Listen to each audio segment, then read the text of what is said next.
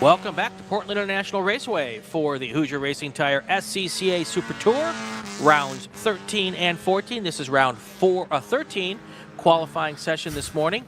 Want to let everybody know we're back. Whenever there's technology involved, Greg, whether it be computers or internets, sometimes the technology lords decide that they want to put us to purgatory. I don't know, Brian. We only seem to have these problems on round number 13. You go and make you can make the correlation there if you wish. There we go. Anyway, we're back. Group 3 is underway. They had a bit of a cleanup following group number 2, so that is why we were a little bit behind, but we are back going here. This is a big group of cars. Also, Greg, a lot of different classes here. Yeah, indeed. And we'll if we have a little bit of time, we'll make sure to work and give you an idea what happened during qualifying for our big bore group, because that's about when all the oddly enough, all of the archaic machines that were out on track, they're not archaic. I know I'm going to have people come back and hurt me over this. Classic cars that we have in the big bore groups. That's when all of our technology issues started. But we've got our production car classes: E production, F production, H production. We've got the smallest of our GT classes, GT Light. We also have B-Spec, and we have both Spec Miata and the new SMX class here as well. And Brian, as the very first flying lap starts for our racers now, you can see how tight it is, as we've got a lot of our Spec Miata drivers, obviously, and SMX drivers looking to use the draft here, but getting very congested there in the Shelton chicane. And now things finally starting to open up just a little bit here as drivers are out on track. And we'll keep track here. It was funny looking right in the middle of that whole group. We had looked like the Chris Dudson in his GT Light Honda CRX was sitting right in the middle of all the Spec Miatas and SMX machines coming through. And there's Dudson's black with red Honda CRX. Yeah. And talk about he's not a fish out of water. He's got a lot of time here at the track. He's down from Chilliwack, British Columbia, as we have a lot of Canadians here this weekend. But yeah, he was sitting right in the middle of about 25 Spec Miatas and SMX machines. Yeah, I was always joked that, when we have a big group like this, sometimes it looks like the traffic on the 405. There's actually a 405 here in Portland, too, so they might be used to the same problems that we have here. But we have a ton of cars here in this group. It's 24, a bunch of Spec MX-5 cars, and then E-production cars as well. Kurt Fritchie and Austin Bradshaw, your first couple cars here, your fast cars early in the session. Again, like we said in the first group of the day, 20-minute sessions. Your fast cars here are going to come, or your fast times here are going to come probably in the second half of the session as these cars start to come up to temperature. The track comes up to temperature here. We're at 66 degrees outside right now. Started at 58 this morning. So track is warmed up almost 10 degrees, or the air temperature is warmed up almost 10 degrees. Obviously, the track temperature will come up as well. We're going to get to about 85 degrees today here, so this afternoon is going to be rather toasty, but right now they're dealing with kind of a little colder temperatures, not a lot of rubber on the racetrack. We had a test day yesterday, but not nearly as many cars on the racetrack as we have right now, Greg.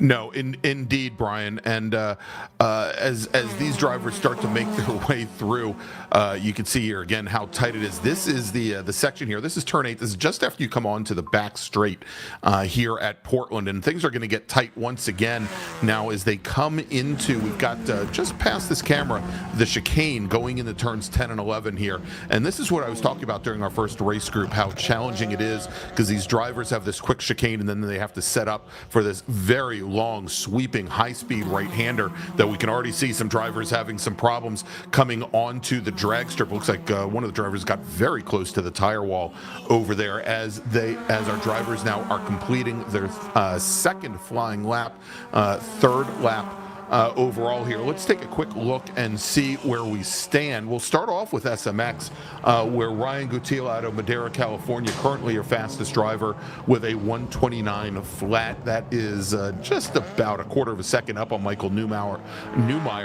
Wes Molno, currently your third fastest driver in the class.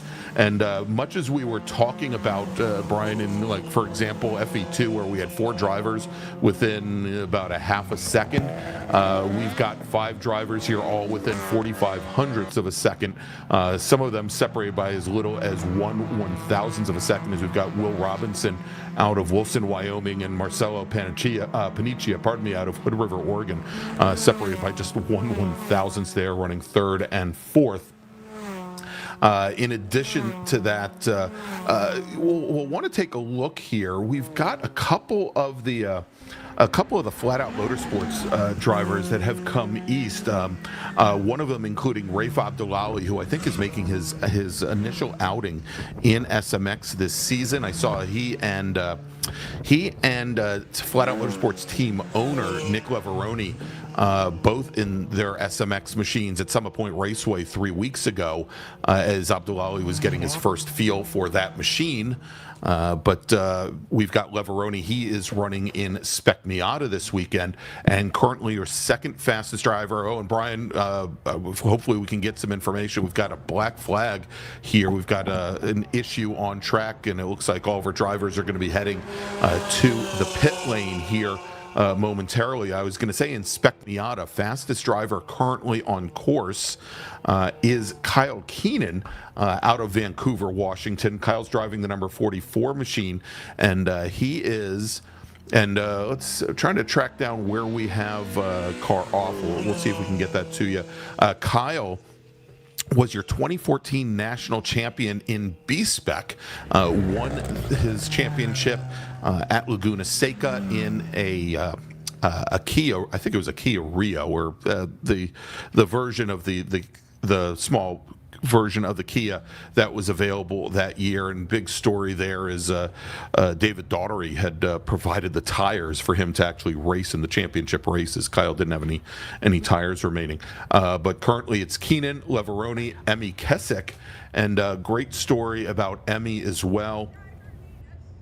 Emmy here is running in her 94 machine. She is only 16 years old, and she's a high school junior. And she says what's notable is she got her SCCA license before she got her driver's license, and that happens a lot these days. Yeah, I was going to say more so than ever.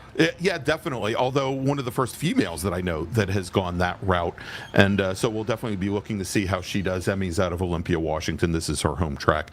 Brennan Gregg, John Withers is Spec Miata. In E-Production, Kurt Fritchie in his Mazda RX-7. He's got the measure for the moment of Austin Bradshaw, 0.4 of a second, also in a first-gen Mazda RX-7. Those are your top 2 drivers, and then we've got Joe Carr, who is racing here this weekend. Carr is currently running. He's currently running 3rd fastest in E-Production, and we'll talk a little bit more about Joe as we go on. Both Joe and Bill O'Kell out of the same shop. They've got a lot of experience in their cars. O'Kell driving an MG Midget this weekend. He's our sole HP racer. In F Production, Lance Stout is here running this week. And Lance is driving a Datsun 510.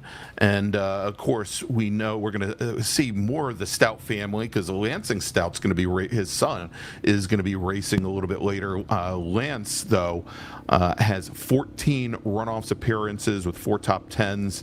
I think he finished 4th back in 2020 as well. And then Bill Storms, who for years was racing his B-Spec Mazda 2 with his daughter Cherie. He's now over in F Production driving a Honda Civic Del Sol. Right now, 2.1 seconds separating those 2 drivers. All right. I just found out we're black flag for we had a car go up on its roof in turn 5. That's not good. So they're taking care of that situation there, and that is why brought everyone in so that they could have the safety crews could have unfettered access to whatever they needed to do to get that car back on its wheels and make sure the driver's okay. All right. So if we keep checking here, Chris Dudson in that Honda CRX, the black and red CRX, he is out of, I mentioned, Chilliwack, British Columbia, and this is the British Columbia battle, Brian, and GT Light, as Paul Bunbury and his Acura Integra is currently, well, not much of a battle right now, about 5.7 seconds off. And Tom Tuttle, I believe, is our sole B-Spec racer. He is out of Austin, Texas, turning 143s right now. And finally in SMX, I think the last we checked in, Ryan Gutiel was your fastest driver on track. It is now John Davies out of Hood River, Oregon, with Gutiel and Newmeyer making up the top three, and Wes Molno currently running in fourth. A lot of drivers from around the country making their way to Portland this weekend, coming from out on the East Coast. You've got Rafe Abdullali from South Salem, New York, is in this group. Also, Nick Leveroni's here from Mendon, Massachusetts. So then we've got some of our Southern California drivers who've come up as well. Who did I just see? Cooper Hicks is here from Simi Valley. Adrian Comstock from Beverly Hills. Wes Molno's up from Glendora. So a lot of the folks that we get to see all the time, I get the pleasure of calling races all the time at Cal Club, races at Buttonwillow. They've come up for the Super Tour here as well. So. Yeah, so Brian, we're just about halfway through qualifying. Of course, the clock does not stop with these black flag conditions. Correct. So why don't we do this? I think it's about time. Why don't we take our break? And hopefully when we come back, we'll be ready to go back to green flag racing here at Portland International Raceway, where you're watching the 2024 Hoosier Racing Tire SCCA Super Tour. Hoosier Racing Tire is proud to be the presenting sponsor of SCCA Super Tour. Hoosier's mission is to be the dominant customer-driven provider of tires to race teams domestically and internationally. At Hoosier, we know that our success is dependent on how well we meet our customers' expectations by providing the safest, most reliable, high-quality race tires that put you in the winner's circle. For more information, see our trackside support personnel or the local Hoosier Racing Tire dealer near you, or contact us at HoosierTire.com.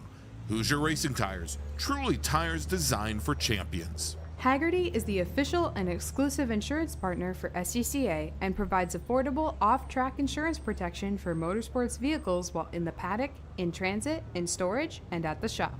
Hagerty also provides guaranteed value coverage and even has protection for your trailer. And did you know that SCCA members can save 5% on insurance through Hagerty? Hagerty, let's drive together. Learn more at Hagerty.com. Bravo Trailers is the exclusive trailer partner of the SCCA. Owned by longtime SCCA racers, Bravo Trailers work better, load easier, and tow better because we build them with racers in mind. Visit bravotrailers.com to see your new trailer in aluminum or steel. For over 25 years, championship-winning drivers and teams have demanded Hawk Performance Motorsports brake pads. Now you can have their advanced technology on your daily car, truck, or SUV with Hawk Performance Street products. With the improved HP Plus pad for the hybrid street and track feel, or Super Duty pads for tow vehicles, their all-new ER brake pad designed to take on even the longest race, and their all-new high-performance brake fluid. Hawk has all your braking needs covered. Visit hawkperformance.com and like them on Facebook or Instagram to learn more about the Hawk Performance Advantage. Hawk Performance, what's stopping you? It's the 2024 Hoosier Racing Tire SCCA Super Tour, the premier amateur road racing series bringing together top SCCA road racers from around the country. The Hoosier Super Tour visits some of the greatest tracks in North America, showcasing each of our 28 car classes. From production to GT cars, prototype to Formula cars, the Hoosier SCCA Super Tour packs a ton of wheel-to-wheel racing action into every event.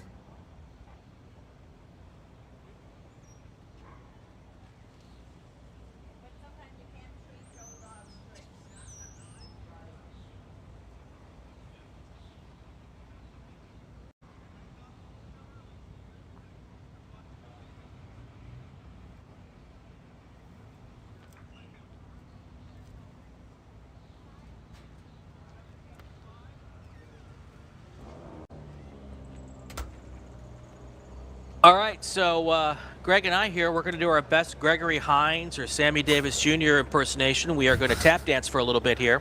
They're still working hard to get that car cleaned up. We did find out, though, Greg, I don't know what the car number is, but the driver is okay.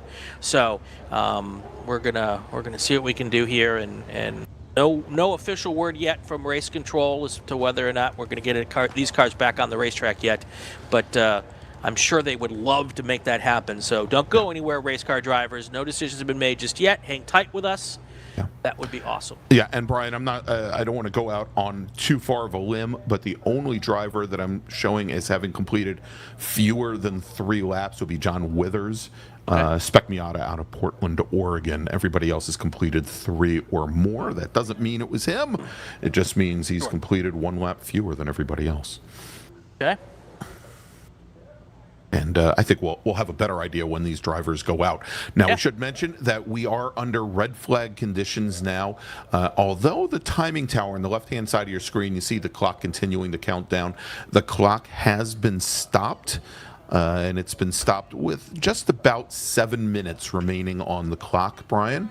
So we'll see here, hopefully, given the times that these racers have been running with about 1.5 minutes, I'm horrible with simple math, but that would probably mean an out lap plus 3, possibly 4 flying laps for our racers once they go back out, if that is where we restart the clock when they head out. The problem for the drivers right now is that with the cars sitting on pit lane, a lot of the heat they were able to build up in those tires is going to be gone. Right. So it's going to be right back to kind of, probably not all the way back to first lap. They'll retain some of the heat, but it will not be as quick a situation to get right back up to fast laps like they were 3 laps in when they were racing there. And when Kurt Fritchie laid down that 1:26.5 on lap number 4, they probably will have a hard time getting back to those times here in the short time we will have left if we're able to get going again. Well, we are, Brian. I've just gotten word from race control that they are going to be sending the cars out here in just a moment, and there you can see the Miatas and those such on the pit lane. Well, with one exception there, hit that gas pedal, and drivers are now heading back out on track, and the clock has been set at 6 minutes. Yeah. So 6 minutes remaining. Again, about maybe with most of these drivers running in the 1.5 minute range. And for a flying lap, this out lap is going to be a little bit more slow. So probably talking 3 flying laps maybe. And I think it'll be, of course, if they go side by side through the whole course here, they may not get that many. But that is currently where we stand. Again, to reset the field here in SMX, John Davies, your fastest driver, currently has got a 1/4 second advantage on Ryan Gutiel. Michael Newmeyer, 3rd fastest in Spec Miata. Kyle Keenan with a 1.2 second advantage over Nick Leveroni, with Emmy Kissick, 3rd fastest. In E-Production, it's Kurt Fritchie who has the fastest time of the morning so far in this group, with a 0.4 second advantage over Austin Bradshaw and Joe Carr. Lance Stout currently with a 2-second advantage over Bill Storms, and Bill O'Kell, your only H-Production driver. Chris Dudson, a 5.5 second advantage over Paul Bunbury in GT Light. Tom Tuttle, your sole driver in B-Spec. Attention the paddock. Group 4 cars to the grid. Group 4 cars to the grid. That would be Spec Racer 4 and 3. Group 4 cars to the grid. And I know there are a ton of you here this weekend, so get on out there. All right, we've got, I'm going to guess, well, I don't need to guess. Let me look at the clock. We've got 4 minutes left in the session. Drivers now making their first really hot lap here after their out lap. So we'll see if any of these times come down. I will tell you, on the last lap, Austin Bradshaw went purple in Sector 1 with a 31.731. And we'll see if he can turn that into a fast lap here. And if he can take the pole from Kurt Fritchie, he's going to try to do that. Bradshaw is one of the hot shoes here at this track. He is from Dundee, Oregon, just down the street here. So it's a home race for Austin, and he would love to be on the pole position for this afternoon's race. Brian, I don't want to go and foreshadow or anything, but neat little statistic that I just pulled up on Bill O'Kell. Now, remember, O'Kell currently is your sole racer in H Production this weekend. He's driving an MG Midget. He has had 6 straight 6 straight U.S. Majors Tour, which the Super Tour is included, wins dating back to early 2023. Now, given that he is the only H production racer here this weekend, I'm thinking he might get 2 more, but you never can be sure. That's true. That's true. Always pays to be positive. That's true. You know what? Nothing, no harm in positive thinking here. Look at this 3-car coming through, using the draft to try to put down some hot times here. They've got probably another lap and a half. We'll probably get this one done, and they'll get 1 more in after this one. So I suspect, Greg, these last laps here are going to be some of the fastest ones that they're going to lay down here this weekend. Yeah, indeed. So far, anyway. Indeed. Also, so our Soul Mini Cooper racer, Brian, I was when I brought up O'Kell and Joe Carr, I should have brought up Tom Tuttle as well, as Tuttle now has made a move. Used to race back in the production car classes, and he's moved over to B-Spec. Unfortunately, he's our only B-Spec racer this weekend, but he has spent a lot of time under the Joe Huffaker booth, or under his tent. His very first race car was a 64 Huffaker MG Midget. So we'll see how that Mini Cooper goes for the retired. He's a 78-year-old driver. He's got 55 years of SCCA racing experience under his belt. So neat to see him take up something new, and he's actually racing for Joe Carr Racing this weekend. No, go ahead. I said, just like that, Austin Bradshaw goes purple in the session with a 125.220. I will also mention that we have a standing yellow here at the Shelton curves? Shelton chicane. There's something going on there. I saw the safety car, not the safety car, but the track truck go out. And I don't see anything on our camera there, but there's definitely someone off there. Yeah, and there are a couple of places to go off over at the Shelton chicane. Certainly when you go in, and there's a big distance there, drivers right about there, that's kind of hidden from our view, but also driver to our right.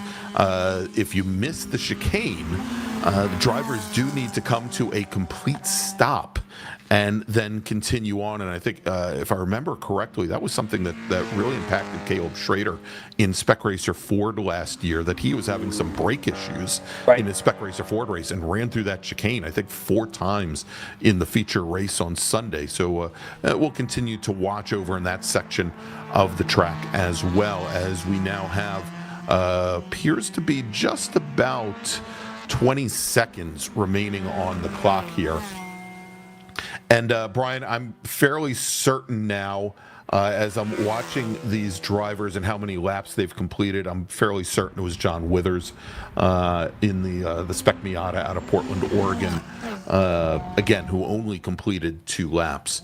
That was likely the Withers car that had the issue early on. I've had a couple people ping and ask. So as you mentioned, Bradshaw going to the top of the leaderboard in his E-Production Mazda RX-7. He's now got 1.3 seconds on Fritchie and the rest of the field. Matter of fact, Fritchie right now is only, if we take a look at the order here, Fritchie is actually second fastest still in the group. But that's how much of a gap there is between the two. In SMX, Marcelo Paniccia now moving to the top of the leaderboard with a 128.092. We saw Marcelo, I believe, at Virginia International Raceway and a couple of the East Coast Super Tours. We were talking about how many folks are here from British Columbia, as the checkered flag is now being displayed. Paniccia all the way from Aurora, Ontario, Canada. So he's made the trip all the way from the East Coast to the west. Another East Coaster, as we mentioned, Rafe Abdullahi, who's been incredibly fast in Spec Miata on the East Coast for the past number of years. He's out of South Salem, New York.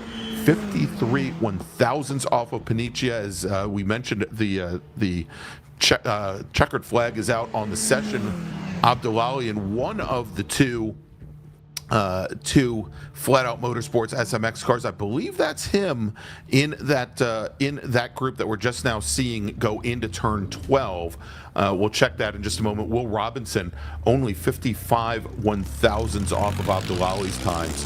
But these drivers, the top 7 SMX drivers, all within 1 second of one another. All right, let's run through the top 3 in each class, and then we'll take a quick break here. Bradshaw, Fritchie, Carr, your top 3 in E production. In B-Spec, our only cars, Tom Tuttle. In F production, we've got 2 cars, Lance Stout and WC Storms. That's your top 2 there. In GT Lights, 2 cars, Chris Dotson and Paul Bunbury. In H production, Bill O'Kell, we talked about him earlier. He is our 1 car there. Spec Miata, your top 3. Kyle Keenan, Nick Leveroni, and Brennan Gregg are your top 3 in Spec Miata. Then Spec MX5, Marcello Panizia, Rafe Abdullali, and Will Robinson. All right, let's take ourselves a quick break. When we come back, we've got group number 4 coming. That's Spec Racer Ford 3. Stay with us. We'll be right back. For over 25 years, championship-winning drivers and teams have demanded Hawk Performance Motorsports brake pads. Now you can have their advanced technology on your daily car, truck, or SUV with Hawk Performance Street products. With the improved HP Plus pad for the hybrid street and track feel, or Super Duty pads for tow vehicles, their all-new ER brake pad designed to take on even the longest race, and their all-new high-performance brake fluid. Hawk has all your braking needs covered. Visit hawkperformance.com and like them on Facebook or Instagram to learn more about the Hawk Performance Advantage. Hawk Performance, what's stopping you? As the official fuel partner, Sunoco has been helping the SCCA and their drivers perform at their peak since 2001. Mile after mile, race after race, Sunoco's trusted the fuel over 50 racing bodies, including the SCCA, SCCA Pro Racing, Trans Am, NHRA, and NASCAR. As the largest manufacturer of race fuels, they're passionate about helping drivers and teams take the lead. To find race gas near you, visit SunocoRacefuels.com or call Sunoco at 800-RACE-GAS. Bravo Trailers is the exclusive trailer partner of the SCCA. Owned by longtime SCCA racers, Bravo Trailers work better, load easier, and tow better because we build them with racers in mind. Visit bravotrailers.com to see your new trailer in aluminum or steel.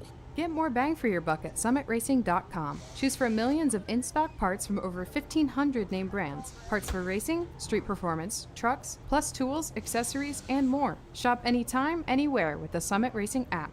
Mazza Vineyards is the exclusive sparkling wine for podium celebrations at the Hoosier Racing Tire SCCA Super Tour, SCCA Runoffs, and Tire Rack SCCA Pro Solo. Celebrate your racing weekend with Mazza Vineyards and learn more at enjoymazza.com. If you like what you see today, become part of the action by joining the Sports Car Club of America. Whether you want to drive, flag, organize, officiate, have fun with cars, or meet 65,000 enthusiast friends, SCCA has plenty to feed your motorsport obsession.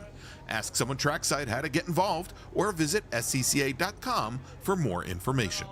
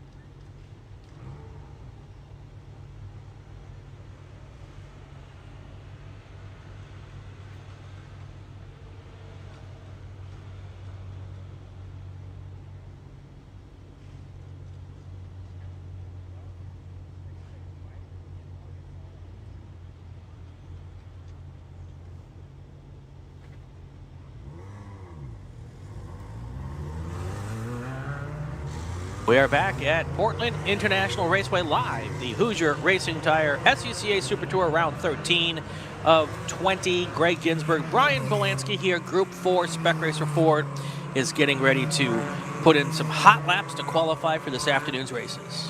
Yeah, Brian, and I don't think we've done it already. I think we want to welcome your associate producers, our associate producers, into the chat today. We know you've been following us all around the internet this morning since we went on air at 9 a.m. Eastern, 9 a.m. Pacific, 12 Eastern. So thank you very much. And as Mike Collins says, I see 65 people are watching this. Let's give Greg 25 likes. So now that we all know where we are for the rest of the day, go ahead and give us a like here on YouTube, and if you haven't already subscribed to the SCCA official YouTube channel, please go ahead and do so. There you go. Lots of Spec Racer Fords here this weekend. Looking at this, we've got 29 from all over the Pacific Northwest and California, most of them, and it's a good group of cars here this weekend. Some really fast Spec Racer Ford drivers as well. Multiple national champion Mike Miserandino in the field. Caleb Schrader, who is one of the fastest Spec Racer Ford drivers in the country now.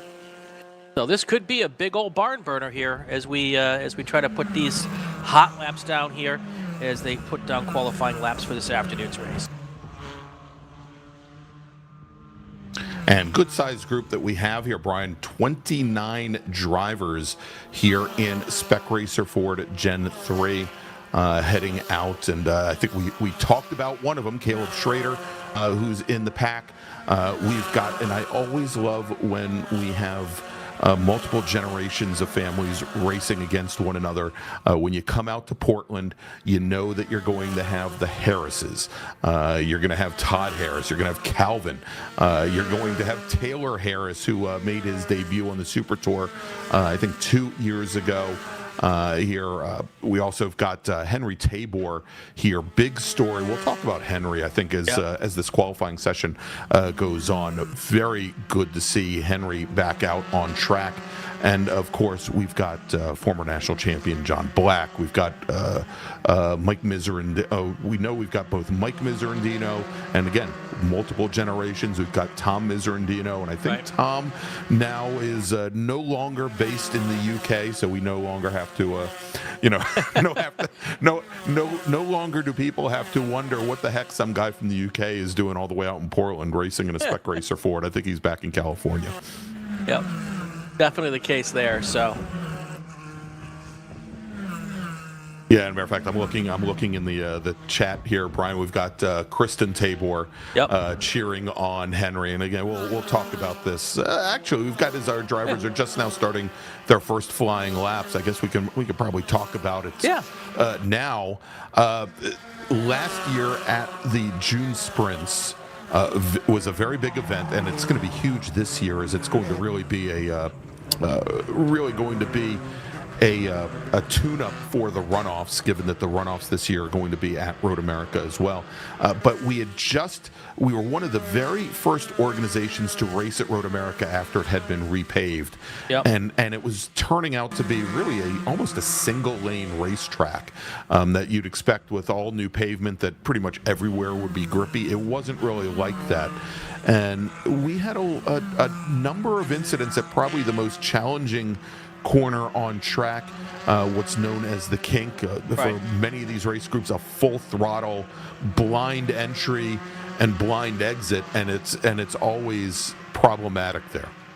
Definitely, yeah. And Henry got caught up in a crash there and got T-boned and had some pretty serious injuries, including some burns from the coolant that was in the car, or the hot water from the radiators, and was really in rough shape. He was in the hospital in Wisconsin for a couple of days, flew back out here to the West Coast. He's based in the West Coast. Right. And had him on our podcast, the Inside the SCCA podcast, a couple of months afterwards. And it was just either just before or just after he was able to get out of the collar for the spinal cord injury. Yeah. And he said at that point in time, he said his goal was to get back into a race car, and he is back out here this weekend.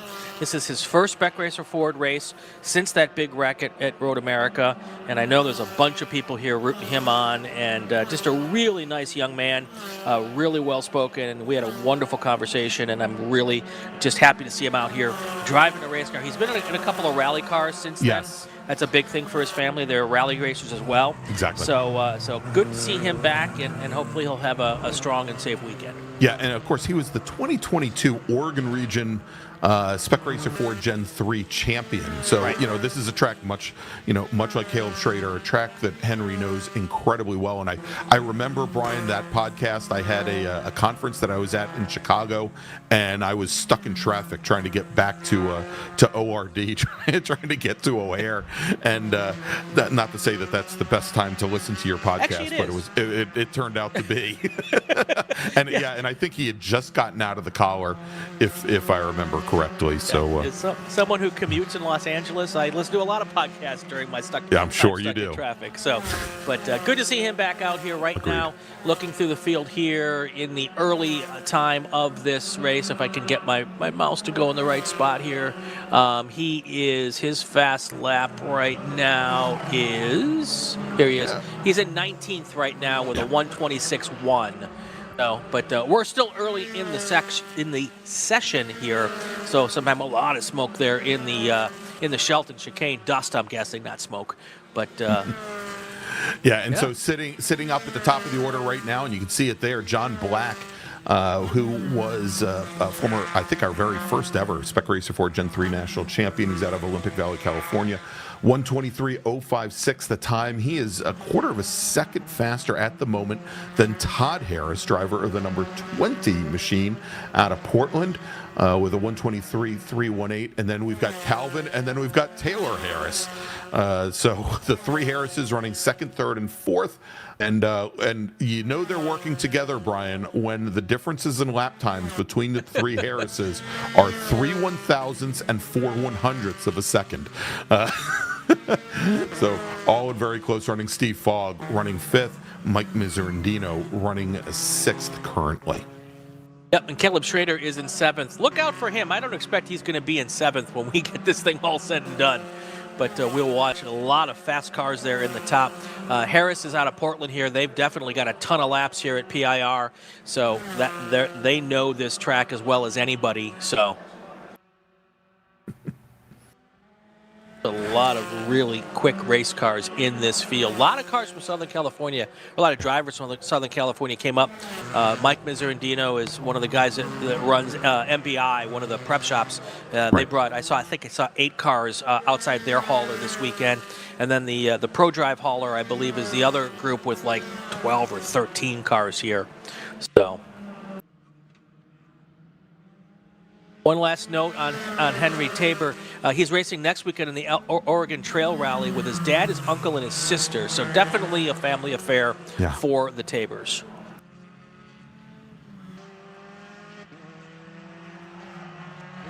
And sitting 8th fastest right now is Christian Gurgis, who is driving the number 7 machine. He is running for Flat Out Racing. We've got Flat Out Motorsports, which is Nicola Veroni's shop from the east, and they brought a trailer with tons of Spec Miatas and SMX cars here this weekend. And then we've got Flat Out Racing, which is based out of Portland and now primarily Spec Racer Ford Gen 3s. And he finished in 3rd place at this event last year, so I'm sure he's definitely looking to repeat. We'll continue to watch Christian. He's out of Kirkland, Washington, as John Black. Now, Brian, he had been our provisional pole sitter, and I think he's right in the middle of this group that we just saw come out of the Shelton chicane, and he just turns in a 1:22.805. That is 1800ths of a second clear of our new second place runner, Steve Fogg, out of West Lynn, Oregon. Fogg in the number 21 machine.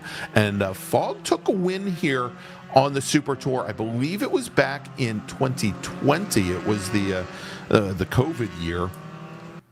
and had a great race with the Harrises and managed to hold on to the win. I believe that was during the Saturday sprint race, but currently second fastest. And now there you go. Caleb Schrader in the number 99 machine out of Tigard now moves up into third. He is 22 hundredths back from Fogg, and currently 4/10 out of provisional pole. That's going to move Todd, Calvin, and Taylor, the Harrises, down to 4th, 5th, and 6th. All right, we're at halfway in the session. Let's call to grid, take our break. When we come back, we'll have all of the action right to the checkered flag. Attention in the paddock, attention to the paddock. Group 5 cars to the grid, Group 5 cars to the grid. Super Touring Light, Super Touring Under, Touring 3, and Touring 4. Group 5 cars to the grid for your qualifying session. Also want to remind everybody that all drivers should report to impound after their races because there's a mandatory drivers meeting. All right, let's take our break. When we come back, we will have all the action. You are watching the Hoosier Racing Tire SCCA Super Tour. We are at Portland International Raceway. Stay with us, everybody. Hoosier Racing Tire is proud to be the presenting sponsor of SCCA Super Tour. Hoosier's mission is to be the dominant customer-driven provider of tires to race teams domestically and internationally. At Hoosier, we know that our success is dependent on how well we meet our customers' expectations by providing the safest, most reliable, high-quality race tires that put you in the winner's circle. For more information, see our trackside support personnel or the local Hoosier Racing Tire dealer near you. Or contact us at HoosierTire.com. Hoosier Racing Tires, truly tires designed for champions. Tire Rack was established over 40 years ago by an SCCA member with a passion to find the right tires, wheels, and now brakes and suspension products for racers and enthusiasts on both street and track. As official tire retailer of SCCA since 1995 and sponsor of the Runoff Pole Award, along with the National Solo Program, Time Trial Nationals, and National Tour and Track Night in America. Tire Rack is proud to support the SCCA and its members as they go have fun with cars. As the official fuel partner, Sunoco has been helping the SCCA and their drivers perform at their peak since 2001. Mile after mile, race after race, Sunoco has trusted the fuel over 50 racing bodies, including the SCCA, SCCA Pro Racing, Trans Am, NHRA, and NASCAR. As the largest manufacturer of race fuels, they're passionate about helping drivers and teams take the lead. To find race gas near you, visit SunocoRacefuels.com or call Sunoco at 800-RACE-GAS. Get more bang for your buck at SummitRacing.com. Choose from millions of in-stock parts from over 1,500 name brands, parts for racing, street performance, trucks, plus tools, accessories, and more. Shop anytime, anywhere with the Summit Racing app. Hagerty is the official and exclusive insurance partner for SCCA and provides affordable off-track insurance protection for motorsports vehicles while in the paddock, in transit, in storage, and at the shop. Hagerty also provides guaranteed value coverage and even has protection for your trailer. Did you know that SCCA members can save 5% on insurance through Hagerty? Hagerty, let's drive together. Learn more at Hagerty.com. Did you know that SCCA members save $20 on every Track Night in America they sign up for? That's right. Track Night in America, driven by Tire Rack, now hosting 150 events at more than 30 tracks across the country, is the easiest and most affordable way to get you and your friends on track in your street cars all season long. Visit TrackNightInAmerica.com to learn more and get yourself on track.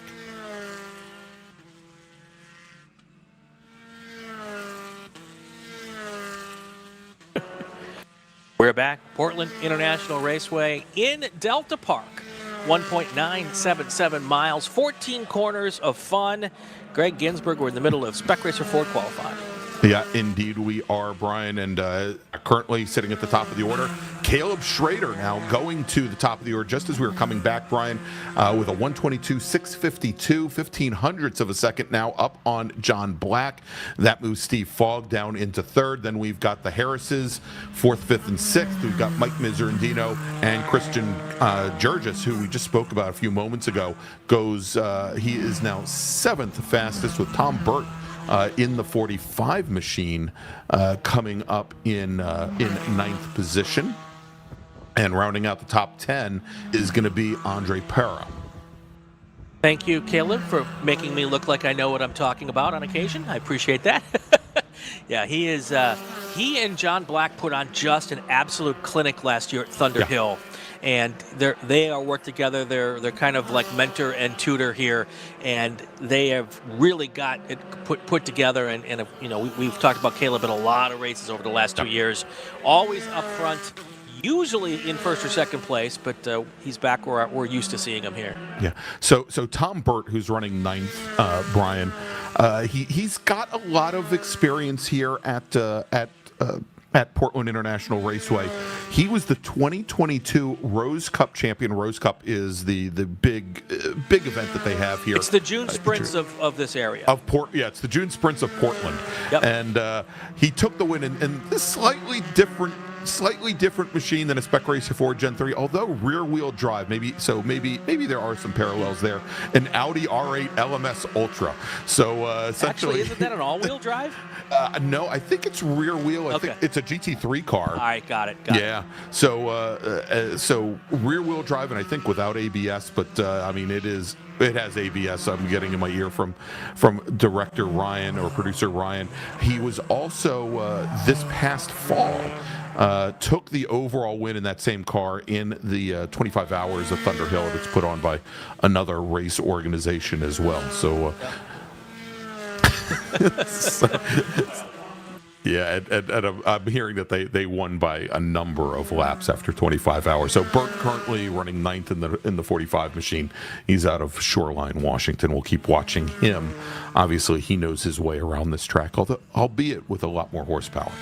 3 minutes, 50 seconds left to go in this qualifying session. Your top 10, Caleb Schrader, John Black, Calvin Harris, Steve Fogg, Todd Harris, Taylor Harris, Mike Miserandino, Christian Gurgis, Tom Burt, Andre Pera. That's your top 10 right now as they stand with 3:20 left in the session, Greg. I'd like to say that they probably have got the tires where they're going to be, and they're probably set their fastest laps by this point in time. But we always get one who throws one down at the end of a session. There is always one, Brian. Yes, there's always one. There's always one. So, I'm seeing a lot of green personal bests, though, coming in, other than John McClintock just got one. Yeah, well, Calvin Harris just set his personal best as well. Sure. Wasn't enough to get him up and around John Black and onto the front row. Harris currently 4/100ths of a second off of John Black. He needs 41/100ths, and there's John Black in that blue and red number 17 machine coming out of the Shelton chicane. Harris, as we mentioned, needs 41/100ths to get past John Black. Steve Fogg, though, now, Brian, has moved around both Todd Harris and Taylor Harris. Fogg provisionally on the outside of row number 2 in that number 21 machine. We do another call to the grid here real quick. Attention the paddock. Attention the paddock. Group 5 cars to the grid. Group 5 cars. STL, STU, T3, and T4. Group 5 cars to the grid for your qualifying session. All right, Brian, we can start announcing now. Brian Straczynski has made it to the chat. That's right. He found us. Welcome, Brian. Good to see you back here. And I'm getting word. I think we're going to see Brian, if I remember correctly, Brian, Mid-Ohio. At Mid-Ohio for his first outing of the year on the Super Tour. Of course, we've seen his father in Formula V, so it'll be good to see Brian out running with us as well. Now, I think, Greg, and I don't have it, this is not a scientific survey by any stretch of the imagination, but I think Brian is the only chatter who has been with us every day of this year's Super Tour. And if not every day, I think he's definitely been here every weekend. So really one of our stalwart associate producers here, and we appreciate that. I look forward to finding him at Mid-Ohio and delivering in person his swag for whichever race he was named Super Tour. What do we call it? Associate producer of the weekend. Yes. So. Well, and we know, Brian, that that there's a lot of racing going on here this weekend. I think a little bit further down the coast, there may be an IMSA There is. weekend going on. We know that the World Endurance Championship just endured a very long red flag, and yeah, there's a lot of stuff, everything but Formula One, going on this weekend. Speaking of that IMSA race and Spec Racer Ford, one of the drivers who was big at the runoffs last year and has been at several Super Tours, Morgan Burkhart, he's not here this weekend because he's at Laguna Seca racing in the Michelin Pilot Challenge this afternoon. So I've got one eye. I'm gonna have one eye on that while I've got my other eye. Actually, I'm blind in one eye. That's gonna be really difficult for me. But we'll be keeping. Is this like the three-eyed fish in The Simpsons? Is it three-eye blind or something? I don't know. Anyway, checkered flag is out on the session. Here's your top 10 as they stand. If anybody flies in here with a hot lap going home, we'll let you know about it. But Caleb Schrader, at the moment, your provisional pole sitter with a 122.6. Then on the outside of front row should be John Black, followed by the Harrises on row 2, Calvin and Todd. Row 3, provisionally, Steve Fogg and Taylor Harris. Row 4 will be Mike Miserandino and Christian Jurgis. Am I saying that right, Jurgis? Yes. I'm going to go with Jurgis. So here's the interesting thing. When he sent me his information, his last name is spelled G-U-I. Let me get this right. It's spelled G-U-I. R-G-U-I-S, and then he sent it to me. He says pronounced Jurgis, G-I-R. So I have no idea if it's Gur or if it's Jur. We're gonna go with Jurgis. Yes. Anyway, Tom Burt is your 9th fastest car, and John McClintock is your 10th fastest car. That's how they're gonna start. At least provisionally, that's what we look like here at the end of Group 4. Let me do a call to the grid, then we'll take our break and we'll come back for Group 5. Stay with us. Attention in the paddock, attention to the paddock. Group 5 cars to the grid, Group 5 to the grid. That would be STL, STU, Touring 3 and Touring 4. Group 5 cars to the grid. We'll take our break. We'll be right back.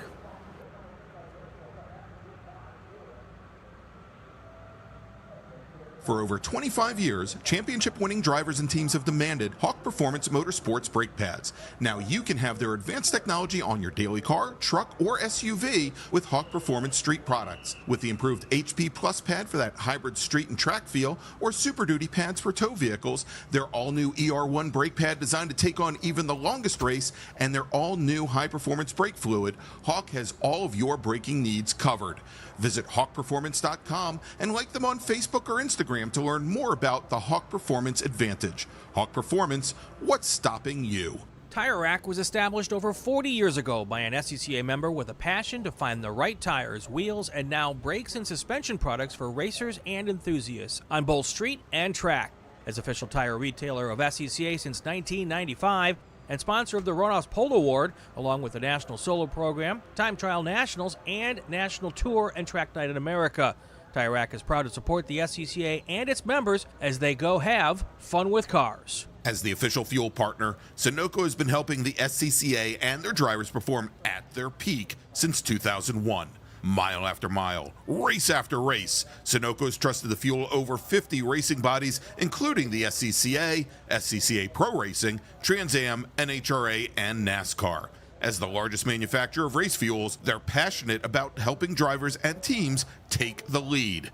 To find race gas near you, visit SunocoRacefuels.com or call Sunoco at 800-RACE-GAS. Get more bang for your buck at SummitRacing.com. Choose from millions of in-stock parts from over 1,500 name brands. Parts for racing, street performance, trucks, plus tools, accessories, and more. Shop anytime, anywhere with the Summit Racing app. Mazza Vineyards is the exclusive sparkling wine for podium celebrations at the Hoosier Racing Tire SCCA Super Tour, SCCA Runoffs, and Tire Rack SCCA Pro Solo. Celebrate your racing weekend with Mazza Vineyards and learn more at enjoymazza.com. It's the 2024 Hoosier Racing Tire SCCA Super Tour, the premier amateur road racing series bringing together top SCCA road racers from around the country. The Hoosier Super Tour visits some of the greatest tracks in North America, showcasing each of our 28 car classes. From production to GT cars, prototype to formula cars, the Hoosier SCCA Super Tour packs a ton of wheel-to-wheel racing action into every event.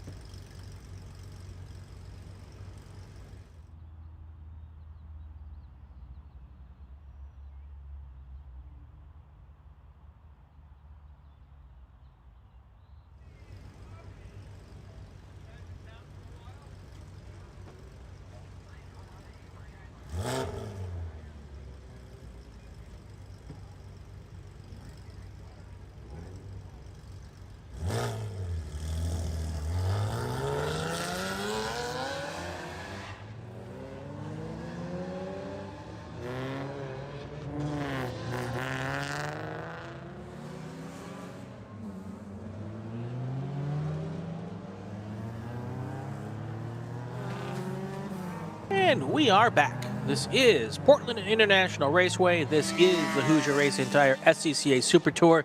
I am Gregg Ginsberg. No, I am Brian. No, that's right. He is Gregg Ginsberg. I'm Brian Bielanski. I know. I don't even know. Talk about role reversal. Oh, my gosh. I am having a personality disassociation problem today. Yes, you are. Might have been something in the cookies, Brian. Oh, these cookies are amazing. I know Jim Brookshire and Kelton Jago have the donut wars for you guys on the East Coast. Yes.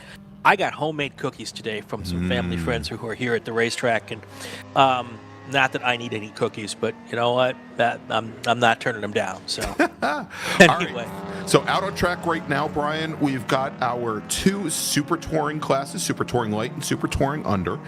We also have Touring 3 and Touring 4 out on track as well, and they're currently on their out lap here. So let's take a look at some of the folks, and only I think 12 drivers scheduled to race here.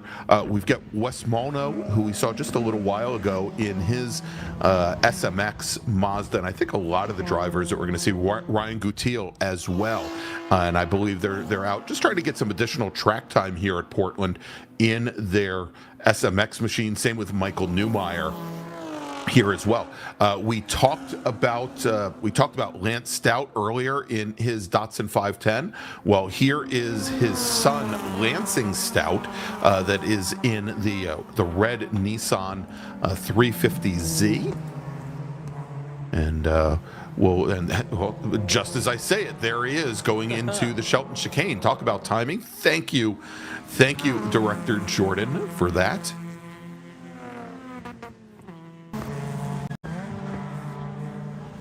And yeah, a lot of those NC Miatas. Now, we do have a number of NC Miatas that are racing also in Touring 4. And Brian, I thought we were going to see out here on the West Coast, and maybe I'm getting Portland and Mid-Ohio mixed up. I thought we were going to see the Planet Miata machine here as well. I don't see him. Yeah.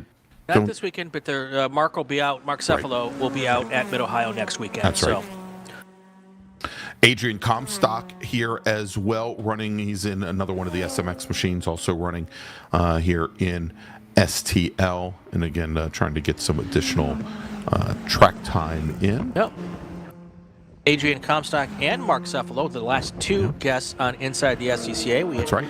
Adrian was our Portland Super Tour preview driver, and Mark is our Mid-Ohio Super Tour preview driver. So. Yeah, and so Adrian was the what do we call it? Masters winner what was the last year of the Spec MX5 Challenge, before it became a Masters class. He is currently tied for 18th in the points in SMX this season. Cooper Hicks, who is out here as well this weekend, and Harbir Das, all at 46 points, just a point back from Jason Fichter in the driver standings through 12 rounds. Early in this session now, we've got cars trying to get those early hot laps in here as the temperature starts to go up here at Portland. Got my fancy dancy temperature machine here. They're now at 74 degrees. So we've gained now almost 20 degrees since we started this morning, and hopefully going to get up to, well, not hopefully, but forecast says we're going to get up to about 85 today. So if the weather guessers are correct, that is where we will be. It'll be a little toasty this afternoon, Greg. I love how you have now incorporated H Production 2-time national champion Chris Schaafsma's phrase of weather guessers into your vernacular. I had never heard that until I interviewed him for the runoffs last year, and I have that is now my term because it is so true. It's so true. It is. So one of the things that these drivers will have to contend with, Brian, as the temperatures go up, is that this track does have a tendency to get very, very slick through that final turn complex, 10, 11, and 12. Also, turn number 7 that brings you onto the back straight also does get very slick. So the drivers will have to watch that maybe as this session goes on. And what we have seen in most cases throughout each of the qualifying sessions here today, that for the most part, most of the drivers are putting their fast laps in, usually in the first 4 or 5 flying laps. Very rarely does it come at the end of the session. Chris Hart just went purple with a 1:24.467, but right after that, Jason Frazier, our second place car at the moment, went purple in Sector 1, so he's going to try to put down a hot lap. But right again after that, Chris Hart went purple in Sector 2 and through the speed trap. So these two guys up front, one in a Nissan 370Z, the other one in a BMW 330Ci. And Jason Frazier, from one of my favorite names, he's from Snohomish, Washington. Yes. I love that. Yes. Not as good as Rancho Cucamonga, but I like Snohomish. But pretty darn close. And we just saw there, that was Tom Van Veen in the number 66 Honda Civic, the STL hatch, side by side with one of our other STL drivers, one of our Mazda drivers. And the advantage that Van Veen is going to have over a lot of the SMX drivers that are racing here this weekend in STL, and even some of the drivers that may be in NA or NB Miatas, is he's got the big wings sitting on the back of that Honda. Definitely an advantage for some of the longer sweeping corners like turn 12, and can also be, especially for a high-speed corner, like that chicane that we have at 10 and 11 coming off the back straight, something to keep the rear end of that car planted, that you're not going to see most of the other cars here out on track today not going to have the aero. Even though this is one of the shorter tracks on the Super Tour at 1.977 miles, there are 2 legit straightaways here, Greg. And the technical stuff is cool, and there is a little bit of that as well, but this has got a really nice mix of long straights, unlike Hallett, where it's just one corner after another, back to back to back. There is some time to let the car breathe, and with some of these faster cars as well, some of these higher horsepower cars, they really do have a bit of, it takes away the advantage between the cars that are quick and the cars that are fast. And so as we take a look, as we take a look at this next shot here, Brian, you'll notice off in the grass we've got we've got royalty here with us. That is the Max Verstappen Memorial bollard there off into the grass. Took the red-eye flight out from Miami to Portland this weekend, and he's got probably the best seat in the house there in the grass. That's right. That's right. I think those are repurposed pool noodles there that they've put, because I've seen a couple of cars drive over them, they pop right back up. So, but yeah, they want to try to keep people off the grass there. So.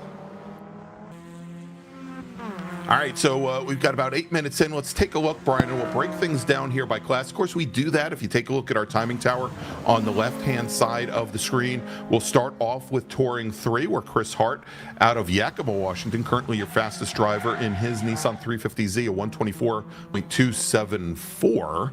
Then Frazier, then Lansing Stout in his Nissan in the 54 machine, and then Mark Sundberg in his BMW. Both of the BMWs, Brian, I think driven by Frazier and also Sundberg, they are in using the Spec E46 spec line there, and I know this year the Spec E46 drivers have been complaining. They think they're probably a little bit high on weight, down on power compared to some of the other machines in the class, where I'll tell you the 350Zs thought that they were definitely a little bit too heavy for the past number of years. They got a break this past season where they can run a little bit bigger tire than they've run in the past. You know, we say that it's the Spec E46 cars that think that they're a little low on power, high on weight. Every car out there, every driver out there thinks that they're low on power and high on weight compared to their competitors. So. Yeah, exactly. Tell me a story I've never heard before, people.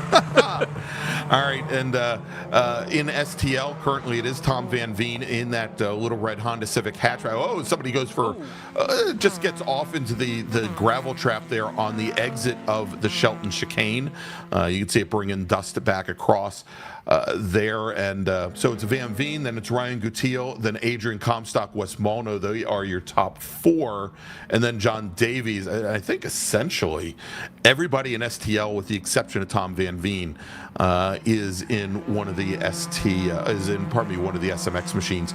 The only other car that we have on track that we haven't talked about, he is our sole driver in STU this weekend, is Cameron Wagner. He is driving the white and black number 99 Porsche Boxster. He is in STU, and he is another one who comes from an SCCA family. His dad was a former flag chief for the San Francisco region, and his mom used to work in timing and scoring as well. So, he's gotten his time behind the wheel, and I think this is his, if I remember correctly, it's not like he hasn't been doing this for a while. This is his 28th year running in Super Tour, and there's that Boxster going through turn 4, going through the carousel turns 4 and 5.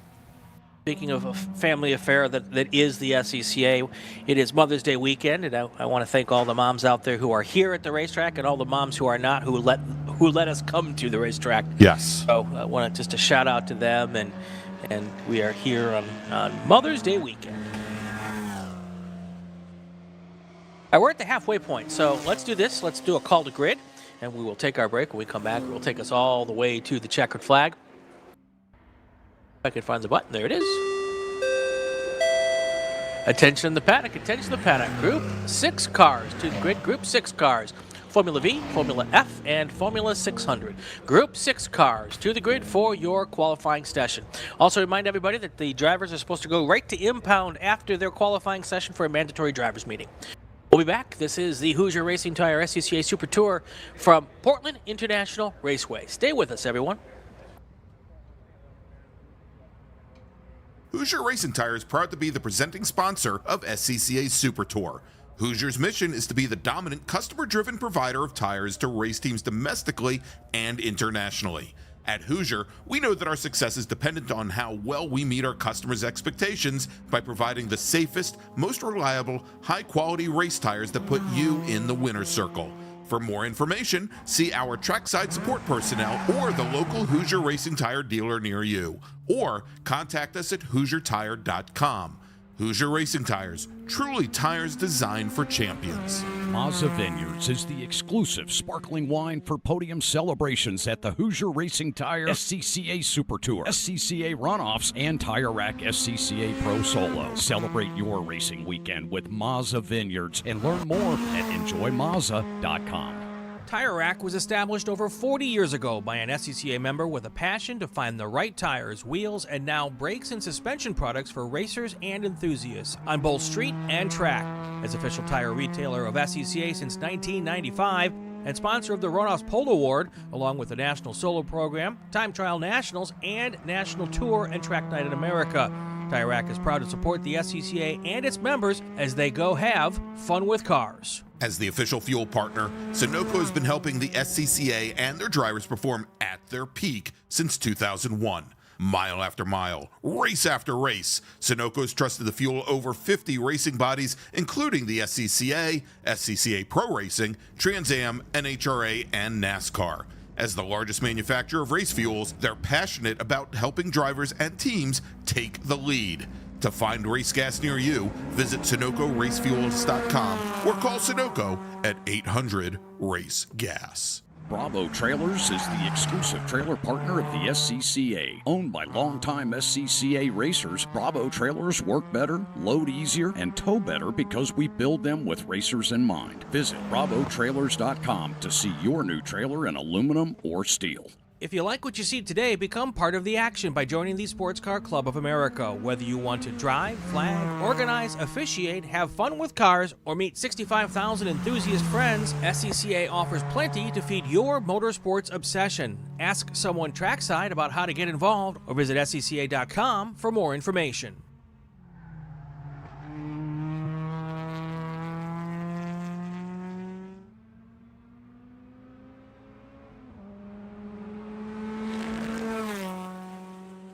It is the Hoosier Racing Tire SCCA Super Tour, round number 13 from Portland International Raceway.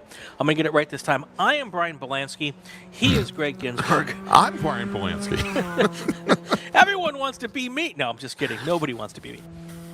We've got 5.5 minutes or 5 minutes left to go in the session. At the top of the leaderboard right now are our two T3 cars, or two of our T3 cars, Chris Hart and Jason Frazier.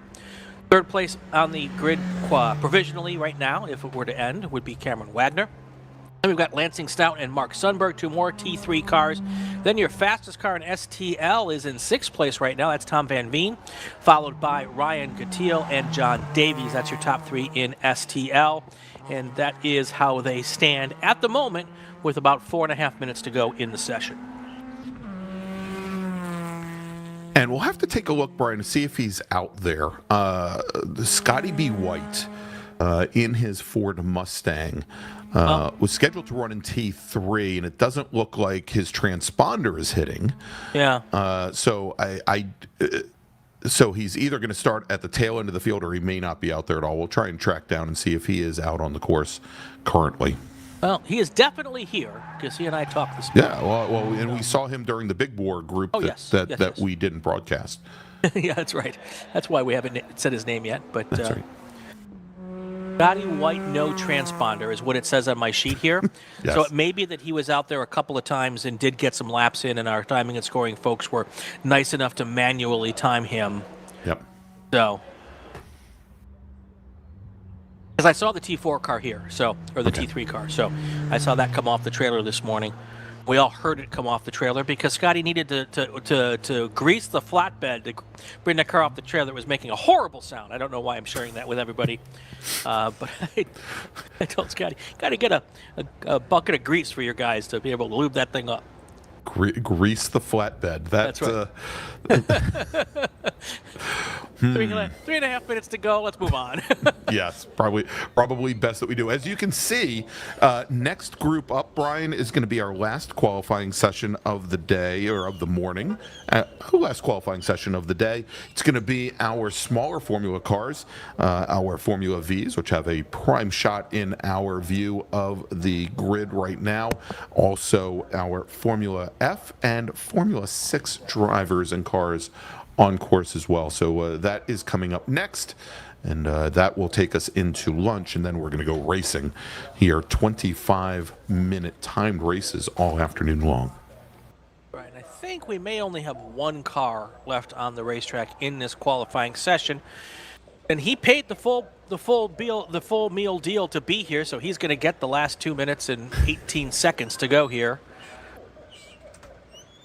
All right, we just had one of them pit in. Okay. And that may have been the last one. I haven't seen a car come out of turn 12 now. And the checkered flag is in the air. All right. Yeah, no one on the track, so best to just throw the checker. There we go. And so that will wrap up the session. So I think we pretty much had it there, and we're throwing that checker about 2 minutes early. So again, your provisional pole sitter, Chris Hart, in his touring Nissan 370Z out of Yakima, Washington, with a time of 1:24.274, 85 hundredths of a second up on Jason Frazier's T3 machine, his Spec E46 BMW. Then Cameron Wagner, scheduled to start on the inside of row number 2 in the car that he affectionately calls the box turd, Brian. The STU Porsche Boxster, the 99 cars out of Vancouver, Washington. He had a time, it didn't seem like a turd to me, at a 1:26.817. Then Lansing Stout would make up the outside of row number 2 in his touring Nissan 350Z. Then Mark Sundberg, 5th, and then we get back to row number 3, where we have all of our STL machines moving back. Tom Van Veen, your STL pole sitter, with in his Honda Civic, with a qualifying time of 1:27.688. That is 28 hundredths of a second up on Ryan Guttiel, who will start in 7th position overall, 2nd in STL. Then John Davies and Adrian Comstock will make up 3rd and 4th. Let's take our final call to grid, although I think they're all there, and then we'll take our break. And when we come back, our final session of the morning. Let's do the call to grid. Where's that button? Right there. Attention the paddock, attention the paddock. Group 6 cars to the grid. Group 6 cars to the grid, F6. Formula F and Formula V. Group 6 cars to the grid. We're going to take a break. We'll be back in just a few minutes.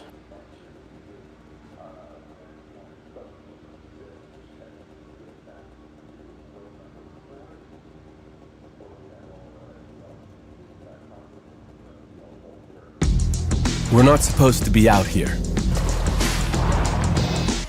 Outside expectations. Built for the outdoors. With the capability to climb this high,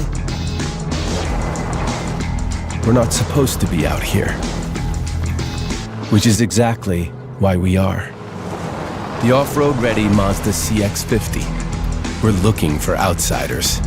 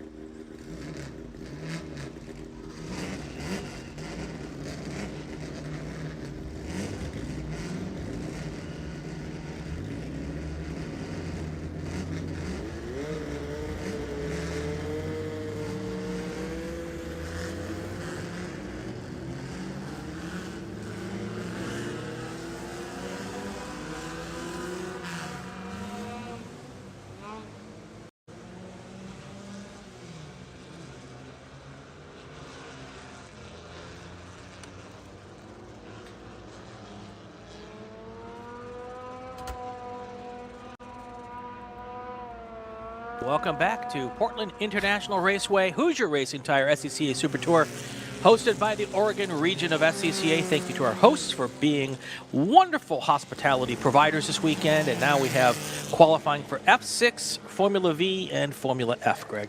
Yes, indeed, we do. And Brian, I think we've got 8 or possibly 9 racers out in this group. One of them, as you just saw, having a little bit of trouble getting his Formula V off the grid. He is still there. We'll see if they get out soon enough here. Well, they've got 20 minutes, so, plenty of time. They got time to, kick the tires and light the fires and hopefully get that car out there. And, get a couple of laps in before we go here. Lots of cool cars in this class. Interesting car we'll talk about in a few minutes is Jeff Jorgensen in that Nova car 70. That's a car he just picked up Yes. recently, and there's a big history with that car. And there it is. There it is, Yep. right there. And actually, it's our only car in the class or in this group that is not a Formula V. Yeah. And yeah, so lots of neat notes there. Also, another one of our race groups, Brian, where we have multi-generational families here racing. We've got Quinn Posner and Robert Posner racing in Formula V. Robert's the dad. Quinn's the son. Cool. Quinn has been racing for 39 years with the SCCA, so I can only imagine how many Robert has been racing here with us. Quinn is in the number 9 machine, one of the. I think he is racing this week in a Protoform P3, and Dad also in a Protoform. Quinn finished second at the 2014 runoffs at Laguna Seca. He was 5th just a couple years ago at the 2020 runoffs. All right, before we get into hot laps here, I've got a guest with us, Greg. Henry Tabor's here. Oh, wow. And he came up after his qualifying session, climbed up the 3 flights of stairs to get to the top of the tower. I wanted to give him a second to catch his breath. But Henry, welcome. Hi, thank you for having me. I'm super excited. So you're here, first Spec Racer Ford race after your little schmozzle, your big schmozzle at Road America. Yeah. How you feeling? I'm feeling okay. I'm worn out. I have 2 days of testing out here with the Spec Racer. I'm glad qualifying's over. It's a tough track right now, but I'm super. I feel ready. I feel good. Good. Well, we're really happy to have you back out here. Tell us real briefly about coming back from that, and you've done some rallying this year already. Not rallying, but the family's been rallying. Okay. I've been racing a Porsche Cup car. That's right. Yeah. I raced it at Thunder Hill beginning of April, so about a month ago. Cool. Car's amazing. Yeah. Definitely not comparable to a Spec Racer. No, but I'm sure not. They have their own strengths and weaknesses. Yeah. And so Brian, Henry's family not the only ones that have gone off-roading of late. We had a couple drivers there on the outlap take a wild ride outside of turn 7. We'll try and get the numbers on those drivers as they come across the line here just a second here. But sorry to interrupt your conversation there. No, it's all good. It's all good. So we had you on the podcast back last year, Yeah. and you vowed you were coming back, and you're back. Yeah. It was touch and go for a while, but as soon as I got out of the neck brace in September-ish, I knew that I was ready to come back, and not even 2 weeks later, I was back in a race car. Nice. So it feels good to be back with SCCA. These guys are my family, my second family out here. It's a lot of fun. These guys are awesome. Such a great crowd too. Yeah. I love seeing all these cars. I love walking around the paddock and just Sure. looking at all the cars. But yeah, it feels great to be back. It was I definitely had some conversations with myself about if I really wanted to keep doing this, but here I am. Here you are. Here. Who's Kristen? Kristen, so that's my aunt. Okay, so Kristen's been in the chat this morning, already talking you up. So it's definitely a big family thing for you guys, like a lot of people here. Yeah, we've got my parents are out here, my sister's out here, my grandmother's out here. I think my grandfather's somewhere walking around. All right. But yeah, we've got everybody out here. I have a big support behind me, and it feels really good just knowing that everybody's coming out and seeing me, and yeah, it's great. All right, well, we're going to get back to qualifying action. Thank you for coming up and spending some time. Thanks Good luck this weekend. Thanks for coming up. And we look forward to following your stuff as the time goes by. Thank you. I'm hoping for a good weekend. All right, that's Henry Tabor, Spec Racer Ford driver here out here at Portland International Raceway, back for his first race after a big wreck here at last year at Road America. So almost a year since that, he's back in a Spec Racer Ford. So great story, Greg. Yeah, absolutely amazing story here. Just a little bit less than a year after that huge wreck that he's back here out on track, and sorry to hear that he's apparently spent most of his energy, Brian, the last 2 days of testing and not walking up the 3,000 flights of stairs to get up to you in the ivory tower of Portland International Raceway. It's all good. All right, top of the leaderboard right now, F6 Jeff Jorgensen. Derek Monick is your first place car in Formula V. And then you've got Quinn Posner and Marjorie Lundberg. Marjorie Lundberg has been a very quick Formula V out here on the West Coast for these Super Tours, so I expect her to stay right up there at the pointy end of the field. And so, Brian, as we watch now the sole Formula 6 driver go through and not go through turn 7, that is Jeff Almost Jorgensen through in the 64 machine, who we're giving the spotlight to right now. As he's stuck there looking to rejoin. Hope he didn't stall that car out. It looks as though we might have one of our Formula F drivers, Patrick Tretico, who was maybe a little late to the grid. We'll check and make sure whether or not he is driving a Formula F or if he is in a Formula V, because he came up onto the timing about a lap later than everybody else. So we'll check that out.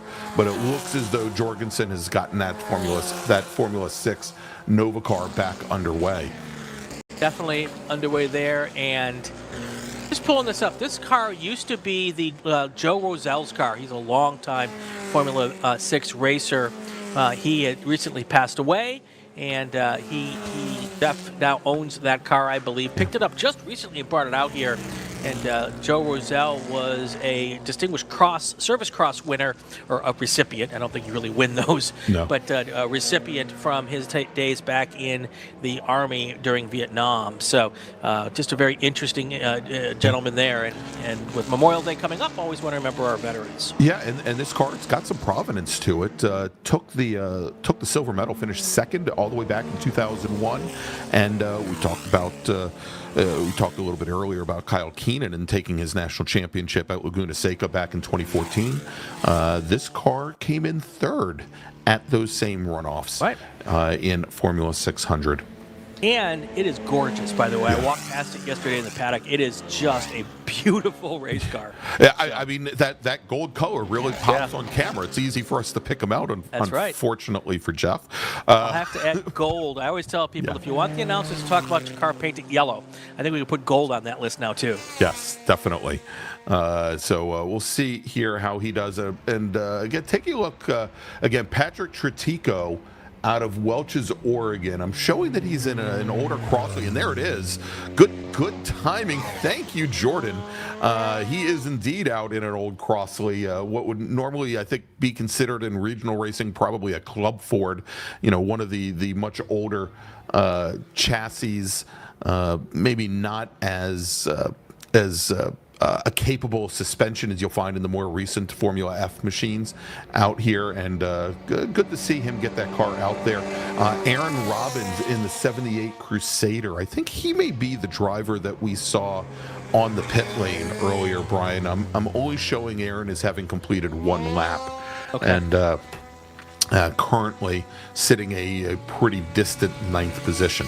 But if we take a look at the order as it currently stands, we've talked about Jorgensen, currently the fastest driver on course with a time of 1:29.176. So let's take a look at the Formula Vs in particular. The 7 cars there making up the majority of our field.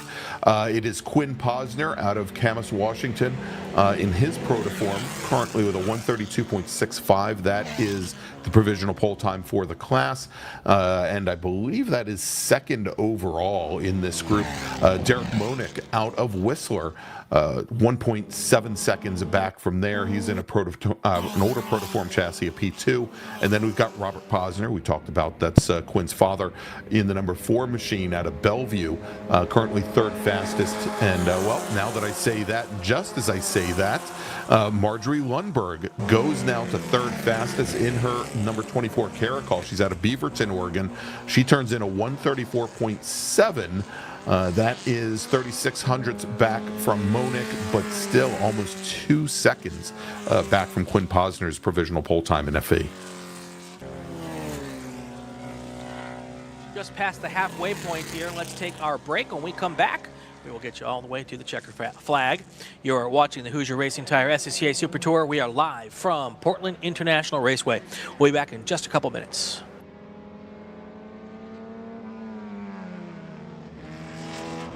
Hoosier Racing Tire is proud to be the presenting sponsor of SCCA Super Tour. Hoosier's mission is to be the dominant customer-driven provider of tires to race teams domestically and internationally. At Hoosier, we know that our success is dependent on how well we meet our customers' expectations by providing the safest, most reliable, high-quality race tires that put you in the winner's circle. For more information, see our trackside support personnel or the local Hoosier Racing Tire dealer near you. or contact us at HoosierTire.com. Hoosier Racing Tires, truly tires designed for champions. Hagerty is the official and exclusive insurance partner for SCCA and provides affordable off-track insurance protection for motorsports vehicles while in the paddock, in transit, in storage, and at the shop. Hagerty also provides guaranteed value coverage and even has protection for your trailer. Did you know that SCCA members can save 5% on insurance through Hagerty? Hagerty, let's drive together.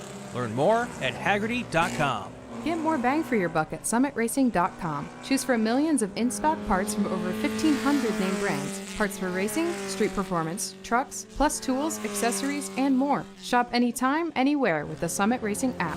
As the official fuel partner, Sunoco has been helping the SCCA and their drivers perform at their peak since 2001. Mile after mile, race after race, Sunoco has trusted the fuel over 50 racing bodies, including the SCCA, SCCA Pro Racing, Trans Am, NHRA, and NASCAR. As the largest manufacturer of race fuels, they're passionate about helping drivers and teams take the lead. To find race gas near you, visit SunocoRacefuels.com or call Sunoco at 800-RACE-GAS. For over 25 years, championship-winning drivers and teams have demanded Hawk Performance Motorsports brake pads. Now you can have their advanced technology on your daily car, truck, or SUV with Hawk Performance Street products. With the improved HP Plus pad for the hybrid street and track feel, or Super Duty pads for tow vehicles, their all-new ER brake pad designed to take on even the longest race, and their all-new high-performance brake fluid. Hawk has all your braking needs covered. Visit hawkperformance.com and like them on Facebook or Instagram to learn more about the Hawk Performance Advantage. Hawk Performance, what's stopping you? If you like what you see today, become part of the action by joining the Sports Car Club of America. Whether you want to drive, flag, organize, officiate, have fun with cars, or meet 65,000 enthusiast friends, SCCA has plenty to feed your motorsport obsession. Ask someone trackside how to get involved or visit scca.com for more information.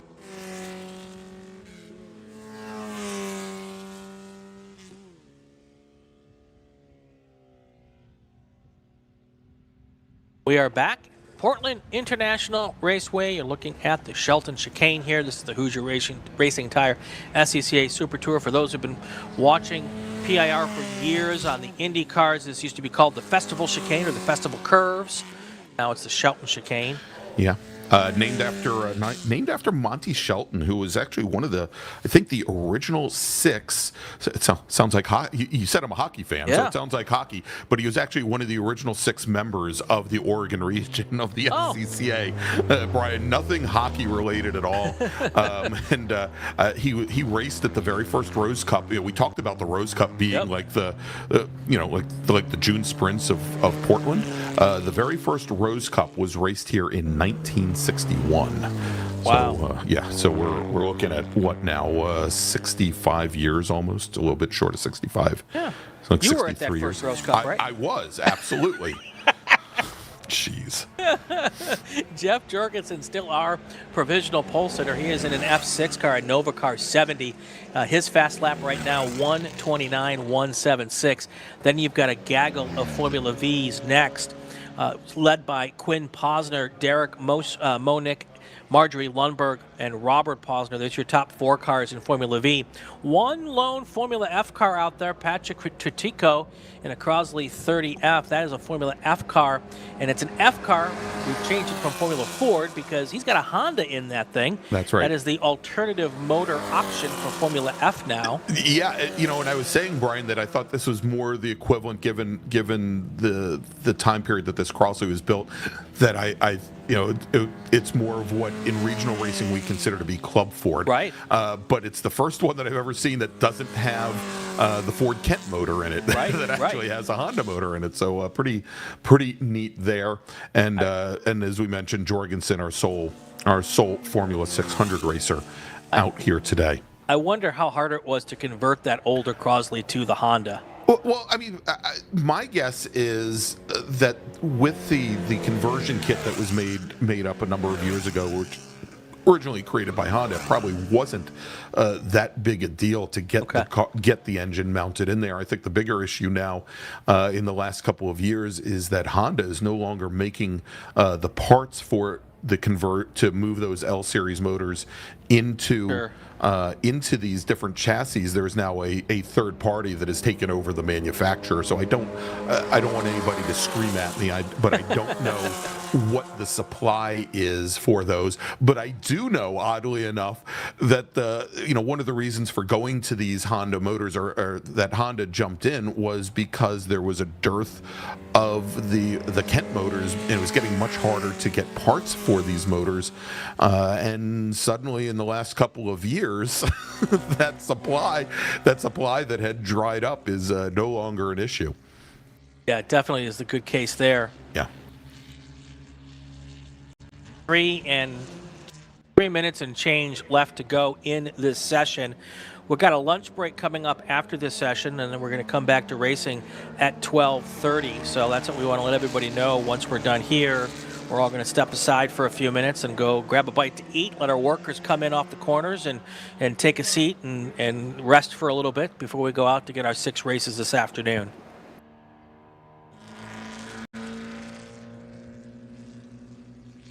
No changes in the top 6 right now. Jorgensen still your provisional pole in the F6 car. Then we've got Quinn Posner, Derek Monick, Marjorie Lundberg, Robert Posner, and Andrew Maudsley. That is your top 5 right now on the grid as we stand provisionally. Will be our final race of the day this afternoon, coming up right after lunch, our first race of the day, and that race is going to be our Wings and Things, Formula Atlantics and Continentals and all those other, and our prototype cars. More open we've got wheels coming up as well. Yes, our fastest cars of the weekend should be in that race group. Yeah, and I'm definitely looking forward to it, Brian, because as we said during qualifying, the Formula Enterprise 2 drivers were most of the field were within 1 second of one another in qualifying. Now, the one thing about this Portland International Raceway course, again, a little bit less than 2 miles, it is very, very difficult to extract those last couple tenths out. And so, we'll see what happens when they line up on grid together and they're not spread out on different parts of the racetrack like they were during qualifying. If those drivers that were maybe a couple tenths off, maybe they learned something from the racers that start a row up. I'm looking forward to it being a real tight, challenging race. Just want to mention my favorite car of the weekend is the Tony Baldassarre Formula V. It's the model of the car is the Tsunami. So I don't know what that is a premonition for. I think that might be like a distant cousin of Donnie Isley's Agitator. Yes, I absolutely think so. I'm wondering if that is a one-off car that's been built by somebody and is being campaigned here. But I love the name of the car. I just love that. Coming up on 46 seconds to go. I know that I'm looking at the starter, and he has the checkered flag ready, but it has not been put in the sky just yet.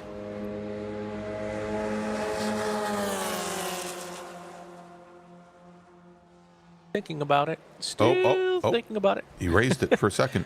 Nope, put it back. Maybe not. Maybe not. He's just trying to trick us. That's all. That's right. Oh, there it is. We're going to get it. There it is. Yeah. He's waiting for a car to wave it at. Yes. and there still isn't one. So it would be just like the STL and touring group just a few moments ago, where there weren't any drivers left on course to wave the flag for. All right, let's go through our... Here we go. There comes a couple cars.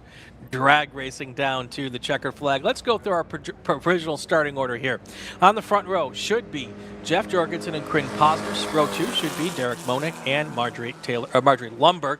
Then you've got Robert Posner and Andrew Maudsley in row 3, followed by Tony Baldassarre, Patrick Tretico in row 4, and then our final car on the grid should be Aaron Robbins in that Crusader Formula V. All right. Any thoughts before we go to break, Greg?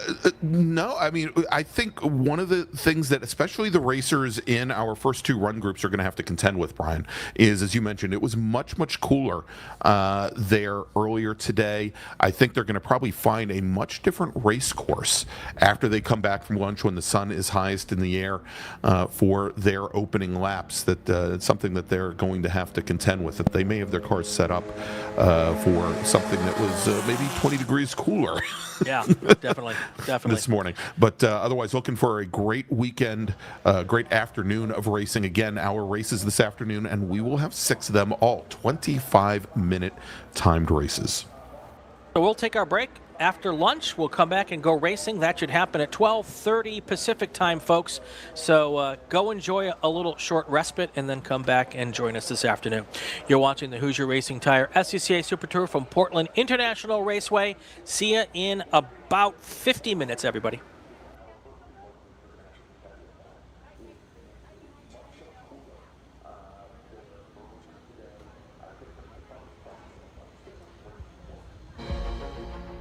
My customer experience with Mazda has been absolutely fantastic. I think they kind of cater to the whole crowd of people. They got the SUVs for the soccer moms and stuff like that, but then you got your Miatas and your Speed 3s for your car enthusiasts. So I think they cater to all crowds, and so I think that's something that everyone can get behind. In terms of maintaining equipment, I mean, running a prep shop, I mean, day in, day out, we're maintaining cars for customers all over the country. Mazda, hands down, is probably the best company to work with for sports car racing. Factory support is second to none in terms of specific competition parts availability, pricing, access to their technical knowledge and base. It just feels right. You feel connected. So our team support program offers a couple of tiers of support, part support, technical support, contingency support as well. All of this is done through our website and the team support program and the Parts 800 number. We have 2 main ways that customers can acquire parts from Mazda Motorsports. It's through our MazdaMotorsports.com parts store website. It's basically like signing up for an Amazon account. You know, simple information, prove that you're a racer with a race result. It gets you access to our 800 hotline that you can call and speak to one of our parts representatives basically 5 days a week. We got into Mazdas largely just because it's a fantastic platform. You know, a lot of guys would run double stints just to get time on track. They're super reliable, don't break. And Mazda Motorsports has some of the best just support for the grassroots racer in parts and technical advice and everything else. So they make it easy for us to run these cars. Mazda's been very supportive of racers within the SCCA and all the other grassroots organizations for many, many years. Really, their support for racing and our type of racing is unmatched from any other manufacturer. They've been a great partner for many, many years. There's nothing else like this. There's no other big class that has the highest quality of drivers in it. And it's really attracted the right level of people.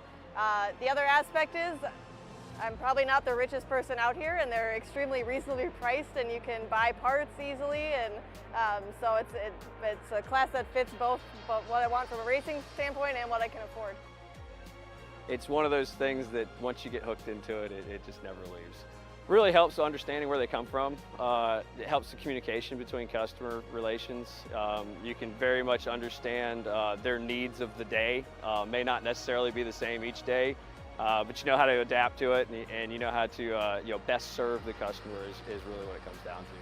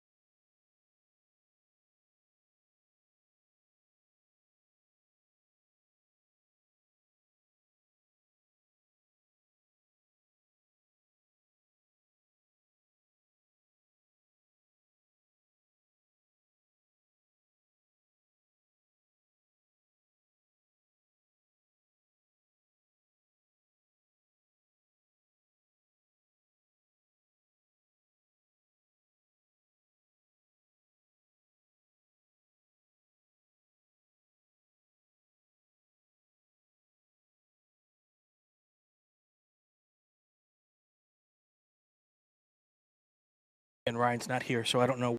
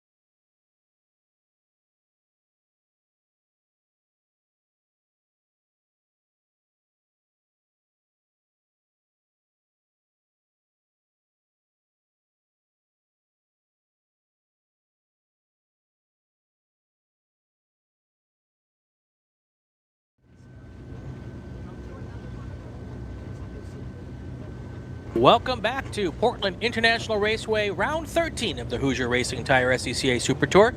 We are here for race group number 1 and about to get started. Greg, you have our starting lineups. All right, let's run down the starting order for the first race of race number 13, or I guess weekend number 13.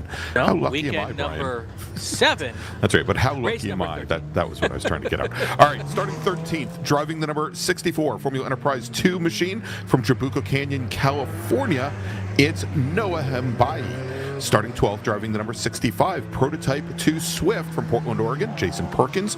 Paul Marino is going to start 11th. He's driving the number 44 FE2 machine.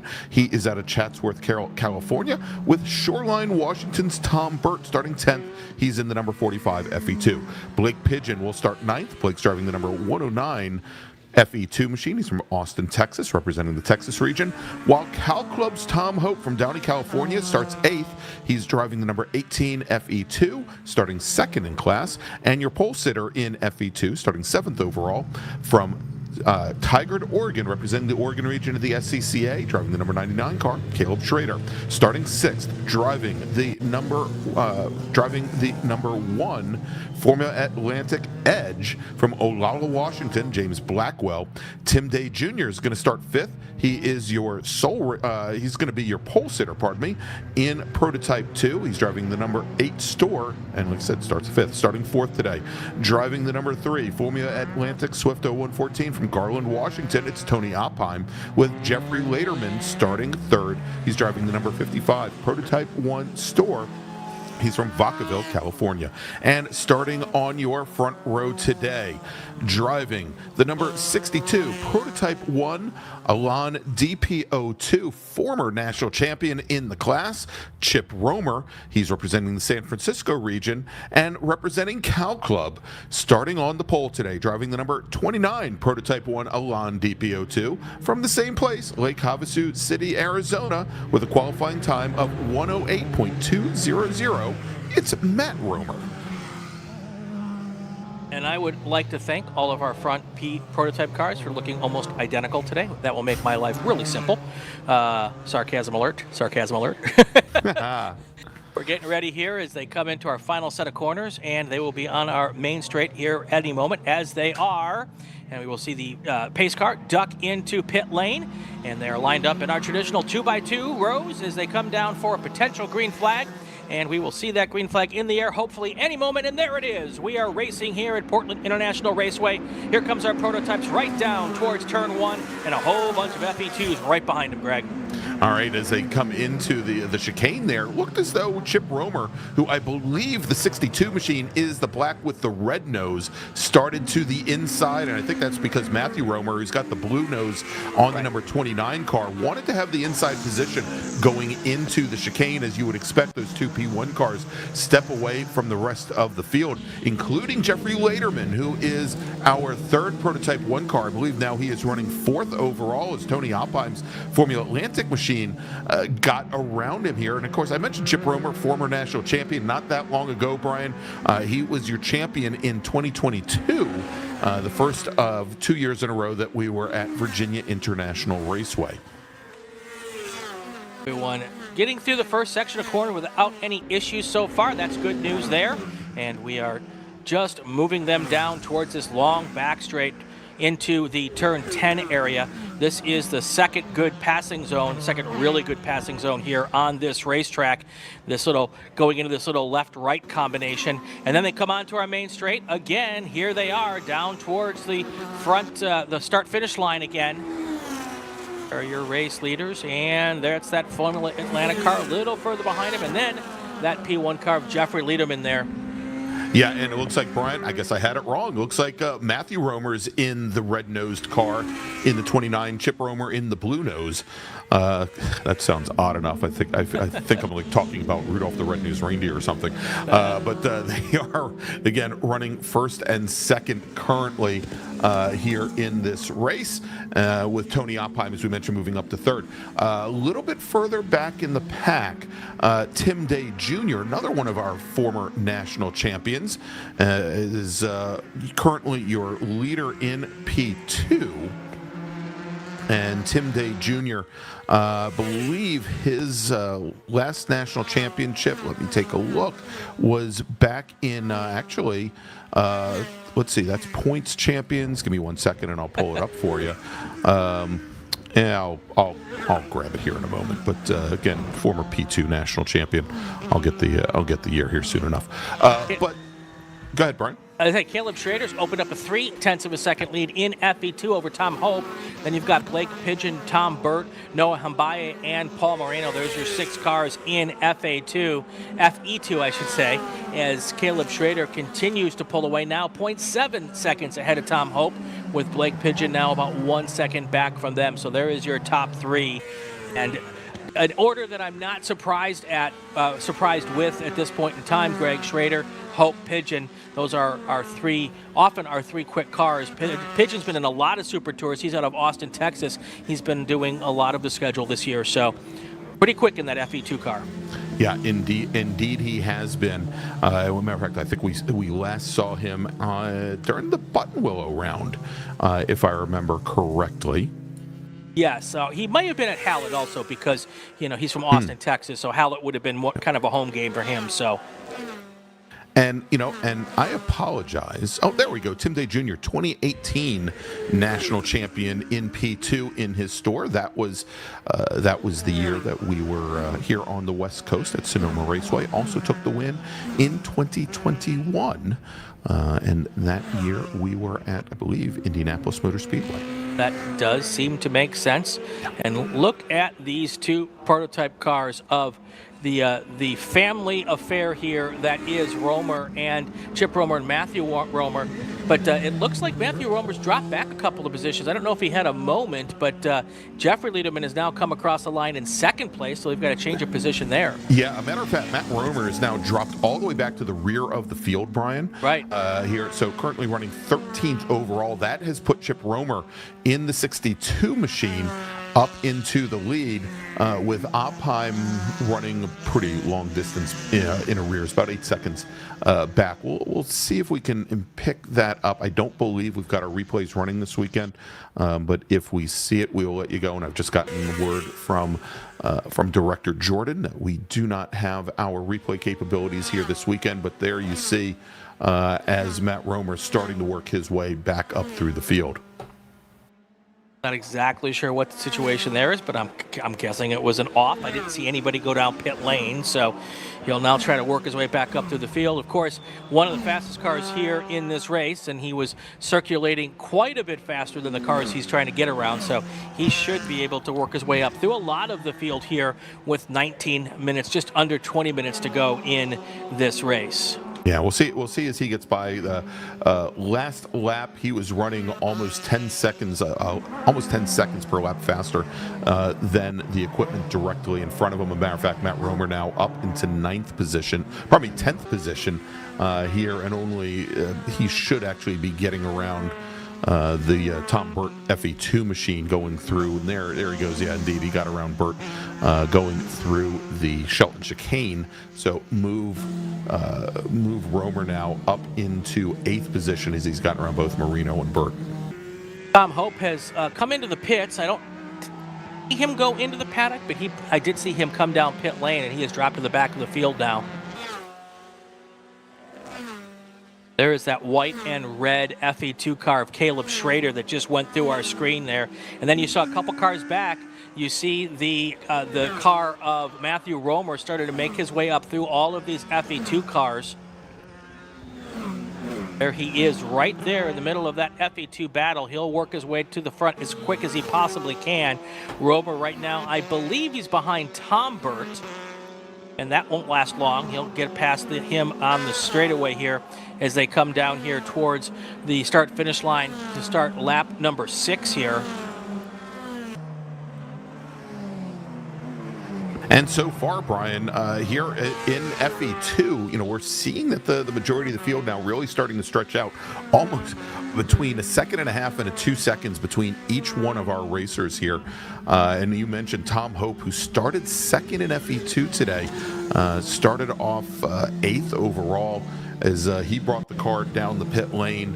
And it looks like his day is done, only completing 3 laps as the rest of our racers now working lap number 6 here. And again, these are 25-minute timed races, so just about 17 and a half minutes, or about 18 minutes remaining. And we shouldn't be surprised that Matthew Romer is moving his way up through these FE2 cars. The P1 cars definitely faster by about 5 seconds a lap, over 4 seconds a lap over the fastest FE2 cars. The question will be, once he gets around Caleb Schrader, will he be able to get anywhere up through the field? I also see, I've got my scoring screen down just one yet. Chip Romer's now got a 14-second lead over Tony Oppheim in the FA car, and then another 16 seconds back to Jeffrey Lederman. So, yeah, and we just saw there Chip Romer just reset fast lap, Brian, as you would expect. And here he comes just out of the Shelton chicane, the number 62 machine, the Elan DPO2. They're out of Lake Havasu City. Most every racer ahead of him is being shown the blue flag to let him know he is now working lap number 8 here today. Right. Yeah, with a short track here, a little less, just a tiny bit less than 2 miles, it will not be unimaginable for Romer to lap a lot of the field here in this race today. And that'll be the case for a lot of these top 4 cars. Tony Oppheim, Jeffrey Lederman, Tim Day Jr., and now Matthew Romer, who's now made his way up to 5th. I think a lot of those cars will make their way through a lot of this FE2 field. That is kind of the interesting part and sometimes the frustrating part of multi-class racing when you've got a class like this has got to work their way through the whole field. 1, it slows up that lead pack, and 2, makes it just that little bit more difficult for the slower pack to negotiate and do their race strategy as well. It's a real art to be able to deal with this multi-class slower car traffic. Some guys do it really well. Some guys and gals do it really well. Others, sometimes they struggle with it a little bit. Yeah, indeed, Brian. Thankfully, again, even though we're talking about a 2 mile, slightly less than 2 mile track, not that many cars out here, 13 race cars, and as we've already mentioned, quite a decent sized gap between most of them at this point. But certainly when you have cars like our prototype cars like a Romer or a Formula Atlantic car like Oppheim that are lapping in the 108s and 111s, and that is anywhere between 7 and 5 seconds faster than our fastest FE2 cars. I mean, certainly it creates a challenge. The FE2 cars do certainly have to be watching their mirrors to watch for that faster traffic come up. And as an example, Chip Romer's fast lap a 108.7, but last lap was a 111. That's strictly just picking his way through traffic, knowing he doesn't have anybody right behind him, so he doesn't have to do anything crazy to get around slower cars, and also knowing that slower cars are racing for position in their own group. So right. Romer's doing a great job of being respectful and picking and choosing his places to get around cars, not putting either his car or the car he's trying to go around in a bad spot so that everybody can get through it just nice and cleanly. All right, so, we mentioned, obviously, that Tom Hope had to retire early. That moved Blake Pigeon up into 2nd in FE2, Brian. And as I've been watching the lap times go by, Pigeon has been very consistent, running anywhere between a 1:15.5 and a 1:15.9 the last number of laps. He is running almost an identical pace to our FE2 leader, that's Caleb Schrader. The difference, however, is about 3.5 seconds. Right. And as we're talking about maybe a couple hundredths of a second difference between those two drivers, not going to make up a lot of ground there. Tom Burt, who is currently running 3rd, is running within about a 10th of the lap times of Blake Pigeon, and about 2.6 seconds separating them. And we can see them here as they come through the chicane at turns 10 and 11 and onto the back straight, or onto the front straight. We're looking at probably a good 25 to 30 car lengths separating them. That blue and yellow car, that is the 45 of Burt, who is currently running in 3rd. Interestingly enough, as we watch Pigeon and we watch Schrader come out of the final corner, I believe it is Schrader that is in the all-white machine coming through there that we just saw come out of the Shelton chicane. He has a very different line than the machines that are coming out of. And actually, I'll have to check that out. Or is that maybe that's Blackwell? This white car right here, which is not an FE, I don't think is an FE2 machine. That one white car just ahead of Tom Burt. Very different lines, yeah, and I think indeed in watching him move over and letting Tom Burt by, I think that is actually the Edge F1000 machine of Blackwell. I was going to say he takes a very different entry and exit out of the final corner out of turn 12 to the point where he turns in so late there that he ends up naturally on the inside, almost driver's right, coming onto the front straight, and it thankfully gives these faster cars an opportunity. Let's take a look here as he comes out of the corner now, and you'll notice that he's all the way over almost mid-track there, as most of the other cars are usually about a car width to a car width and a half farther over driver's left, towards the wall. Yeah. We're at the halfway point here, just a little bit past halfway, so let's take our break.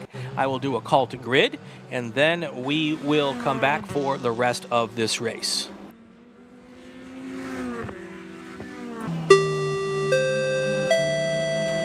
Attention the paddock, Group 2 cars to the grid, Group 2 cars to the grid. GT1, GT2, GT3, GTX, A Sedan, Touring 1 and Touring 2. Group 2 cars to the grid for your race. We'll take our break. We'll be right back in just a few minutes. Hoosier Racing Tire is proud to be the presenting sponsor of SCCA Super Tour. Hoosier's mission is to be the dominant customer-driven provider of tires to race teams domestically and internationally. At Hoosier, we know that our success is dependent on how well we meet our customers' expectations by providing the safest, most reliable, high-quality race tires that put you in the winner's circle. For more information, see our trackside support personnel or the local Hoosier Racing Tire dealer near you, or contact us at HoosierTire.com. Hoosier Racing Tires, truly tires designed for champions. Hagerty is the official and exclusive insurance partner for SCCA and provides affordable off-track insurance protection for motorsports vehicles while in the paddock, in transit, in storage, and at the shop. Hagerty also provides guaranteed value coverage and even has protection for your trailer. And did you know that SCCA members can save 5% on insurance through Hagerty? Hagerty, let's drive together. Learn more at Hagerty.com. Bravo Trailers is the exclusive trailer partner of the SCCA. Owned by longtime SCCA racers, Bravo Trailers work better, load easier, and tow better because we build them with racers in mind. Visit bravotrailers.com to see your new trailer in aluminum or steel. For over 25 years, championship-winning drivers and teams have demanded Hawk Performance Motorsports brake pads. Now you can have their advanced technology on your daily car, truck, or SUV with Hawk Performance Street products. With the improved HP Plus pad for the hybrid street and track feel, or Super Duty pads for tow vehicles, their all-new ER brake pad designed to take on even the longest race, and their all-new high-performance brake fluid. Hawk has all your braking needs covered. Visit HawkPerformance.com and like them on Facebook or Instagram to learn more about the Hawk Performance Advantage. Hawk Performance, what's stopping you? It's the 2024 Hoosier Racing Tire SCCA Super Tour, the premier amateur road racing series bringing together top SCCA road racers from around the country. The Hoosier Super Tour visits some of the greatest tracks in North America, showcasing each of our 28 car classes. From production to GT cars, prototype to Formula cars, the Hoosier SCCA Super Tour packs a ton of wheel-to-wheel racing action into every event.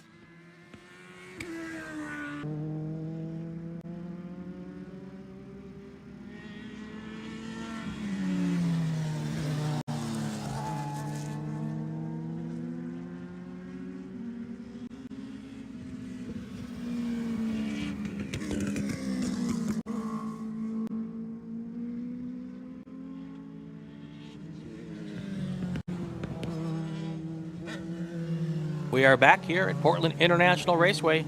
I'm Brian Bielanski. He is Gregg Ginsberg, and we are here with the Hoosier Racing Tire SCCA Super Tour. 8 minutes and 30 seconds to go here, and got a lot of stuff going on, Greg. We do, and Brian, I'm hoping that we'll start to see some folks back in our chat as this race with a bunch of Mazdas down at Laguna Seca just ended. So. hopefully we'll see them pop back into the chat. But yes, as we now have just about 8 minutes remaining, it is still Chip Romer. He's your overall leader. He's got the lead in P1 after his son Matthew Romer spun off. I believe it was on lap number 3 and fell all the way back to the 13-car field. But Matt Romer now has moved up to 4th overall. Tony Oppheim, who is our sole Formula Atlantic driver, he is in a Swift 014, one of the Toyota-powered machines. He is running 2nd overall with Jeff Lederman running 3rd. He is 2nd now to Romer in Prototype 1 in a store. And we'll continue to check that out. As we mentioned, Matthew Romer running 4th overall. Tim Day Jr. leads P2. Caleb Schrader leads FE2 with Blake Pigeon running 2nd. And again in FE2, Brian, before we went to lunch, I said, all the FE2 machines, the top 5 cars are all within a second of one another. And this is going to be the best opportunity for some of those drivers in like 5th and 6th, to see what the faster guys are doing and move up. And it literally took half a lap, and they were separated by a second to a second and a half, each and every one of them. Right. And so right now, Caleb Schrader, he's got a 7-second lead on the rest of the FE2 field. Blake Pigeon, who's running 2nd, has 3 seconds on Tom Burt. Tom Burt has 9 seconds on Paul Marino. Noah Hambai is running quite a bit back from there. So, so much for my hopes for a for a close FE2 race here today. There's that Formula Atlanta car just making quick work of that FE2 car. Yeah. You can tell when one of the Formula cars is really fast to go around another that is the difference in classes, because the FE2 cars, unless someone makes a mistake or misses a shift, is not going to make a closing rate pass like that. Yeah, and so we're seeing here as one of our FE2 machines getting the blue flag for, I believe, that was, I'm fairly certain that was Tim Day Jr. in the number 8 machine that is splitting those 2 Formula cars right there. He is your leader in P2, and he's got a pretty big distance now on Jason Perkins as well. With just a little under 6 to go, your top 5 in FE2 is Caleb Schrader, Blake Pigeon, Tom Burt, Paul Marino, and Noah Hambaye. But as Greg has been telling you, none of them really close together on the track, so they're just kind of trying to put down qualifying times, see if they can make up a little bit of ground, but it's tough at this point in the race. Yeah, so, Brian, here's what I'll start looking at, though, because the starting grid for tomorrow's feature race, the 35-minute or 25-lap feature race, is based on the fastest lap times from either of the 3 preceding sessions. So this morning's qualifying session, or the fastest lap time from today's race, or the fastest lap time from tomorrow morning's qualifying session. And if we take a look, Chip Romer ran a 108.321 in qualifying this morning. He has a fast lap of 108.775, so hasn't gotten it there today. Second fastest, and then we had Matt Romer, who of course was on the pole at a 108.2. And Matt Romer now, who moves up into 2nd overall, is let me verify that. No, I'm sorry. Matt Romer now moves up to 3rd overall, as he just got past Jeffrey Lederman at the line to start lap number 18. Matt Romer is down to a 109.1, so he hasn't hit that marker yet. Tony Oppheim with a fast lap of 110 and change. He has not run any faster than he did in qualifying this morning. Let's check in on Tim Day Jr., who ran a 114 flat during qualifying this morning. Well, Tim Day Jr. almost a half second faster during today's race. He's down to a 113.5. And that, unfortunately, though, would not move him off of row number 3 for the start tomorrow, because Tony Oppheim with a 110.2 was 4th fastest. And I'm going to take a quick look in FE2 if we have any big changes here in FE2. We had Caleb Schrader on the pole at a 114.7. He has not reached that. He's at a 114.9. And Tom Hope, kind of hard to get a bearing from Hope since he only ran 3 laps. Obviously, Hope did not pick up any time. Blake Pigeon, who just now crossing the start-finish line right behind that prototype car. Blake Pigeon in the 109 machine has run a 1:15.57, and I'm looking to see if he's got enough to get around Hope and no is Pigeon. And you know, this is amazing. Hope and Pigeon were 1/1000th of a second off one another in qualifying this morning. But it looks like most of the drivers, as you would expect, is, you know, we talked about this before lunch, quite a bit warmer now. Nobody, with the exception of Tim Day Jr., any faster during today's race than they were in qualifying. You know, we were talking last week at Hallett that we thought that the racing times on Saturday would be the fast times for the weekend, and that Sunday morning's qualifying probably wouldn't mean much.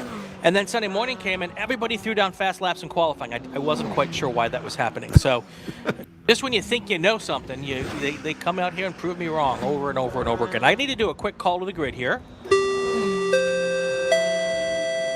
Attention in the paddock, attention in the paddock. Group 2 cars to the grid, Group 2 cars to the grid. That's all of our GT cars, A sedan, GT1, GT2. I shouldn't say all of our GT cars. We also have GT lights. That's in the next group. So GT1, 2, 3, and GTX, A sedan, Touring 1, Touring 2 to the grid.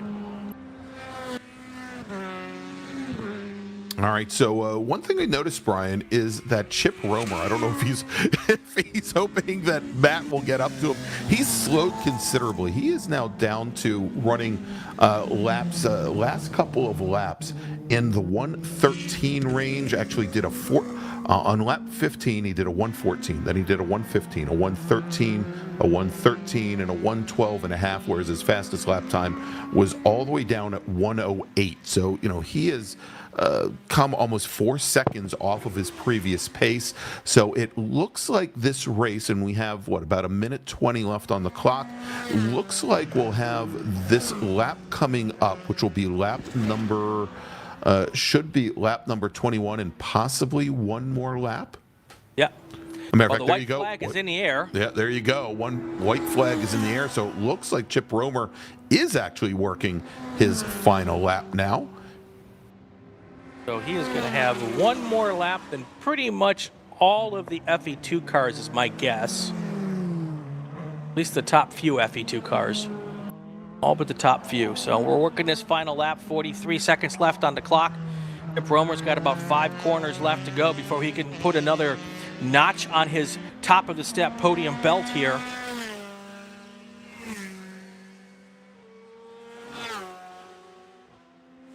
There he is now coming through turn 8. That's one of the most important corners on this racetrack, heading on this long back straight.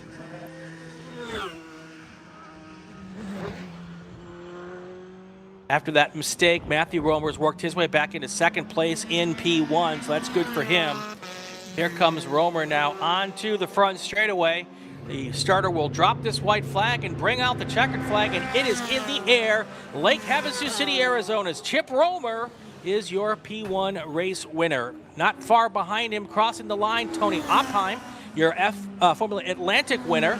And then Matthew Romer crosses the line in third and second place in P1. And then third place in P1, we've got Jeffrey Lederman. All right, there you go. That will round out our very first race here, Brian. And actually, I guess we'd have to wait for our FE2 racers to come across the line. That's right. Let's not forget them. That's right. They'll be here soon enough. It looks like there's about a half a lap. Yeah, I was going to say, I think they're probably just coming out of the final turn now.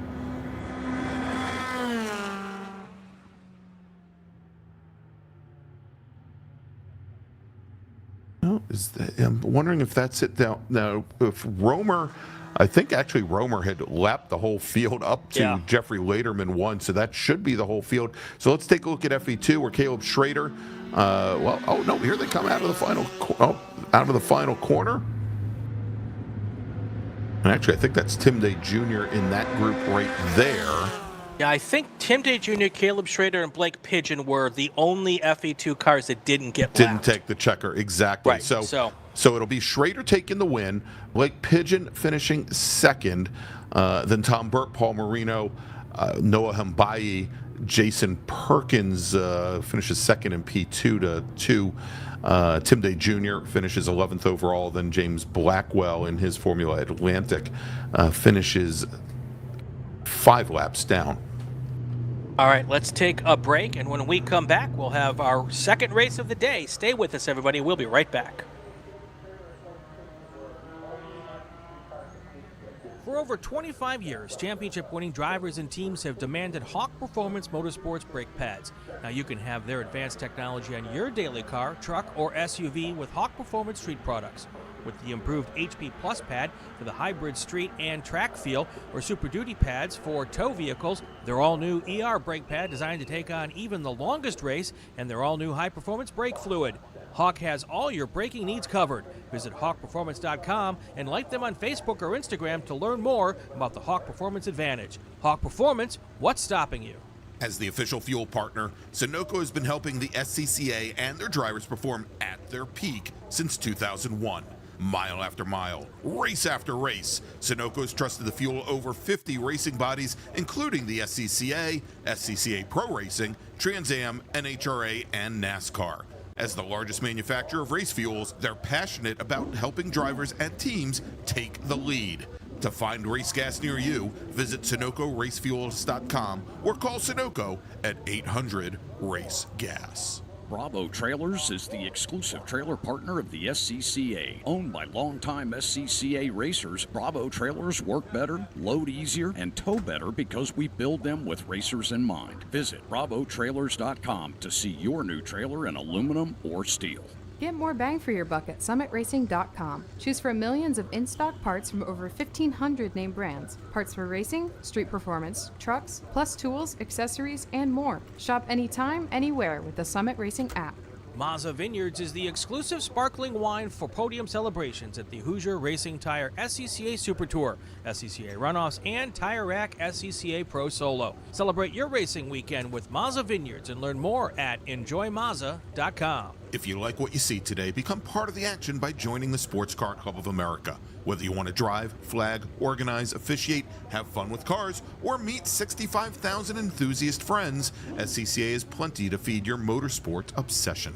Ask someone trackside how to get involved or visit scca.com for more information.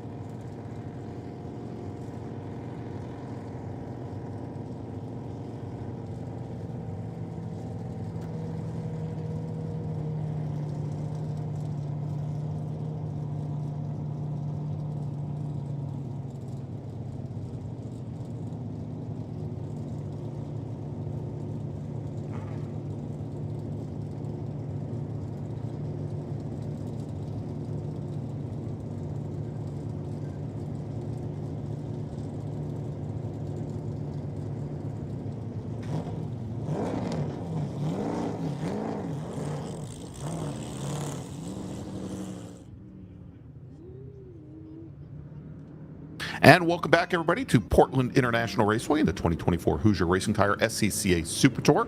Ready for our second race of the day. These are the ground pounders, the big bore cars, our GT racers. We've got American Sedan, T1, and T2 as well. We had 14 drivers head out on track for their to set times for this race. Let's run down the starting order.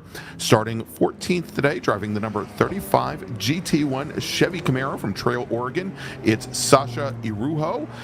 Then we've got Daryl Becker Jr. He's starting 13th. He's driving the number 70 GT1 Dodge stock car. He's out of Battleground, Washington. Seattle's Bud Reichert is going to start 12th. He's in the number 28 GT3 Mazda RX-7. And then we've got Robert Wellington. Robert is driving the number 42 Touring 2 BMW 235 IR. He's from Tacoma, Washington. Auburn, Washington's Scotty B. White, also racing in T2. He's your T2 pole sitter today, driving the number 0 Dodge Viper. And then we've got Devin Becker. Devin is starting 9th. He's driving the number 75 GT1 Chevy stock car. He's from Ridgefield, Washington, representing the Oregon region. Jim Valdez is starting 8th. He's driving the number 27 GT2 BMW E46. He's from Portland. Then we've got Sean Criteau. He is starting 7th. He's in the number 87 GT1 Ford Fusion. Ernie Spada starts 6th today. He's in the number 44 GT1 Porsche GT3 Cup car. He's from Lake Oswego, Oregon. And then we've got Independence, Oregon's Aaron Young starting 5th. He's in the number 3 GT1 Chevy Camaro. Then we've got Tim Adelson. He is starting 4th today. He's in the number 88 GT1 Victory Circle, and of course it's cut off. I think it's Victory Circle Monte Carlo. He represents Cal Club and is from Gig Harbor, Washington. Then we've got Mick Millsap starting 3rd today. He's driving the number 8 GT1 Dodge stock car. He's from Salem, Oregon, and your front row starting 2nd, driving the number 40 GT2 Ford Mustang from Mooresville, North Carolina. Talk about coming a long way, Brian. From Mooresville, my neck of the woods, representing Cal Club, it's Sean Hingarani, and your pole sitter today, driving the number 24 GT2 Ford Mustang from Sherwood, Oregon, Brad McAllister. All right, here come the ground pounders down towards the start-finish line for the first time, and this start has been waved off by I think it's been waved off. We'll know more. Well, we would see, if it hadn't been waved off, Brian, we'd see a green flag in the air. That's right. And so the starter waving his head, maybe not so furiously, from side to side, letting our drivers know that they are going to have one more lap under full course caution. They're going to come around again. They're going to grid up 2 by 2, and hopefully we will get a start. But, Brian, more importantly, the 25-minute clock has started for these racers. And for the starter, the starter there has a pretty good view of the field as they come out of turn 12 onto the front straight there. Something that perhaps he saw, maybe a car shading over one way or the other, or maybe the field just wasn't tight enough and formed up well enough 2 by 2. He decides to call it off. Yeah, the front row was actually two rows, so that may have something to do with it. Yeah, maybe. And I don't know if it was the non-pole sitter who left a little early, but they were not side by side. Let's just say that. So we're going to get one more little parade lap here. They will hopefully come together in nice little tidy rows of 2 once they come through that turn 11 complex there for us again, and we will find out if that happens. There's a really strong contingent of vintage or a little older stock cars up here in the Northwest. I believe it's called the Cass Series, and they come and play every once in a while down at Buttonwillow, but a lot at Thunder Hill and then up here as well. So all of these stock cars, the Camaros, the Dodges, the Ford Fusion, that's part of that series, and we always enjoy having them come up here, and they all fall into GT1. So this may be the biggest GT1 field we have of the year here for the Super Tour, Greg. Yeah, it may very well be. As a matter of fact, I think it's Aaron Young. I'm going to go back and check my records here. But we've got one of our drivers who is actually the field administrator for Cass. No, it's not. Right. It's not Aaron Young. Well, while you're figuring that out, the green flag is about to possibly be in the air. Oh, and it is, Brian. There we go. Green flag is in the air and 3 wide on the start, Brian, going into the chicane. Here we go. Oh, my gosh, look at that. 3 wide through the chicane, even. Holy cow. Oh, we had at least one driver take to the gravel there, trying to get that car gathered back up. Looks like one of our Ford Mustangs dropping back considerably, and I'm wondering if I think that might be Sean Hingarani, Brian, who found himself all the way at the back of the field in that red Ford Mustang, and he started up towards the front. Now that car is going to have to move its way back up through the field again, and we will watch to see how that works.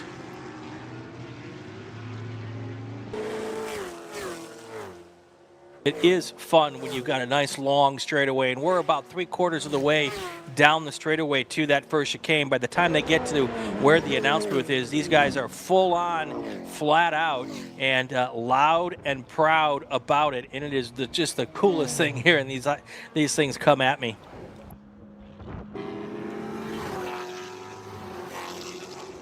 All right, as they come out of the final corner and onto the front straight to complete lap number 2, Brian, not lap number 1. And it looks like I got it wrong, is Sean Hingarani is there in that white Mustang, the number 40 Mustang. He is currently your leader.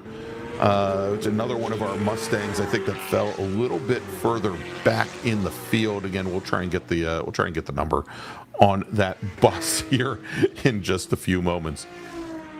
The different cars in this group, with the Mustang, the Camaro, the GT3 Cup, the Viper, the BMW. I love it when we have in our multi-class racing all these different makes in the same races. It is just basically quintessential SCCA racing here.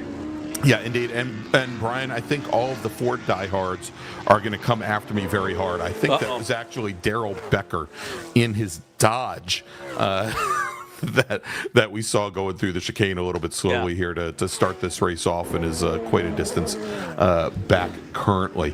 One of the racers that definitely want to watch out for, and unfortunately it doesn't appear as though she made the grid. There are a couple drivers that didn't make the grid.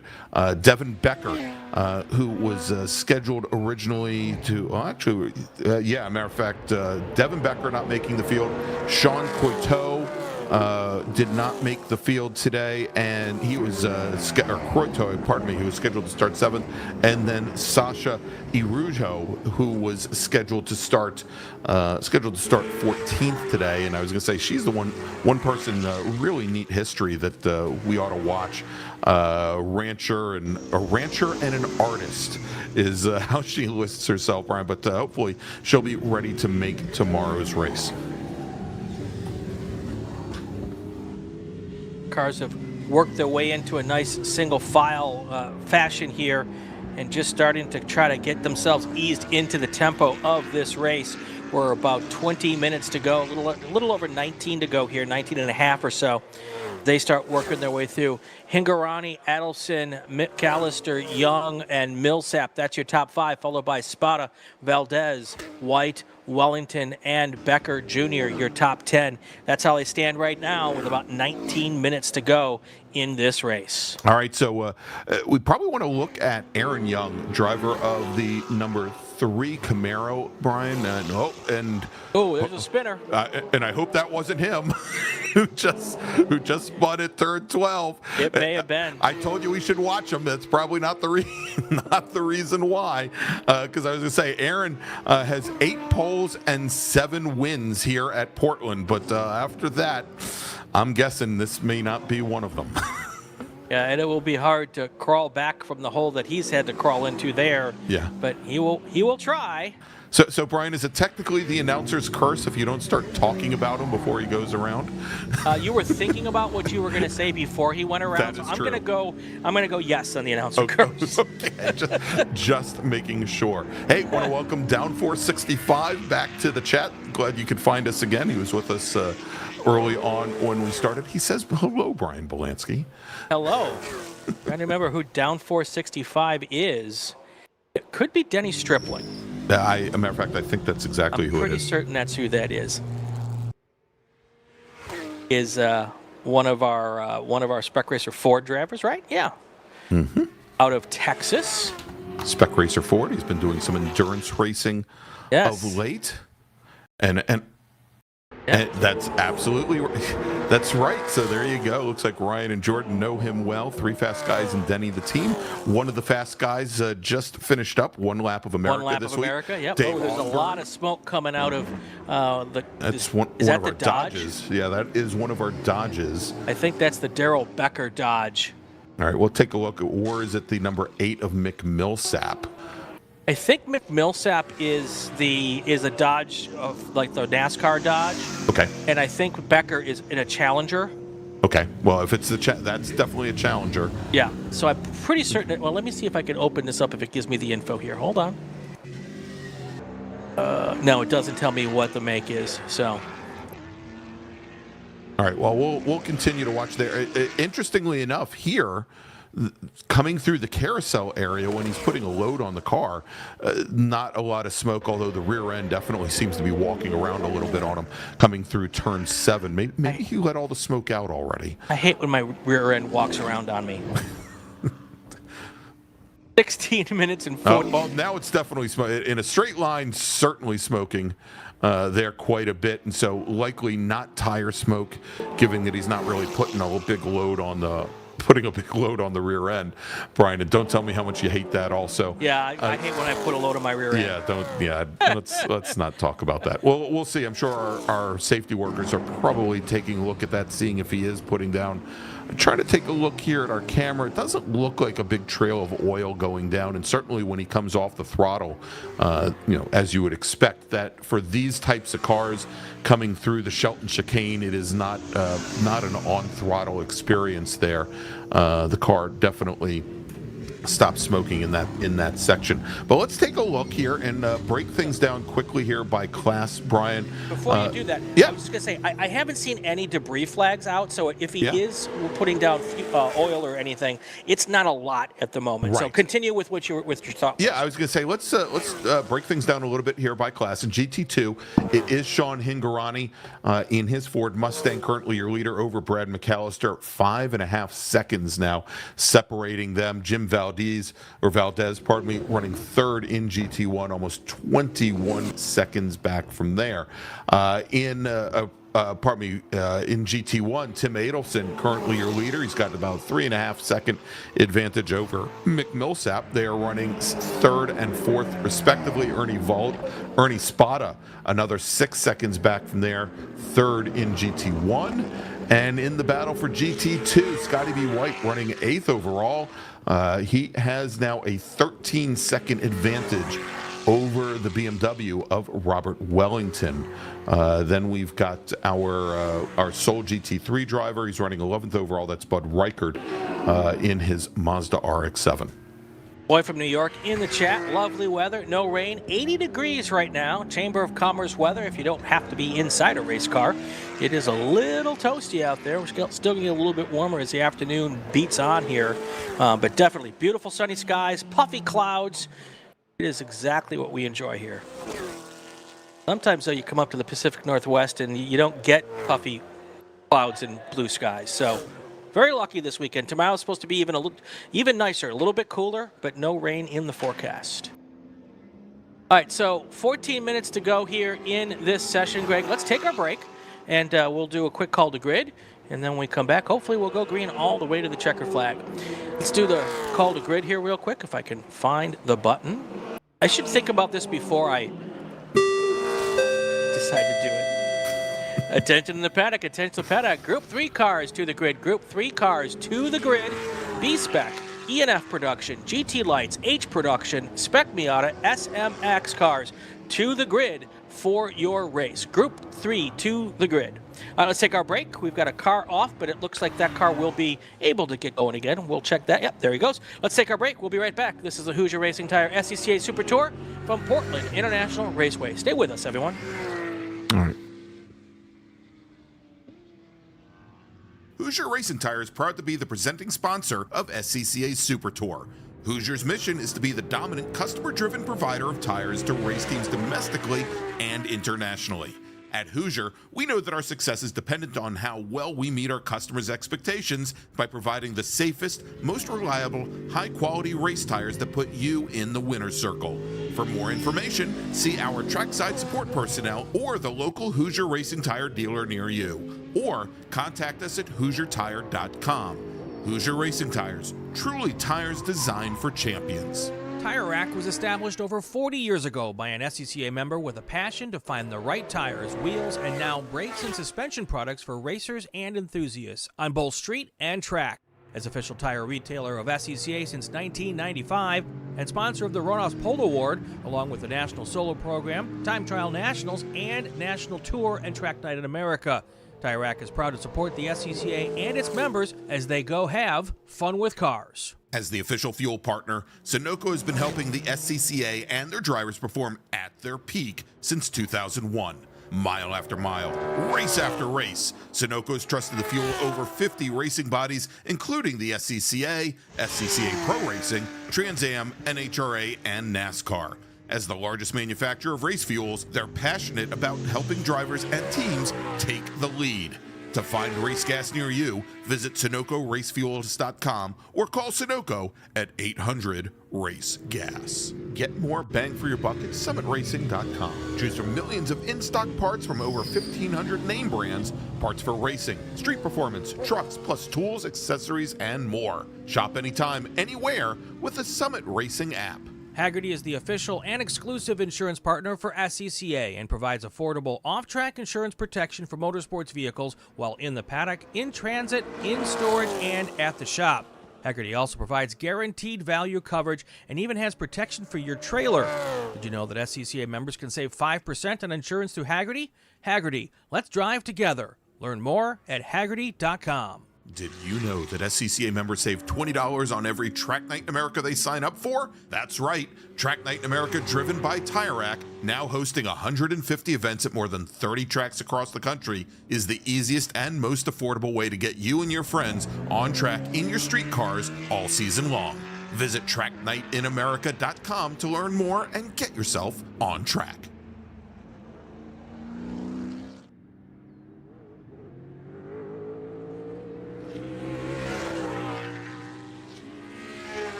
And welcome back to Portland International Raceway, everybody, in the 2024 Hoosier Racing Tire SCCA Super Tour. I'm Gregg Ginsberg, along with Brian Bielanski. Or I'm Brian Bielanski, along with Gregg Ginsberg. I'll let you guys cleared that up. Yeah, exactly. Heck, I don't even know anymore. And we are in the middle of race number 2. This is our big bore race: GT1, GT2, GT3, and Touring 2 as well. And as we check back in with our racers, it is still Sean Hingorani, your leader in his GT2 Ford Mustang. Brad McAllister now 11 seconds in arrears in the number 24 Mustang. They are running 1-2 in GT2. Then we've got Tim Adolfson. He is your GT1 leader. He's about 8.5 seconds back from that pair. And he's got a 13-second advantage, Brian, on Ernie Spada, currently running second in GT1. If we take a look then, T2, Scotty B. White now with almost a half a minute advantage on Robert Wellington. And that leaves then Bud Reichert, who, luckily for him, only driver in GT3. Just as we were going to break, there was a driver who spun his car over at the chicane, over at the Shelton chicane, and that was the number 70 car of Daryl Becker, the Dodge. Yep. So finally got that right as he continued on. All right, just under 9 minutes to go here, and people have pretty much got themselves little bitsy gaps here throughout the whole field. There's no real tight battles at the moment. I've been watching the festival curves, or the Shelton chicane here, and it seems like there's like 12 or 13 different lines to go through, and sometimes the drivers take different lines each time. So yeah, I would say, and not a single one of them is correct, Brian. So, Well, what exactly is correct, Greg? That's what I want to try. When you figure that out, let me know. Yeah, exactly. I don't think there is one. Well, it's different here, and especially with some of these high-powered cars, with the GT1 cars and the GT2 cars. Obviously, far different entry and, more importantly, exit than you're going to find with the more cars that are momentum cars like your SMX and Spec Miatas and T3 and T4 cars. As you go into the first portion of the chicane, as we've talked about, that portion is somewhat open. It's not that sharp a corner. Wow, as we've got another machine, and it's the same machine. I think that is again the Dodge. We'll see from the taillights. Yeah, indeed, that's the Dodge Challenger again. A lot of white smoke. As you see going in there, it's a little bit more than a 90-degree corner going in, but the second portion is very tight. And what that means is that these drivers in these GT1 and GT2 cars, they really have to try to get the car rotated off throttle and get them straightened out before they can get on the gas to power out of that chicane. And, for a longer race, it may come down to how warm it gets and how much rear tire wear they have left. They certainly want to be able to power out of there and get as good a run down into turn 4 as possible. For something like this GT3 Mazda RX-7, Bud Reichardt's machine, the yellow car, a lot less torque. As you can imagine, a rotary doesn't spin up as quickly. No, not a torque monster. As an 800 horsepower V8, so he can probably get on the throttle and power out of that a little bit earlier. But what you also see is with some of these cars, if they get on the throttle a little bit too much, a little bit too early, they end up understeering off to that gravel trap, driver's right. Right. Still keeping an eye on that Dodge that's smoking. I'm a little surprised, Greg, that they haven't had him take a little stop on pit lane for them to look to see why that thing is smoking. Usually by now, as much as we've seen, they throw the meatball flag at him. But so far, letting him race. Well, I think, as you mentioned, that the cars directly behind him haven't shown any ill effects of whatever he may be dumping out of there. I think as soon as you see the drivers behind start to wiggle around going through some of the corners, maybe more so than they normally would, maybe then they'll bring them in. But so far, doesn't appear to be anything horrible. Yeah, my only concern is that eventually there'll be no more oil, and then they'll be spewing a lot more than oil out of the bottom of that car. So. There we go. That's the 70 car again. Yeah, that is Daryl Becker again, and we saw some of that brake lock up in the rear, Brian. It may not be brake lock up. I think more a question of a heel toe downshift going down a gear that it looked like the drive axle kind of locked up on him on turn into that corner. Definitely. These are cars that heel and toe is really important for downshifting. You can't always just slam that thing into a new gear. And if you don't get it right, you can have a very adventurous moment. And that could be exactly what happened to Becker there.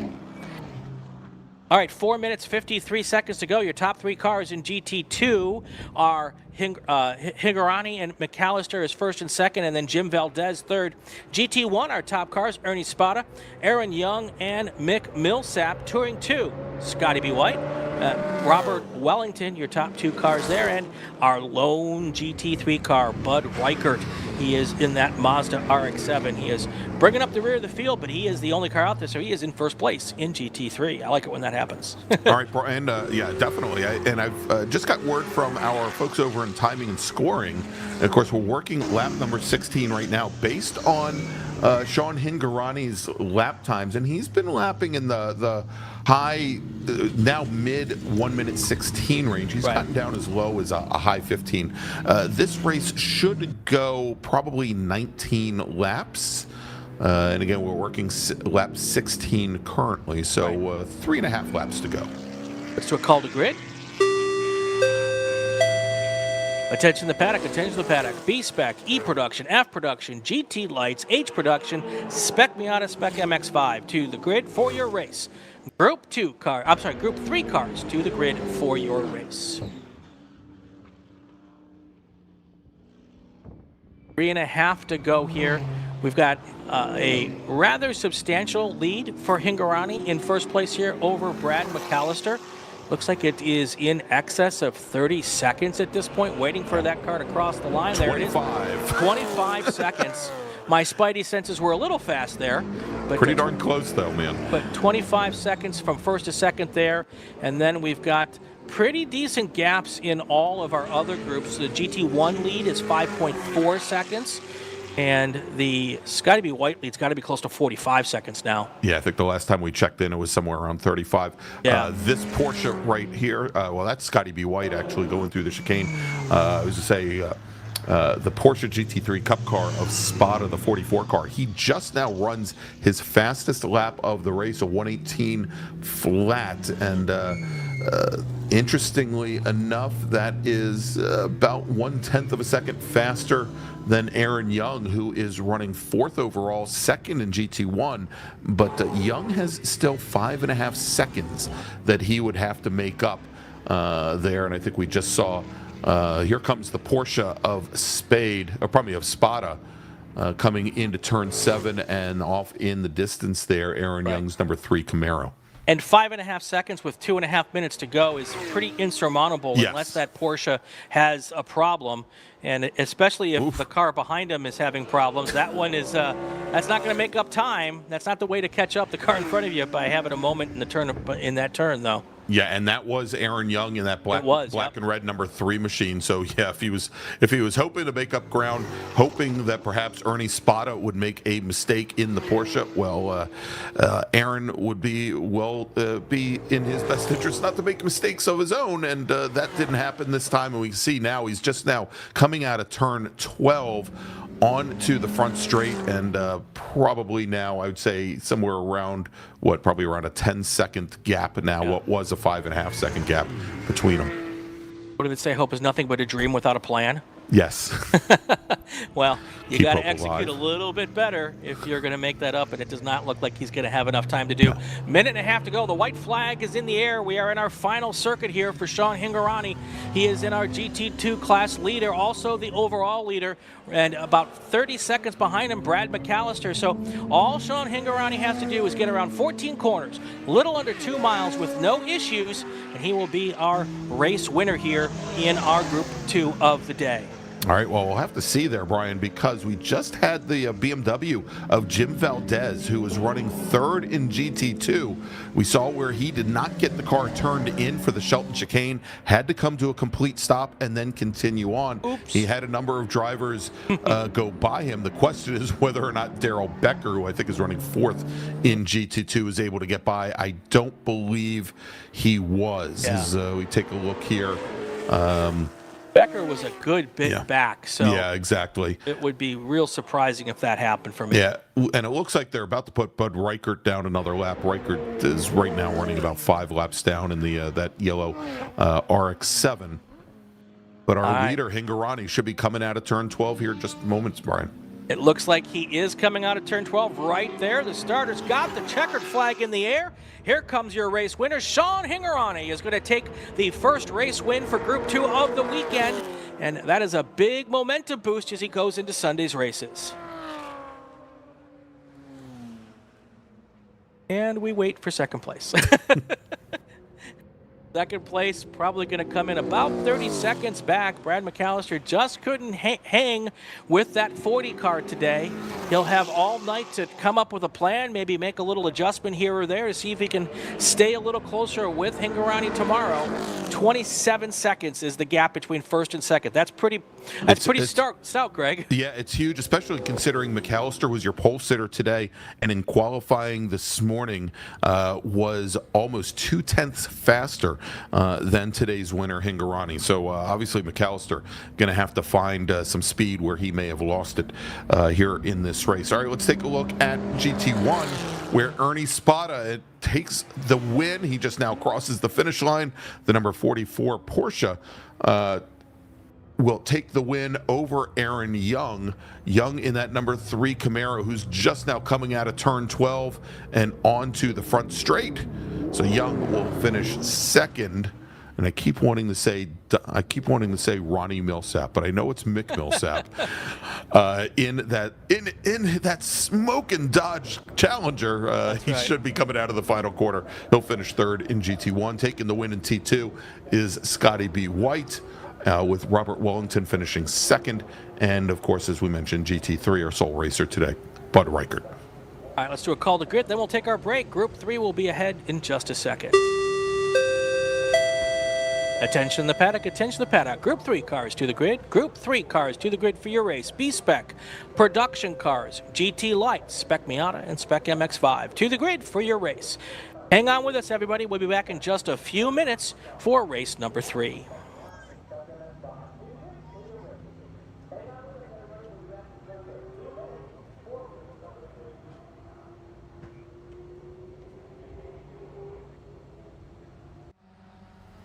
Mazda's been very supportive of racers within the SCCA and all the other grassroots organizations for many, many years. Really, their support for racing and our type of racing is unmatched from any other manufacturer. They've been a great partner for many, many years. Mazda, hands down, is the best company to work with for sports car racing. Factory support is second to none. It just feels right. You feel connected.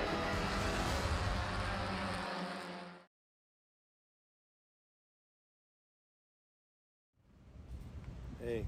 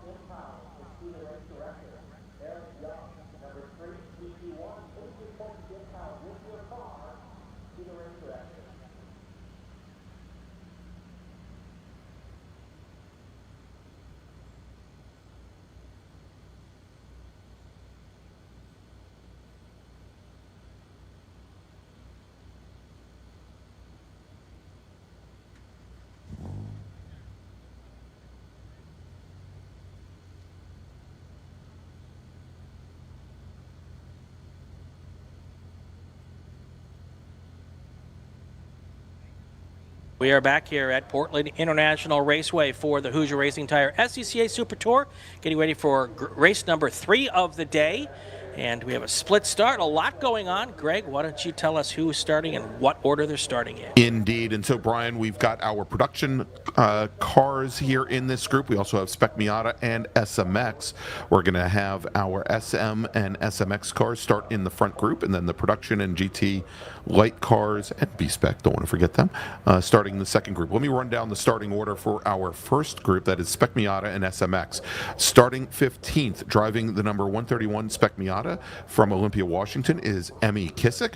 Brennan Gregg will start 14th. He is in the number 27 Spec Miata. He's from Vancouver, Washington.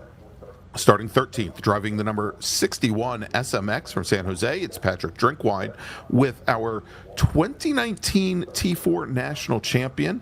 That is Nick Leveroni out of Mendon, Massachusetts. He's going to start 12th today in our second group. He's in the number 143 Spec Miata. Then we've got starting 11th, driving the number 44 Spec Miata. That is Kyle Keenan. He's your 2014 national champion in B-Spec. He's from Vancouver, Washington.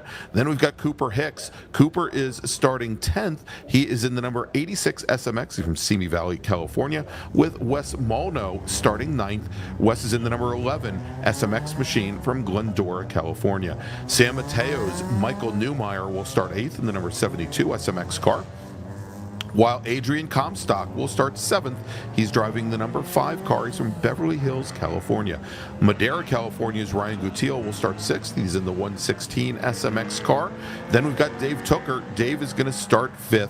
He's in the number 25 SMX machine. He's from Concord, California. Then we've got John Davies. John is going to start 4th. He's in the number 67 SMX car. He's from Hood River, Oregon, with Wilson, Wyoming's Will Robinson starting 3rd. He's in the number 98 car. Rafe Abdullahi will start 2nd. Rafe is in the number 12 SMX machine. He's from South Salem, New York. And Marcelo Paniccio will start 1st in SMX. And in that first group, he's in the number 16 SMX car. He's from Aurora, Ontario, Canada. Now let's move over to group number 2, where we've got starting 9th, driving the number 42 B-Spec Mini Cooper, Tom Tuttle. Starting 8th, driving the number 112 F Production Honda Civic Del Sol from Maple Ridge, British Columbia, it's Bill Storms. Starting 7th, driving the number 2 E Production Mazda Miata, Joe Carr. Paul Brunbury will start 6th. He's in the number 135 GT Light Acura Integra, with Lance Stout starting 5th. He's in the number 6 F Production Datsun 510. Bill O'Kell will start 4th today in our second group. He's driving the number 7 H Production MG Midget, with Chris Dutzen starting 3rd. He's in the number 73 GT Light Honda CRX. And your front row for our second group, both running in E Production today. And here they come, coming through the carousel over at turn 5, driving the number 40 E Production Mazda RX-7 from Mountain View, California. It's Kurt Fritchie, with our pole sitter today, Austin Bradshaw, driver of the number 41 E Production Mazda RX-7. All right, here they come through turns 10 and 11 here. Looking fairly lined up nicely in our little pretty orders of 2x2. One little straggler there trying to catch up. But there's always one straggler, Greg. I never understand. There's always one, Brian. You could have 2 cars and one of them would be a straggler. So, but yeah, looking like the Spec MX-5 cars here lining up nicely. As they come down now towards the start-finish line, we'll see if we get a green flag, and we do. Here they come. There's about 12 of these young spec racer, mostly young spec racer, 4 wide down the front straight as they go into this chicane. This could be really, really not very fun. Let's see what happens. And we see here, Brian, going down the inside once again, Rafe Abdullahi, I think, jumping out to an early lead over Marcelo Paniccia and Will Robinson. Oh, we've got a car off into the gravel trap there. Driver's right. Did he continue, or is he still off? I don't see a call. He's continued yet. Yeah, I don't see a caution there at the entrance. So let's jump back over now for our second start. group should be coming onto the front straightaway right now, and of course they're going to get the green flag because they have to. Here they come now. We're 4 wide in the back of this group as well. There's that little Mazda coming up on the outside there. Number 2, we're going to be 3 wide into this chicane as well. Not quite as many cars there to funnel through. Hopefully they can get through safely. It looks like they have managed to do that. Yeah, and Austin Bradshaw jumping to an early lead there over Kurt Fritchie, just a little bit back behind him. We've got, I think that's Bill O'Kell in the MG Midget, then Chris Dutzen, Lance Stout in the Datsun 510 as well, but the 2 E-production car. Oh, I'm sorry. No, that's the Honda Civic, the Del Sol machine of Chris Dutzen, our Sol GT Light driver. That is the black Honda, and he's got then the Datsun 510 of Lance Stout in H production, Bill O'Kell, Paul Bunbury there as well. And did I just say that Dutzen's the only GT Light machine? Forgot about Bunbury's Acura Integra. There you go. Those 2 RX-7s have opened up a pretty decent lead here early on. Now your Spec MX-5 cars, as they come through here. That one car on the inside hit that inside curbing pretty hard and was had to move to the outside. That's not the most advantageous line to get through there, but how he did not go off there is a little bit beyond me, but they all kept it together. And yeah, and Brian, I think that was the orange number 98 of Will Robinson. Got a lot of curbing, as you said, then got caught basically the sandwich in an SMX, or probably the meat in an SMX sandwich. And we had Dave Tooker go around. We also had John Davies go around. Should mention that our leader, and he is in one of those Flat Out Motorsports machines. That is Marcelo Paniccia, and got a real good jump. Rafe Abdullahi, who had been on the front row, falls all the way back into 6th position. Yeah, and Panacea is just praying that those cars behind him keep jostling for position, because the more they battle, the more he can pull away, and he is just happy to see that happen. You can even see the lead there right now, almost a full 2-quarter lead when they come through this section here going onto the main straightaway. That is the perfect scenario for the 16 car as it tries to walk away here early in this race as they complete lap number 2. He is already going to open up a lead here. Let's see what it is at the line. Now 3.2 seconds, Greg. That's busted the draft at 3.2 seconds, hasn't it? Oh, and we've got a car off over at turn 11. That is one of our Spec Miatas that has just gone around. We'll try and get the number on that one. I believe, if we take a look at that, I believe that might have been Emmy Kissick, but I will we'll take a look. I believe that was Emmy Kissick in the black machine, the 75. Well, and that happened right in front of our 2 E-production leaders, Austin Bradshaw and Kirk Fritchie. They were coming right up on that slower MX-5 or Spec Miata, and they were able to negotiate around that car without any problem. So, yes, that was John Withers in the black Miata that made the spin, and Bradshaw and Fritchie able to get around him without any issues. As you can see here, there's those 2 RX-7s ahead of the Spec Miata. No problems there for those 2 cars as Bradshaw and Fritchie continue to drive away from the rest of that second pack. Yeah, and this is turning out to be a real good battle. Now, this morning in qualifying, Brian, we saw Kurt Fritchie move out to a very early lead, but held the pole for about 3/4 of the qualifying session. And now here in this session, we then see, of course, where Bradshaw jumped out to the, I think, almost a 1.5-second advantage at the end of qualifying. As a matter of fact, a 125.2 to a 126.5 is how qualifying ended. So, we'll see here whether or not it stays this close. Fritchie in a machine that was built for the runoffs back in 2018 at Sonoma, and apparently he was saying that its first ever laps were at qualifying for the races at Sonoma that year. But again, we're talking about 6 years on. He has picked up a number of wins since then. But I'll tell you, I don't know. Well, actually, I do know why he moved into auto racing. By the way, did you notice how much our cameraman is getting jostled around on that view over there? But he moved into SCCA racing after a long and sordid history running lay-down endurance carts. Oh. And I've talked to folks that have run those things on the banks of Daytona and so many other places. That, other than being like the monkey in a tandem motorcycle race, just is, I think, probably the scariest thing that you could ever imagine. Marcello Panacea is just happy as a clam here, up to a 4.152 second lead over John Davies. That lead just continues to widen here as he comes past the line here this time. We'll see if that lead is above 5 seconds. It certainly feels that way. Here comes the second place car, and yes, 5.034 seconds. My spidey senses did not fail me on that one as they come through the chicane here, the Shelton chicane, for the 5th time. Yeah, but Brian, this is, even though Panacea has opened up this huge advantage now in the rest of the SMX field, as we watch him now coming down into turn 4, and there is our sole B-Spec racer trying to get out of the way. That's Tom Tuttle trying to get out of the way. Davies, Robinson, Comstock, and actually Abdullahi got around Comstock going into the chicane. We can see there that they are still all bunched up. That is the battle for second in SMX.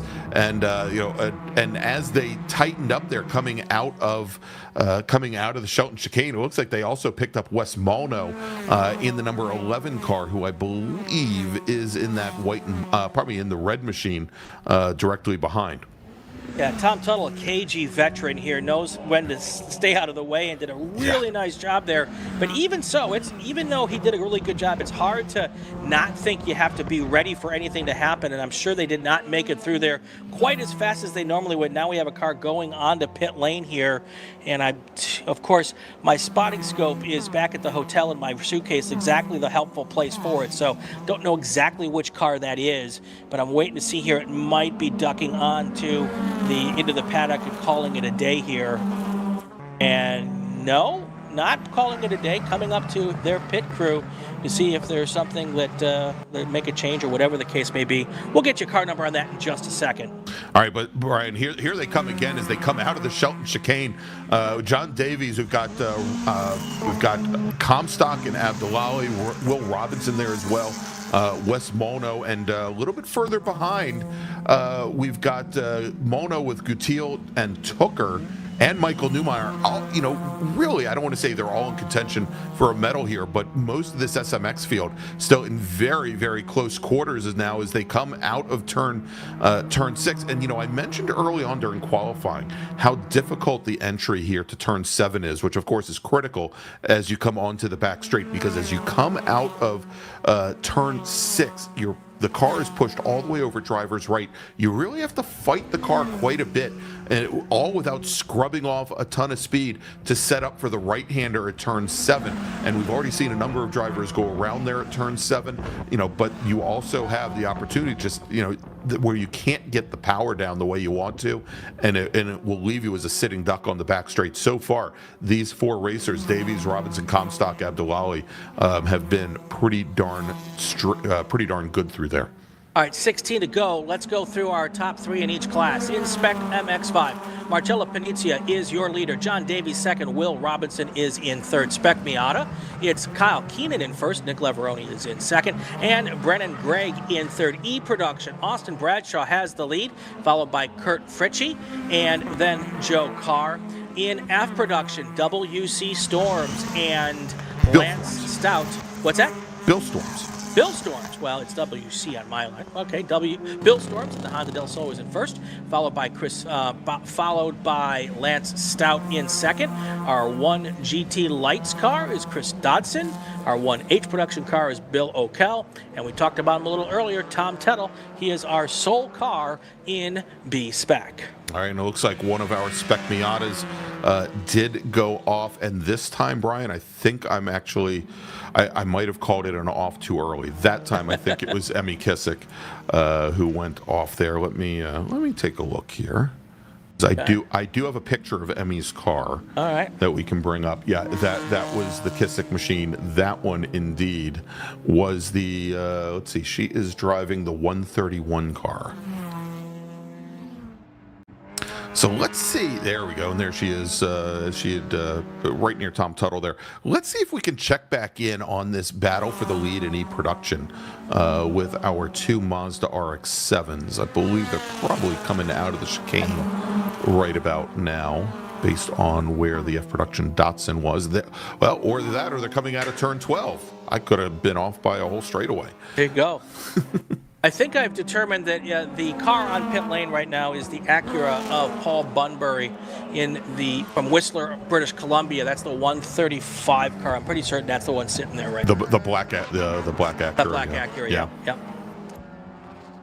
Now our E-Production cars starting to get in with some of the other cars as they try to continue their battle for first and second. That's the closest battle on the racetrack right now, folks, with I've lost my brain. Sorry. Bradshaw and Fritchke? Bradshaw and Fritchke. Yes. Wow, what happened to me there? Anyway, that is our closest battle on the racetrack for position at the moment. Or for the lead at the moment, Brian. Right. We still have that huge fight in SMX as well. We'll see here as Fritchke coming underneath one of the slower SMX machines, and now certainly has lost the draft. He's about 6 car lengths back. I was going to say with these Mazda RX-7s, certainly, again, not high torque rotaries here, but certainly want to make sure that they keep the rear end of these cars underneath them. We did see, I think it was last year here at the Super Tour, Bradshaw towards the end of his race, that machine started to fall off pace the last couple of laps, and so we'll see if Fritchke can stay in contention here, only a couple of car lengths back. Bradshaw really took advantage of the traffic that time through and was able to open up that lead just a tiny bit. And those cars, as we've been watching, so evenly matched. So even a 2-second lead is going to be really, really tough to catch up, especially as we get to 12.5 minutes to go here. So we're at the halfway point, Greg. Let's take our call to grid and our break. And then when we come back, we'll hopefully be able to go green all the way to the checkered flag. Attention in the paddock, attention to the paddock. Group 4 cars to the grid. Group 4 cars, Spec Racer Fords, come to the grid for your race. Group 4 cars to the grid. Let's take our break. When we get back, we will have the rest of this race. We'll be back in about 2 minutes, everybody. Stay with us. For over 25 years, championship-winning drivers and teams have demanded Hawk Performance Motorsports brake pads. Now you can have their advanced technology on your daily car, truck, or SUV with Hawk Performance Street products. With the improved HP Plus pad for that hybrid street and track feel, or Super Duty pads for tow vehicles, their all-new ER1 brake pad designed to take on even the longest race, and their all-new high-performance brake fluid, Hawk has all of your braking needs covered. Visit hawkperformance.com and like them on Facebook or Instagram to learn more about the Hawk Performance Advantage. Hawk Performance, what's stopping you? Tire Rack was established over 40 years ago by an SCCA member with a passion to find the right tires, wheels, and now brakes and suspension products for racers and enthusiasts on both street and track. As official tire retailer of SCCA since 1995 and sponsor of the Roadhouse Polo Award, along with the National Solo Program, Time Trial Nationals, and National Tour and Track Night in America.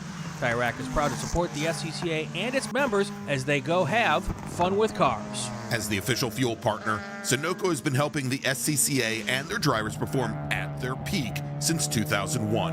Mile after mile, race after race, Sunoco's trusted the fuel over 50 racing bodies, including the SCCA, SCCA Pro Racing, Trans Am, NHRA, and NASCAR.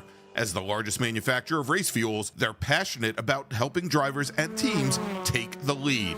To find race gas near you, visit SunocoRacefuels.com or call Sunoco at 800-RACE-GAS. Get more bang for your buck at SummitRacing.com. Choose from millions of in-stock parts from over 1,500 name brands. Parts for racing, street performance, trucks, plus tools, accessories, and more. Shop anytime, anywhere with the Summit Racing app. Mazza Vineyards is the exclusive sparkling wine for podium celebrations at the Hoosier Racing Tire SCCA Super Tour, SCCA Runoffs, and Tire Rack SCCA Pro Solo. Celebrate your racing weekend with Mazza Vineyards and learn more at enjoymazza.com. It's the 2024 Hoosier Racing Tire SCCA Super Tour.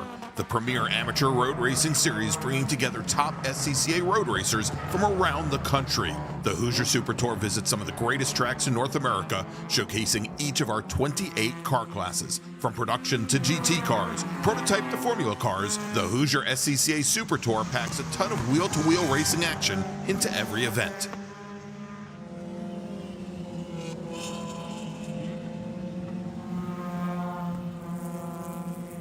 We are back here at Portland International Raceway. 9.5 minutes to go, and the action is heating up. Well, there's a car locking a front right wheel going into turn number 7. But this is the best. Oh, go ahead, Greg. I was just going to say, as we go into 7. Pass for the lead. That's right. Fritchie coming underneath Austin Bradshaw, as they have both been trying to work their way through this, I don't want to say slower SMX traffic, but this SMX traffic for the last 3 laps or so. And Bradshaw getting balked pretty bad. We saw Fritchie make up a lot of ground as they came into the Shelton chicane this last time by, and Fritchie now takes over the lead in E production. And Brian, where exactly is the other Mazda RX-7? It is, well, there is one. He is so far back. Wow, that's Austin Bradshaw, and he's going to be coming down the pit lane. Yeah. If you remember last year, Greg, this is kind of the same scenario that happened last year. Bradshaw was strong early, yes, and then had some issues mid-part of the race and had to come in or finish a little further back, and then Sunday he came back strong for the win. Very similar scenario this year. Yeah, and so that is going to put Kurt Fritchie into the lead, and they were the only 2 E-production cars. So we'll see how he now does if he backs out a little bit, working through some of this SMX traffic. It looks like we've got the GT Light Honda CRX of Chris Dutzen following him through as well. But let's jump back to this battle now for second in SMX, as things are definitely tightening up here. We've got Davies and Robinson in the 2 identical liveried cars. They are coming. Here we go, coming through turn 8.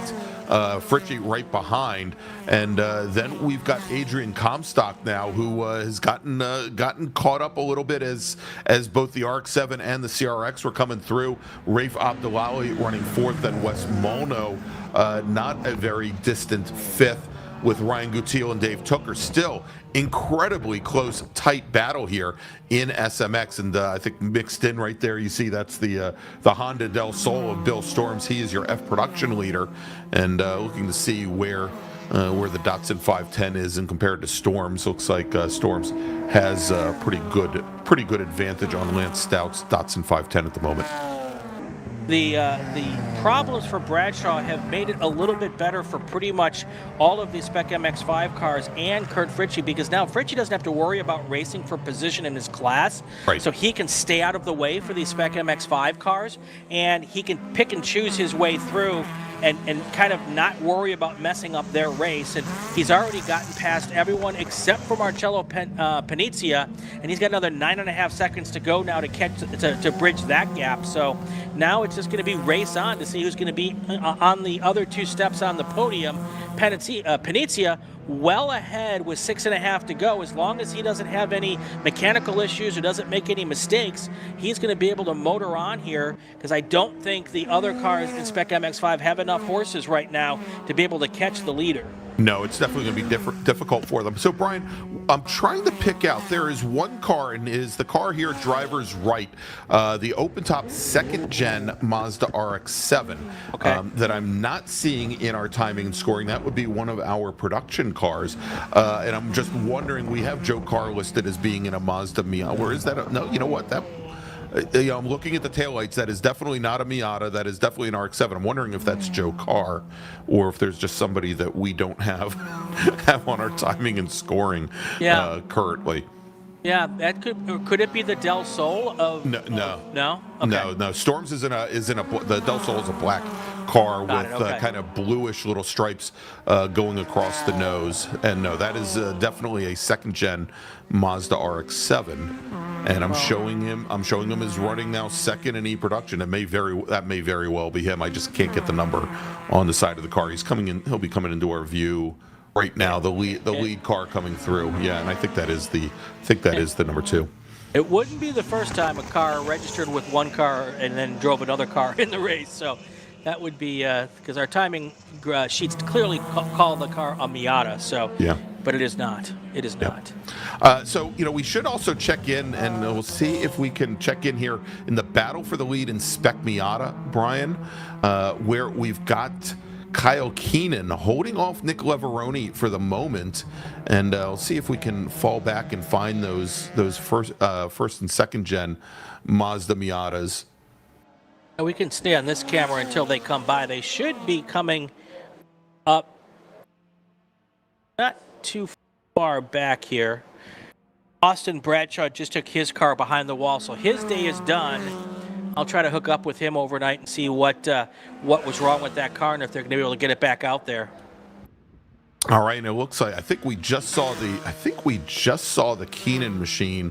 Yeah, matter of fact, so what was about a half second separating them at the line when they crossed start finish the last time by, I'm fairly certain that purple machine, based on the notes that he sent me a little bit earlier today, that purple Mazda Miata is the machine that he is running this weekend. That Kyle Keenan is running, the number 44 car. Oh yeah, here they come actually out of the final corner onto the front straight. Or did I have the wrong purple car? Let's take a look. Well, you're picking them out. Tim Linrud just confirmed that Joe Carr is in that second gen RX-7. Gotcha. Amber Donkey is in the chat along with Jerry H. and Stefano Spinello, boy from New York. All of you guys, thank you all for being here. Appreciate the associate producers, as we always do. Amber Donkey is a Kyle Keenan fan, of course. He is your first place car in Spec Miata right now.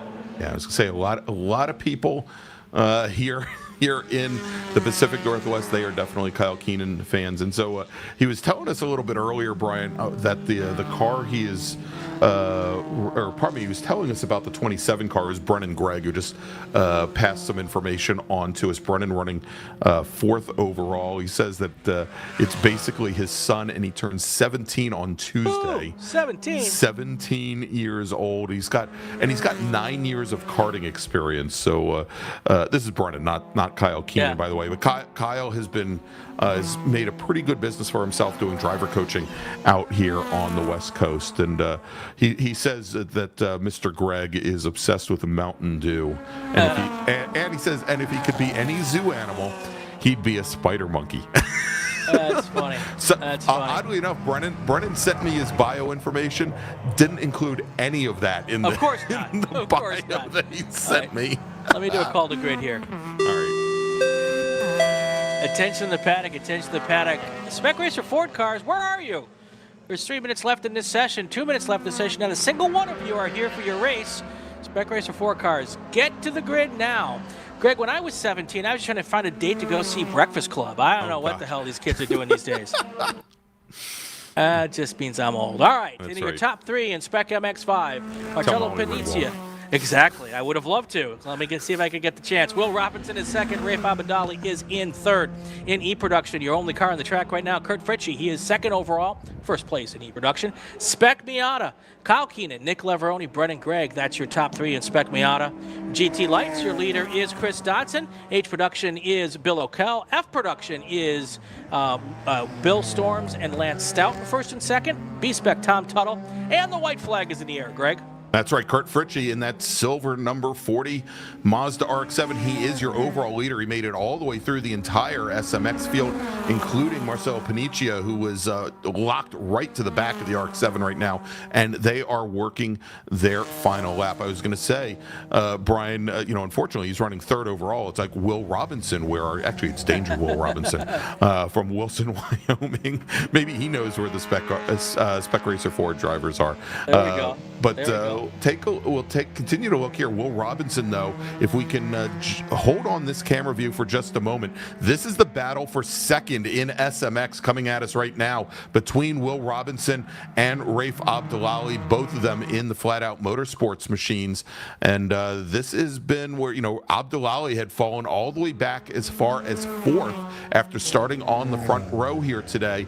And he is now just trying to work his way up to that second spot on the podium. podium. That's right. First rule of motorsports, don't take out your teammate. Second rule of motorsports, on the last lap, don't worry about the first rule in motorsports. Here they come down to the final two corners. It is Robinson in the front, then Abdullali in second there. This is the battle for the second place spot on the podium in Spec MX-5. There's your checkered flag in the air for Kurt Fritchie and Marcello Panizia. Who's going to be the winner of second place here? Will it be Panizia or Abdullali? Will it be Robinson? Coming to the line. Checkered flag is in the air. Who's it going to be? Abdullali's going to take second place. Will Robinson will finish third.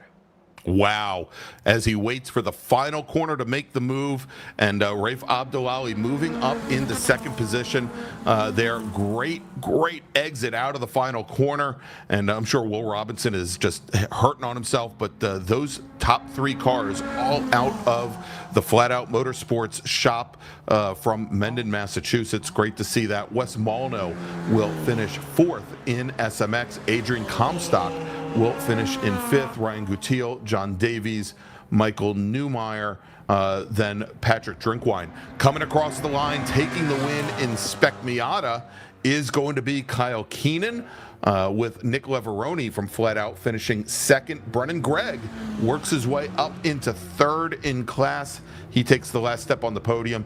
Emmy Kissick will finish in fourth. Chris Don Smith, one of my best friends and a former teammate in the chat, trolling me about not having a date for Breakfast Club. Can we get him blocked? Possibly. Anyway, all right, that's going to do what I'm going to do. We'll report him. Real quick, Brian taking the win in GT Light is Chris Stutson. Bill Storms takes the win in F production.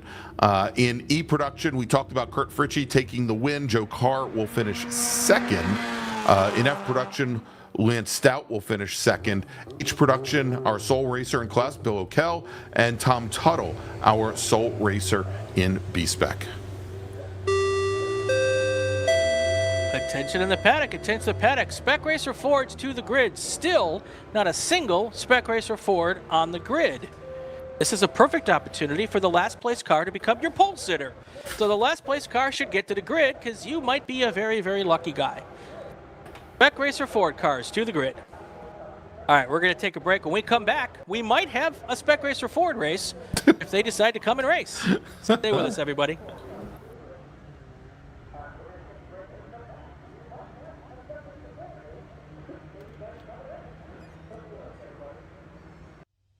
My customer experience with Mazda has been absolutely fantastic. I'm probably not the richest person out here, and they're extremely reasonably priced, and you can buy parts easily, and it's a class that fits both what I want from a racing standpoint and what I can afford.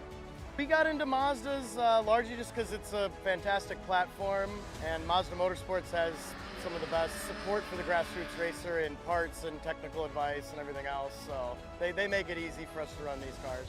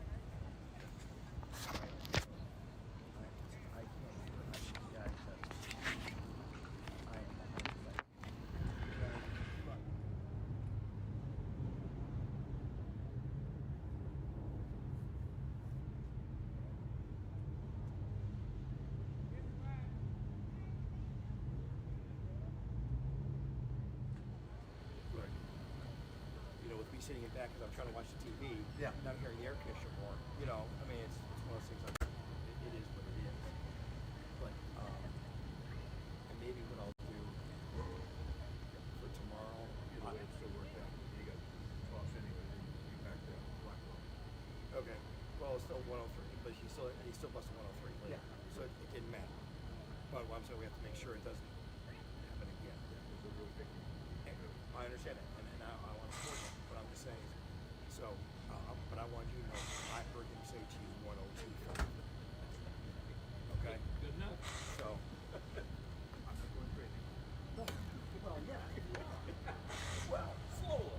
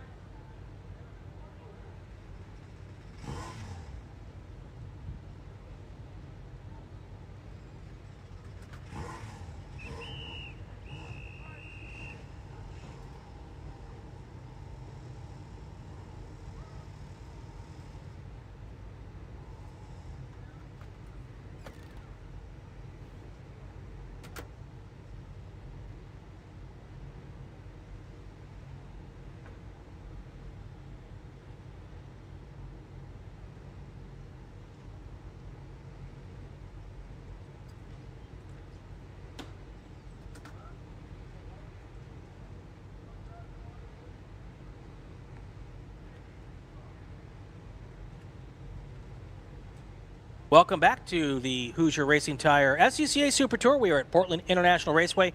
3 races to go. Next one up, Spec Racer Ford. It's a big group, Greg. What are our starting lineup?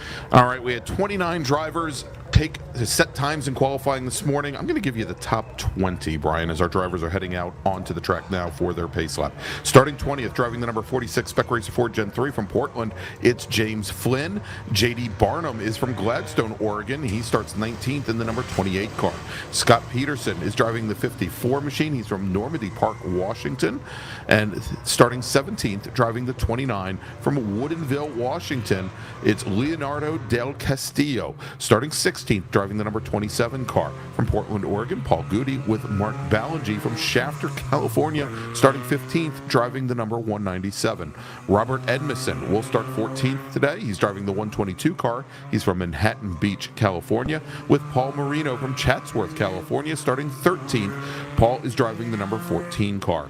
John Arscott will start 12th today. He's driving the number 81 Spec Racer Ford Gen 3. He's from Portland, Oregon, with Andre Pera from Government Camp, Oregon, right outside the gates here. We've got Andre Pera. He drives the number 77 car. John McClintock will start 10th. John is in the 23 car and is from Seattle, Washington, while Shoreline, Washington's Tom Burt will start 9th. He's in the 45 car. Starting 8th, driving the number 7 Spec Racer Ford from Kirkland, Washington, it's Christian Jurgis, with Mike Miserandino starting 7th. The multi-time national champion is driving the number 11 machine, and he's from Bakersfield, California. Taylor Harris will start 6th today. He's driving the number 22 car. He's from Portland, Oregon, with Steve Fogg starting 5th. Steve's driving the 21 car. He's from West Lynn, Oregon. Todd Harris will start on the outside of row number, actually, I guess it'll be on the inside of row number 2. He's driving the number 20 Spec Racer Ford. He's from Portland, Oregon, with Calvin Harris starting on the other side of row number 2. He's in the 42 machine, and he starts 3rd.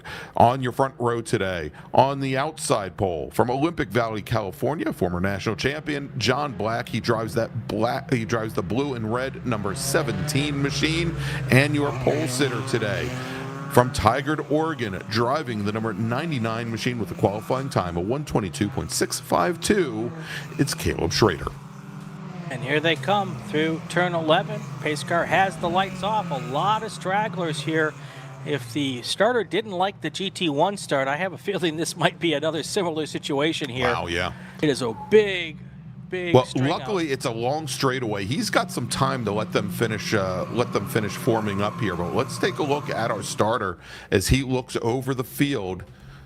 And you can see how long that straightaway is, Brian. And he's happy with, or at least happy enough with what he's seeing. Green flag is in the air. Let's see how many 52 wide do we have going down this big straightaway. And it's a lot of 4 wide going into the Shelton chicane.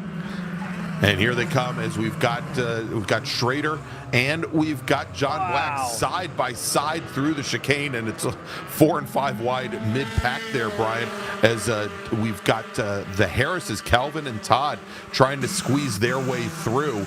But it looks like jumping out to an early lead is going to be Caleb Schrader with, I think it's Calvin Harris and John Black side by side now coming through turn 4. Yeah, I'm not quite sure how 35 cars went in and 35 cars came out, but that's exactly what happened. It seemed like one car might have got off in the gravel, but they all seemed to filter through. And look at Caleb Schrader already with a 2 or 3 car length lead here as we get about halfway through the first lap. And here we go, Brian, as they start to line up, and actually a little surprised at the number of racers that are still side by side here as they come through the chicane at 8 and onto the back straight here.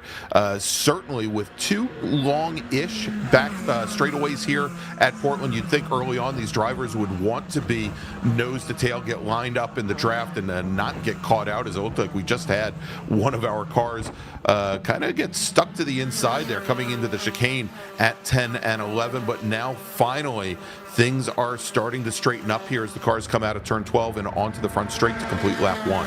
Right, and just like that, John Black right up under the tailpipe of Caleb Schrader as they come across the start-finish line here. They were able to make up that gap, so we now have a 1-2-3 lineup here going into the first the chicane again, and almost 7-8 cars now still in the draft as they sneaky snake through those corners. Yes, indeed, Brian. And so looks like somebody who got kind of caught out early on. Tom Burt.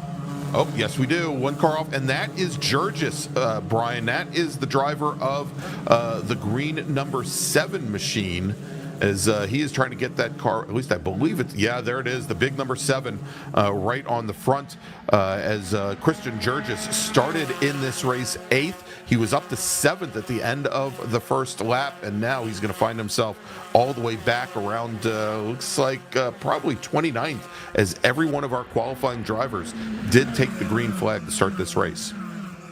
29 cars into that first corner. 29 cars came out as we now start working. We're working lap number 2 at the moment. Yeah, and for Kristen Jurgis, he says he has 2 7-year-old boys at home. Ari and Seb. Hopefully their mother covered their eyes for that one. They said they love our stream. They may not so much after this race. All right, so here they come. Cross the line the second time. The gap between first and third place is 0.7 of a second, and then another second back to Steve Fogg. Todd Harris is in 5th, Taylor Harris 6th, Mike Miserandino, former national champion, in 7th, Andre Perez in 8th, Tom Burt is in 9th, John McClintock is in 10th, and J.D. Barnum is in 11th.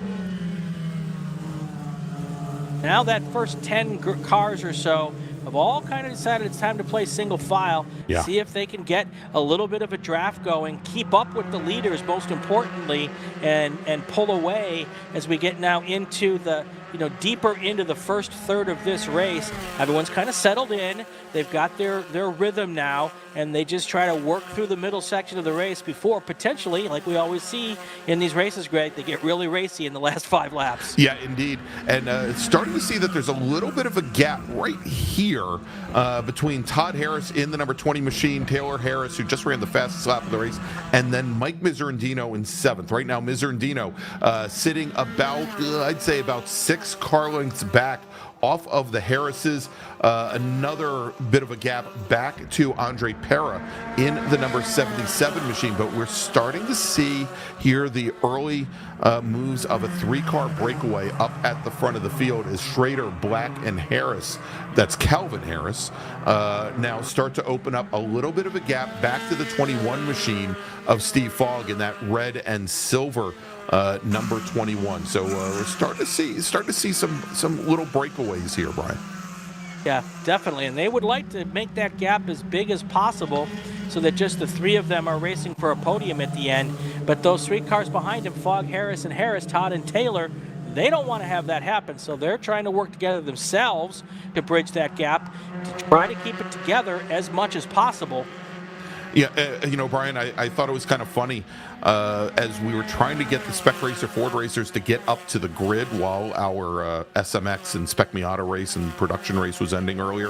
One of the first drivers to actually head up there was John McClintock. And when we were talking to John earlier in the week and asking, I said, hey, what are some of the big things that stand out in your SCCA racing career? He said, staying warm while racing open cockpit cars in the Northwest. And oddly enough,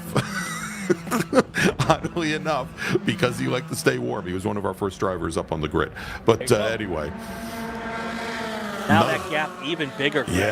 Yeah, really starting to open up here. And, we're starting to see where we then have, Fogg, Todd Harris, and Taylor Harris together, those 3, and then the big gap back to Miserandino.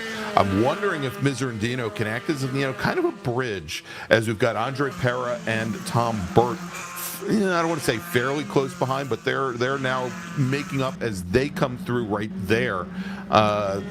They're still about 7-8 car lengths back from the Miserandino machine. If they can close things down, and it looks like we've also got McClintock, who I was just talking about, in that group as well. If they can move up to Miserandino, they might be able to push forward and at least make it up to Fogg, Harris, and Harris.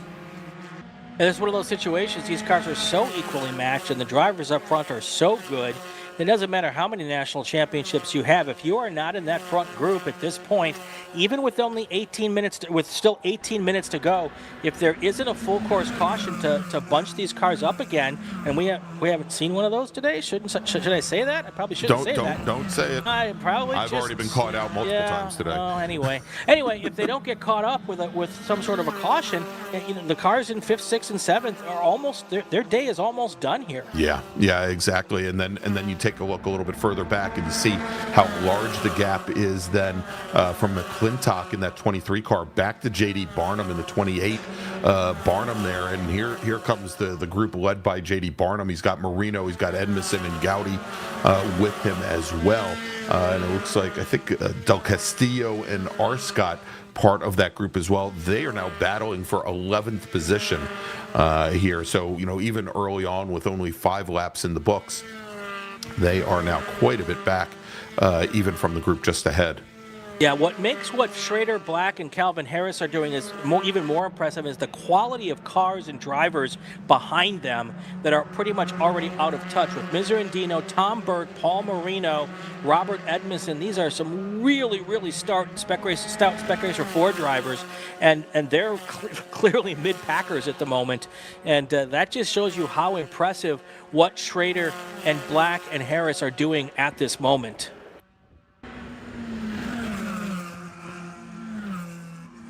Coming up on 16:50 to go. Here's your top 10. Caleb Schrader, John Black, Kelvin Harris, Steve Fogg, Todd Harris, Taylor Harris, Mike Miserandino, Andre Parra, Tom Burt, John McClintock, and J.D. Barnum is in 11th. There's your top 11 right now as we start getting through to now in the middle two-thirds of this race.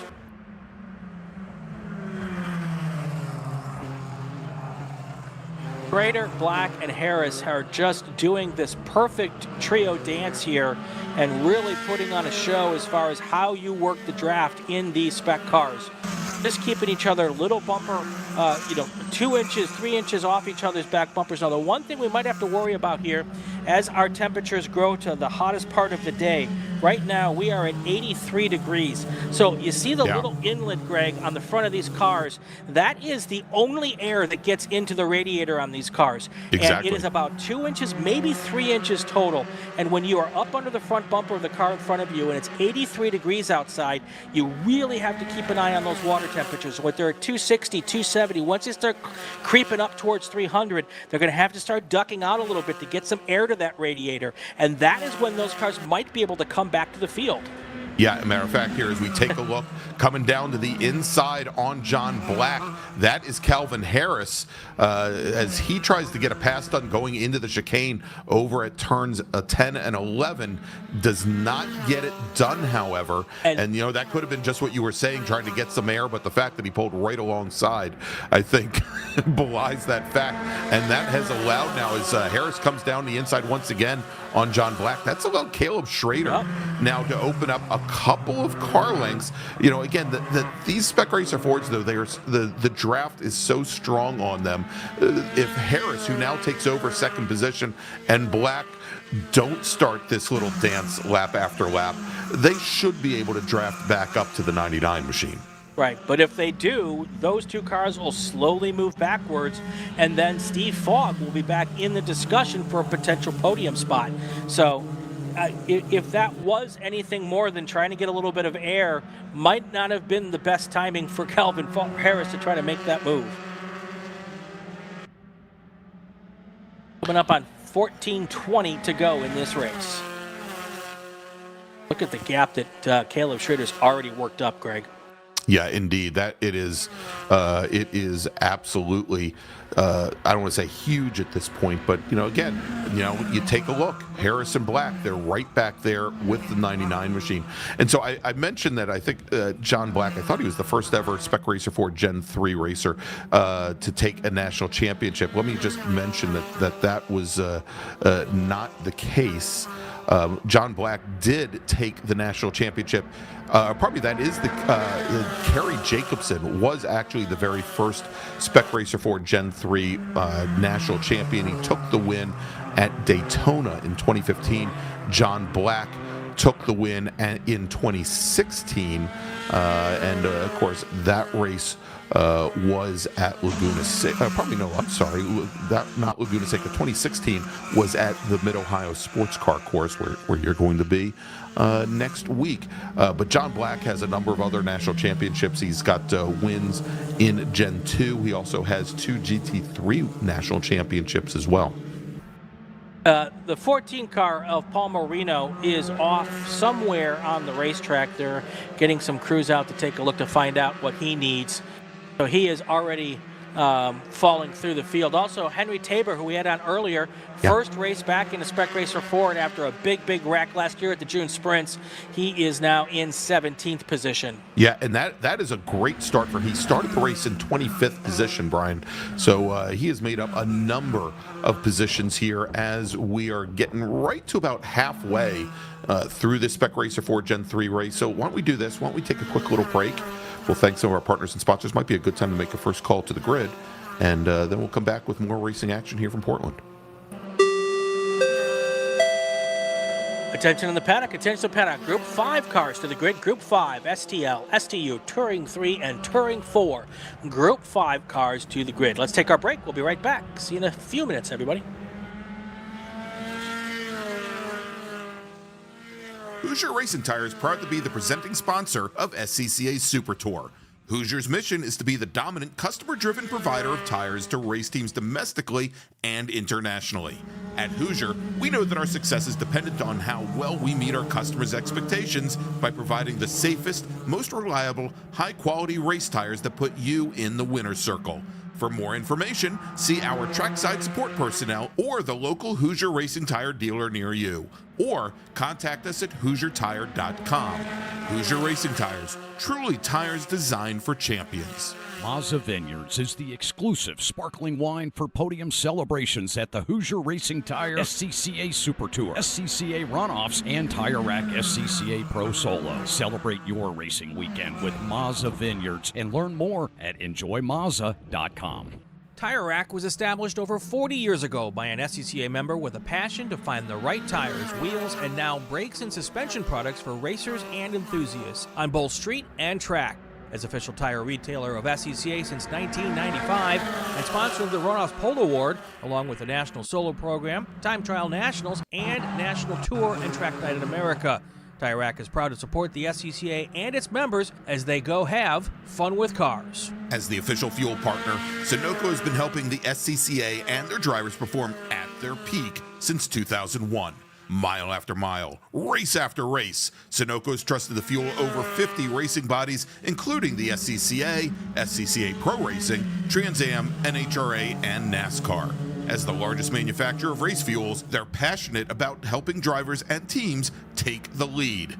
To find race gas near you, visit SunocoRacefuels.com or call Sunoco at 800-RACE-GAS. Bravo Trailers is the exclusive trailer partner of the SCCA. Owned by longtime SCCA racers, Bravo Trailers work better, load easier, and tow better because we build them with racers in mind. Visit BravoTrailers.com to see your new trailer in aluminum or steel. If you like what you see today, become part of the action by joining the Sports Car Club of America. Whether you want to drive, flag, organize, officiate, have fun with cars, or meet 65,000 enthusiast friends, SCCA offers plenty to feed your motorsports obsession. Ask someone trackside about how to get involved or visit SCCA.com for more information.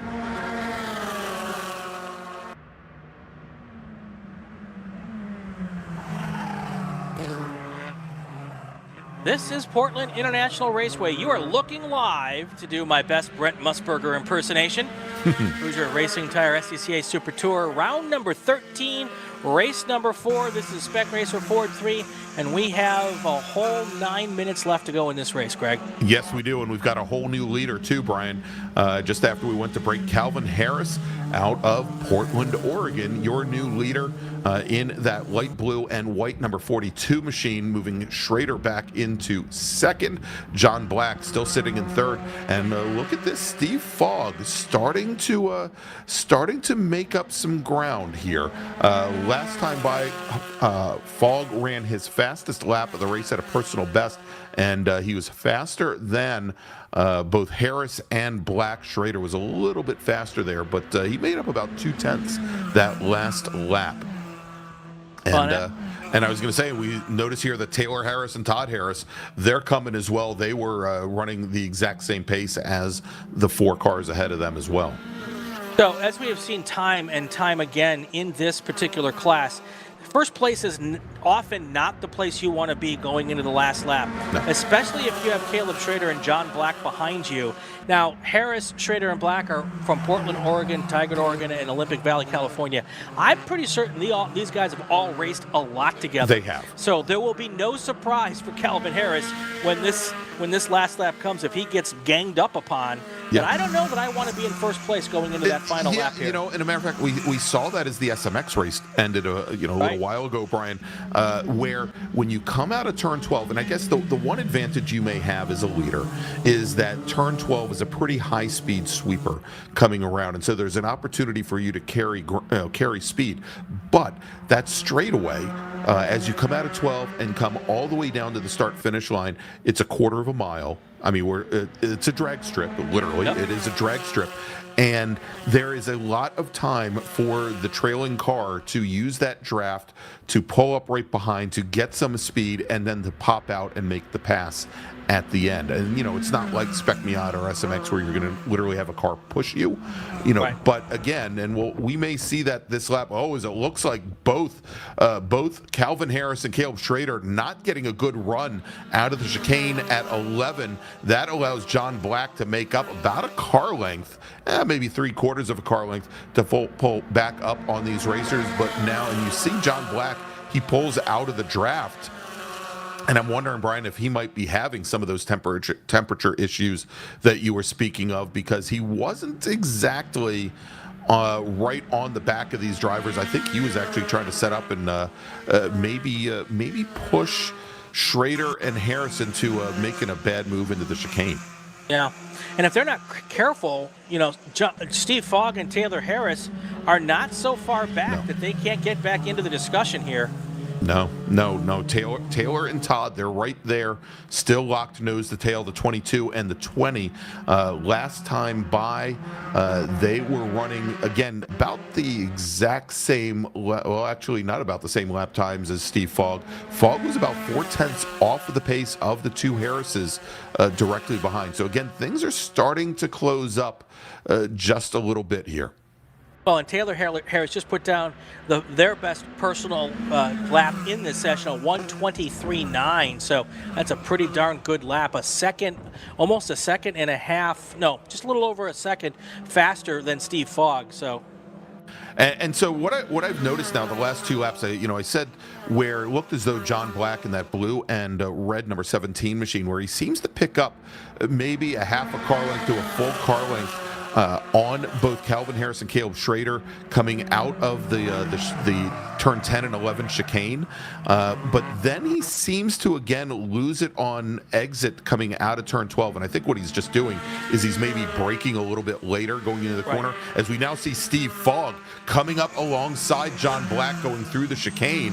And with Black having the inside position going into turn 4, he is able to hold off Steve Fogg for the moment, but that has allowed the Harrises, Taylor and Todd, who just set fast lap of the race for anybody here in the group.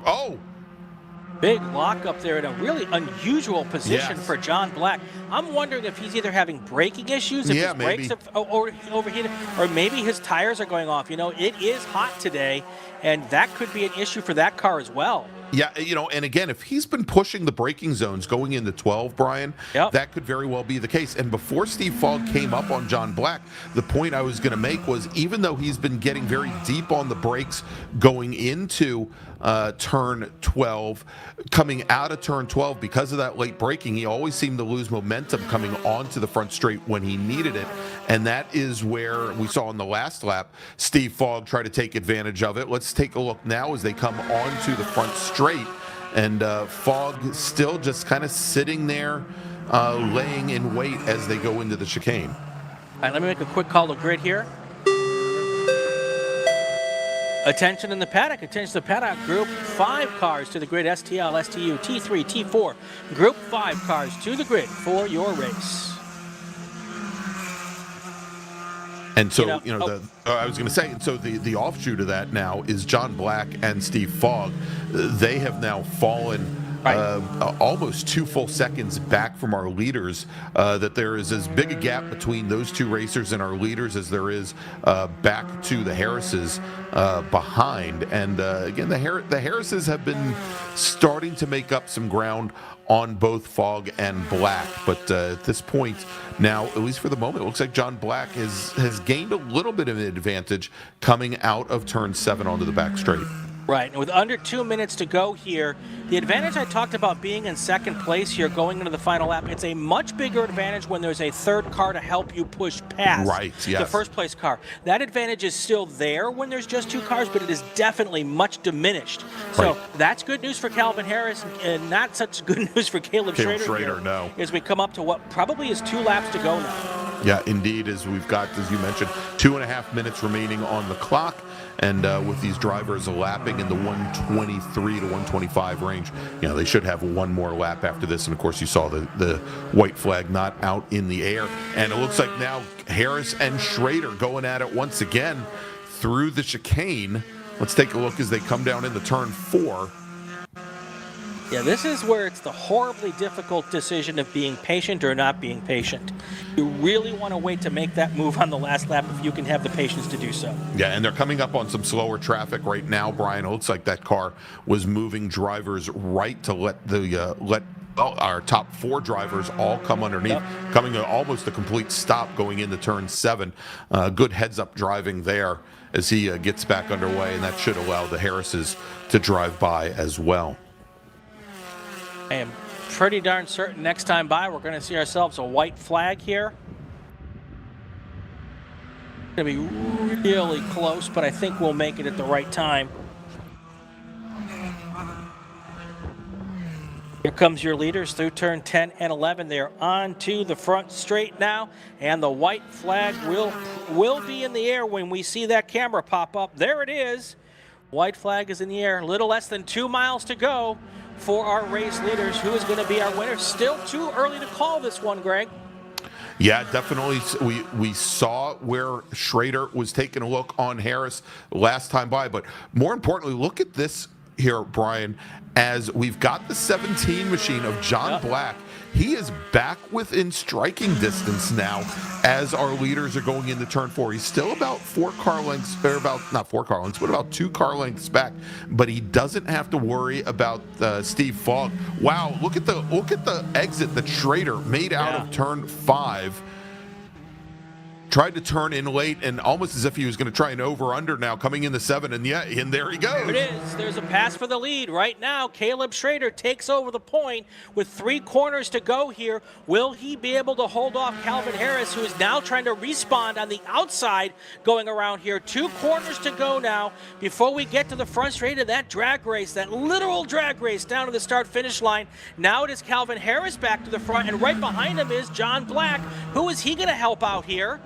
Whoever he can help out to get to first place himself, that's who he's going to help out. Here they come through 11 onto the front straight for the final time. In front right now is Calvin Harris. Right behind him is Caleb Schrader. Behind him, John Black as they come down to the line. Who's going to pop out? Who is it going to be at the line this time by?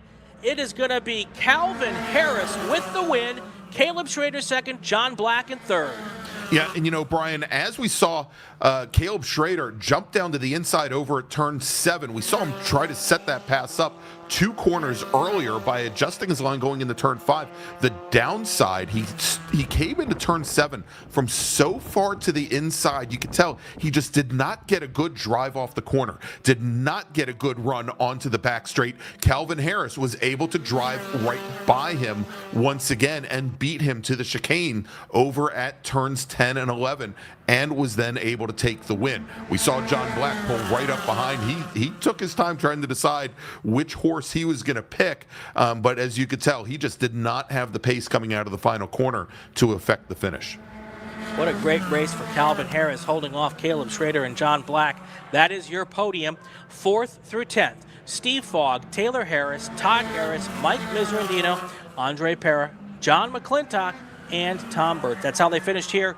Group number 4, race number 4. Coming up next is race number 5. We'll do a call to grid, then we'll take a short break. Attention in the paddock, attention to the paddock. Group 5, STL, STU, Touring 3 and Touring 4 to the grid for your race. Group 5 to the grid. We'll be right back. Stay with us, everyone.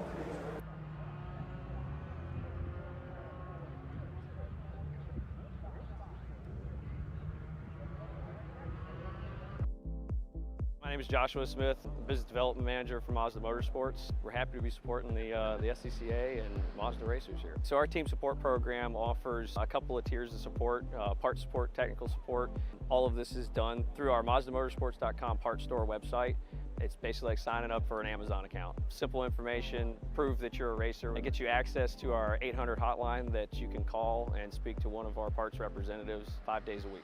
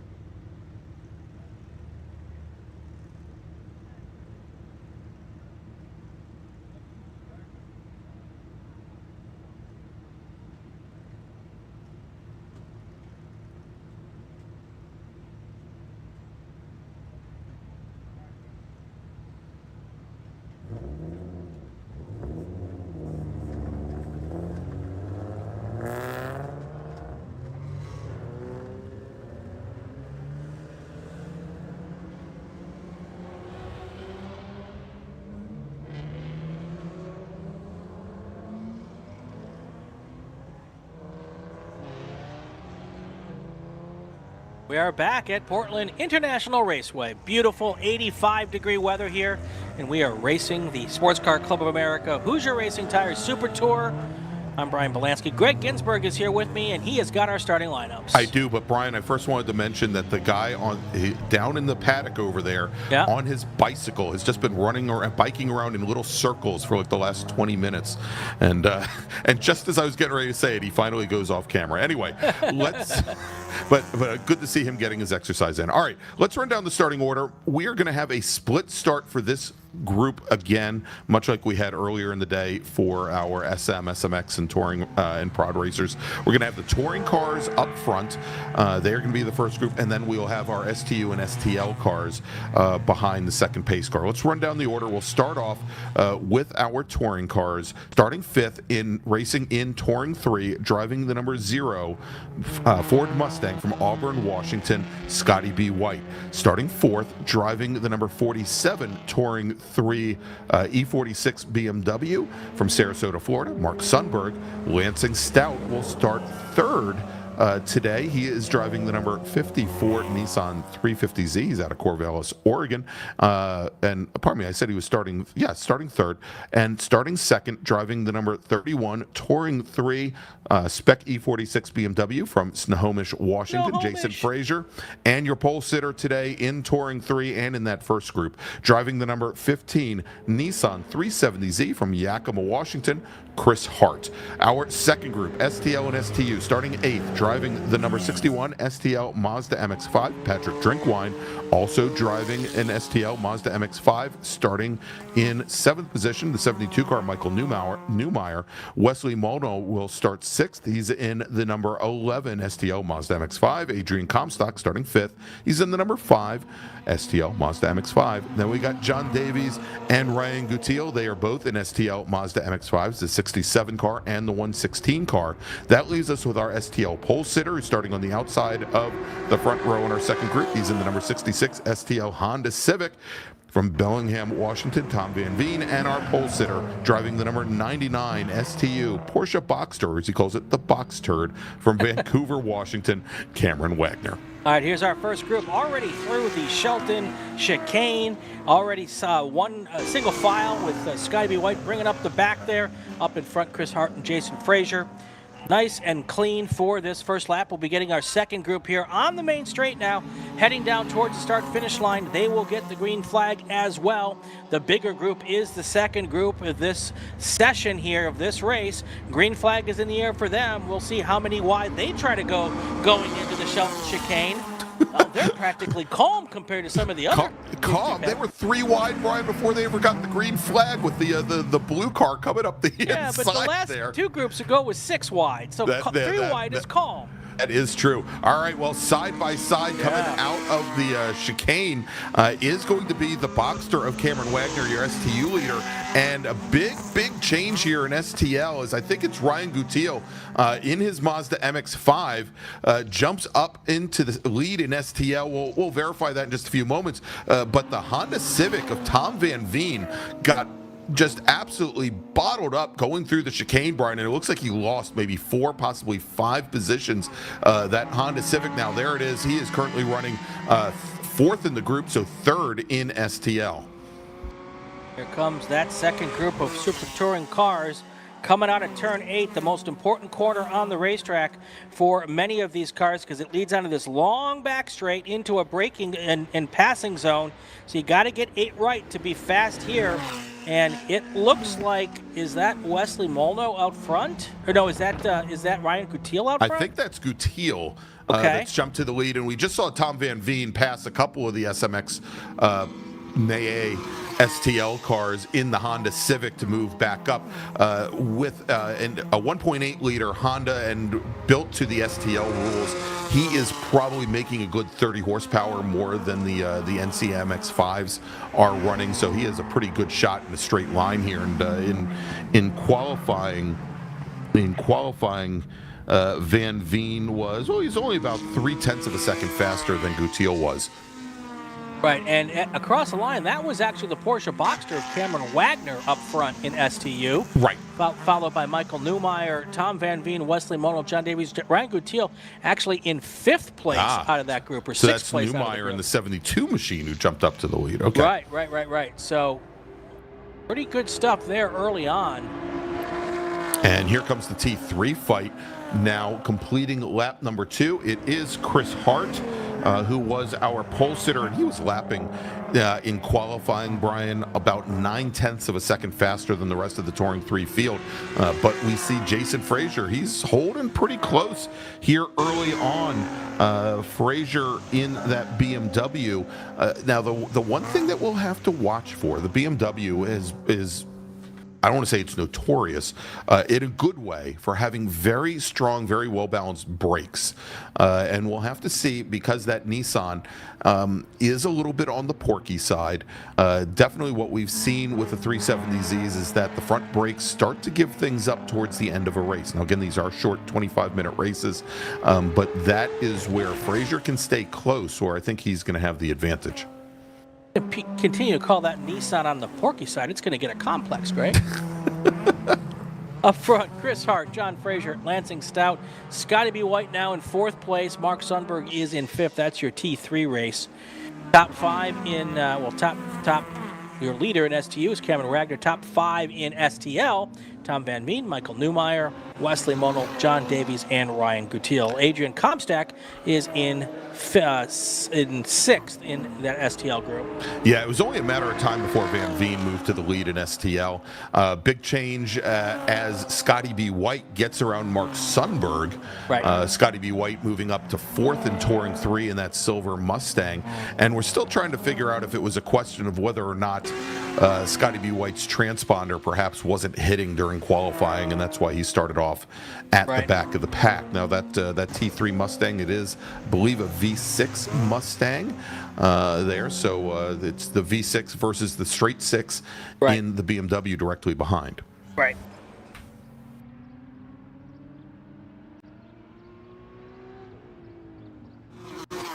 Going up on 20 minutes to go here. Now we are squarely in the heat of the day, so these cars are in a very different position temperature-wise than they were when they were out qualifying this morning. Probably a good 10, 12 degrees warmer than what we had then. So sometimes when you've got that temperature change, Greg, it's a bit of a crapshoot on the setup, how to make it work. Yeah, well, I think what we're seeing and what we're seeing here is pretty much a redo of the SMX race earlier today, as Van Veen and his Civic has just pretty much left the rest of the STL field. But Mono, Newmeyer, and Gutiel, 1, 2, 3, but Davies and Comstock, they're right there between all 4 of the NC Miatas. Brian, we've got, it appears to be about 1/10 of a second. It's about 1 second from the front to the back of that pack. And that's because the last car is trailing behind Adrian Comstock, or probably Patrick Drinkwine is quite a bit back from there. Otherwise, it would be just about 8/10 of a second separating them all. All right, comment of the day in the chat up to this point, down 465. Does this Nissan make me look fat? That's good stuff. All right, here comes ours. And the answer is I would not say anything about her weight. That's exactly. all. You look great in that dress, honey. That's right. All right, that's Tom Van Veen and that Civic hatchback there. This is coming out and now towards the front start-finish line. Look at the gap there. It's probably a good 10, 12 car lengths between Van Veen and now Wesley Moldo, who has gone through the top of that field there. It should be no surprise to anybody who watches our Cal Club live streams. Wesley Moldo, one of the best drivers on the West Coast in these Mazda Miatas. So he has moved himself to the point there. Ryan Gutiel also moving himself towards the front in his MX-5, another one of our West Coast Miata hot shoes. So these guys know how to get these cars around a racetrack, and they're starting to show it here as we get a little deeper into this race. Yeah, and Brian, it was a was a nice defensive move there by Michael Newmeyer in the 72 machine. Newmeyer having, again, after the chicane on the first lap, jumped out to an early lead. He had Ryan Gutiel in the 116 car try to slide right underneath him going down into the chicane, and Newmeyer just kept inching over and inching over and inching over to the point where Gutiel thought it wasn't worth his while to try and make that move and just kind of backed out of it. But what it also did is it brought John Davies and Adrian Comstock right up to the back bumper of Gutiel. So now he's got to worry about what's behind him, where he didn't necessarily have to do that a lap before.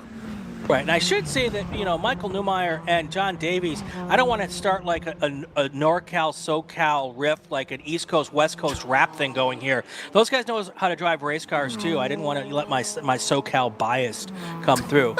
These guys are good race car drivers as well, so... Well, and we see now where Gutiel jumps to the inside, coming right out of turn 12, and pulls right alongside Newmeyer. And Gutiel now, he's got a couple inches on Newmeyer as they go into the chicane, and now he goes and cements third place. Yeah, wow. I mean, it gets so close there, and that curbing is so high, Brian. Yeah, a little drifting action going there. That was that. I think that was John Davies coming through there in his 67 car, right there. And the white 67 right behind Newmeyer, and the rear end even coming through turn 4 is starting to look very, very loose. Speaking of loose, we could see it. At least one driver there just went through the gravel trap at the chicane. In our other group, we'll check back in on them in just a moment. But you can see where now, as Gutiel has gotten around Newmeyer, where both Newmeyer and Davies have slowed up considerably, as I think they probably were running a little bit stronger pace at the outset of this race than they had maybe anticipated, and have now started to fall off a little bit. Not to let our T3 field off the hook here. Jason Frazier, Chris Hart, Lansing Stout, not any changes up there in the top 3. But Mark Sundberg has gotten around Scotty B. White again to retake 4th place. And Scotty B. White starting to fall back through the field a little bit. I'm not quite sure if he's had an issue. Yeah, and after my joke about the weights of the Nissans, maybe I should say something about the Mustang. No, I mean we've seen this from that particular chassis. Wow, and look at this side by side now going into the chicane, and I believe this is Sundberg and Stout, I believe. No, I think that is Chris Hart trying to fight back into the lead. Yeah, Frazier. Because Frazier briefly took over the lead, and I think that is Chris Hart trying to fight back. No, and here we go. He's in good position now, side by side with the blue number 31 as they come down into the chicane. Definitely going to have the better position there. Yeah. Yep, there you go. And there is Chris Hart retaking the lead here. We'll see if he can hold on. The moment, the answer is yes, but there's still 14 and a half minutes to go in this race. A lot could happen. And so interesting in the chat, down 465, he says he adores NC Miatas, but the boosted Civic has checked out. Hate to tell you this, but the Civic is not boosted. The Civic is naturally aspirated, a 1.8 liter in the car, B16 in STL. You don't find yourself forced induction. You'd have to move up to STU in order to get it. So that dust you spoke about earlier in turn 2 that we saw in the distance, I can tell you who that is. Oh my, yes. Scotty B. White is going to have to come in on the hook at the end of the session. It sounds like either something broke to put him in the gravel or something broke after he got in the gravel. So yeah, and I was going to say, Brian, that we've noticed when he has had that car out that it has had some issues with longevity and being able to make it an entire race distance. I look back, I know we had some issues with that car at Road Atlanta earlier in the season as well. And we'll see. I know he's talked about moving and changing to some different chassis. I know he hasn't been exactly enamored with the Viper this year either that he ran earlier today. All right, so here's the running order now in T3. Hart, Sundberg, and Stout, your top 3. And then you've got Cameron Wagner also in 5th place overall. You know what? I missed the number 1 guy because I was scrolled down too far on my. So it's Frazier, Hart, Sundberg, and Stout, your top 4 in T3. Then you've got Cameron Wagner and STU, and then your STL cars of Tom Van Veen, Wesley Molno, Ryan Gutiel, John Davies, and Adrian Comstock. That's your top 5 at the halfway point. Let's do a call to grid, and we'll take our break and then come back and take you all the way to the checkered flag. Attention in the paddock, attention to the paddock. Group 6, our last race of the day, to the grid. Formula V, Formula F, Formula 600. Group 6 to the grid for your race. We'll take our break and we'll be right back. This is the Hoosier Racing Tire SCCA Super Tour from Portland International Raceway. Stay with us, everyone. For over 25 years, championship-winning drivers and teams have demanded Hawk Performance Motorsports brake pads. Now you can have their advanced technology on your daily car, truck, or SUV with Hawk Performance Street products. With the improved HP Plus pad for the hybrid street and track feel, or Super Duty pads for tow vehicles, their all-new ER brake pad designed to take on even the longest race, and their all-new high-performance brake fluid. Hawk has all your braking needs covered. Visit hawkperformance.com and like them on Facebook or Instagram to learn more about the Hawk Performance Advantage. Hawk Performance, what's stopping you? Tire Rack was established over 40 years ago by an SCCA member with a passion to find the right tires, wheels, and now brakes and suspension products for racers and enthusiasts on both street and track. As official tire retailer of SCCA since 1995 and sponsor the Runoffs Pole Award, along with the National Solo Program, Time Trials Nationals and National Tour, and Track Night in America, Tire Rack is proud to support the SCCA and its members as they go have fun with cars. Mazza Vineyards is the exclusive sparkling wine for podium celebrations at the Hoosier Racing Tire SCCA Super Tour, SCCA Runoffs, and Tire Rack SCCA Pro Solo. Celebrate your racing weekend with Mazza Vineyards and learn more at enjoymazza.com. Get more bang for your buck at summitracing.com. Choose from millions of in-stock parts from over 1,500 name brands. Parts for racing, street performance, trucks, plus tools, accessories, and more. Shop anytime, anywhere with the Summit Racing app. Hoosier Racing Tire is proud to be the presenting sponsor of SCCA Super Tour. Hoosier's mission is to be the dominant customer-driven provider of tires to race teams domestically and internationally. At Hoosier, we know that our success is dependent on how well we meet our customers' expectations by providing the safest, most reliable, high-quality race tires that put you in the winner's circle. For more information, see our trackside support personnel or the local Hoosier Racing Tire dealer near you, or contact us at HoosierTire.com. Hoosier Racing Tires, truly tires designed for champions.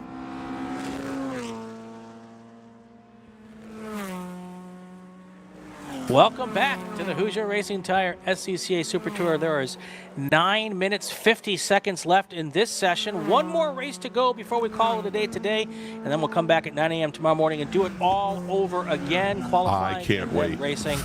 And tomorrow's supposed to be at 10 degrees cooler, and I am looking forward to that. Oh, yes. Yes. The question is, will it be 10% less humid when you're out there? Yeah, humidity's not been bad this weekend, I will say that. Look at all the junk. And we've got a driver running wide coming out of turn number 11, taking a good ride through the grass there. That is, I think that was one of our SMX machines. Gathers it back up. Luckily, there's a lot of runoff out there, drivers, right before you get to the wall. When we get back to the camera, I want to sit on that for a second. There's a couple things I want to point out. But here's our group here coming down the main straightaway here. This is our, look at that little battle. That's a nice little battle, though, Greg. Yeah, that is Gutiel, Davies, and Molno, Brian. That is the battle for second right now in STL.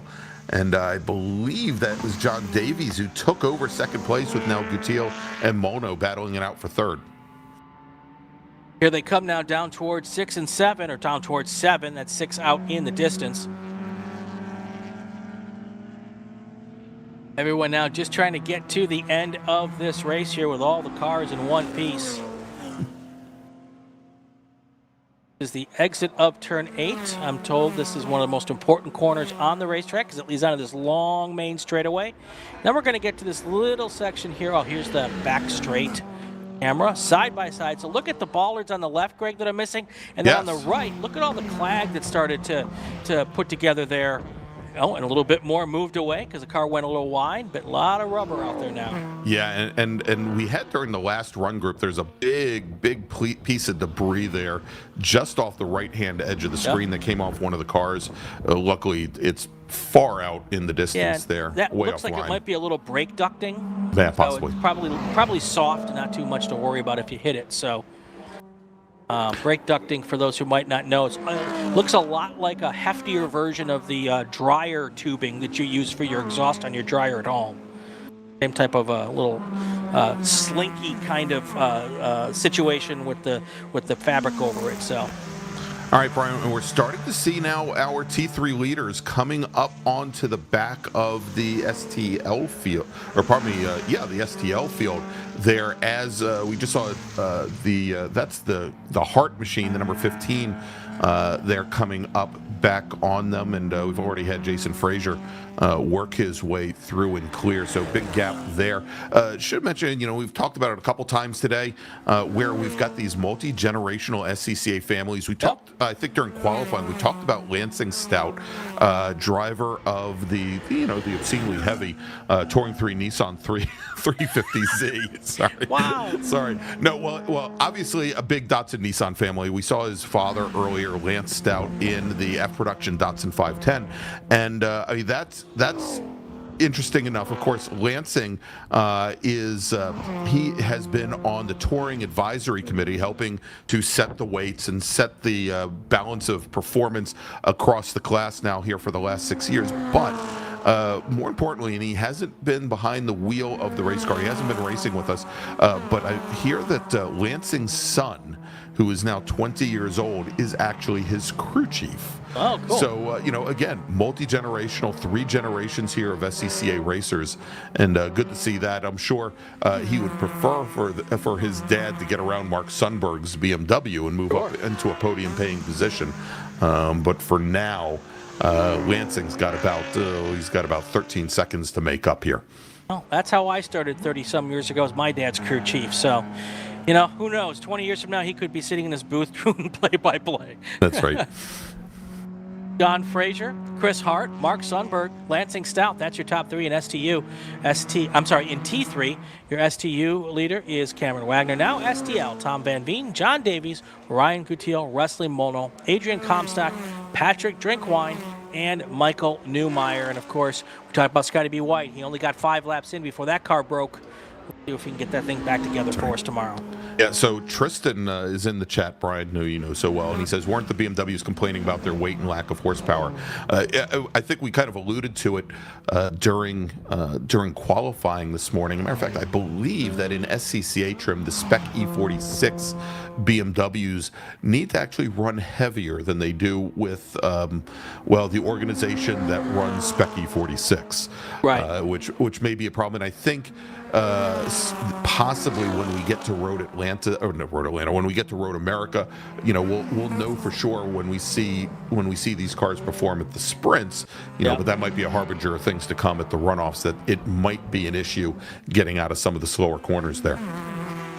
Look at that gaggle of Miatas come through there. I'm telling you, it's just a redux of what we saw early on in the STL race. Of course, we now have our second place runner, that was Chris Hart in the 15 machine, moving directly between a bunch of those cars that are all battling it out for second in STL. And we have there John Davies in the 67, Gutiel in that blue 116, Wes Molno, and sitting right there with all of them was the Nissan. Now he's going to probably be able to make his way clear coming down the back straight out of 8. Right. And those 4 cars, you could cover them with a blanket, so that could make for a very, very interesting finish here. 3 minutes and 45 seconds to go. Let me make one more call to grid here. Attention in the paddock, attention to the paddock. Group 6 cars to the grid. Formula V, Formula F, Formula 600. Group 6 cars to the grid.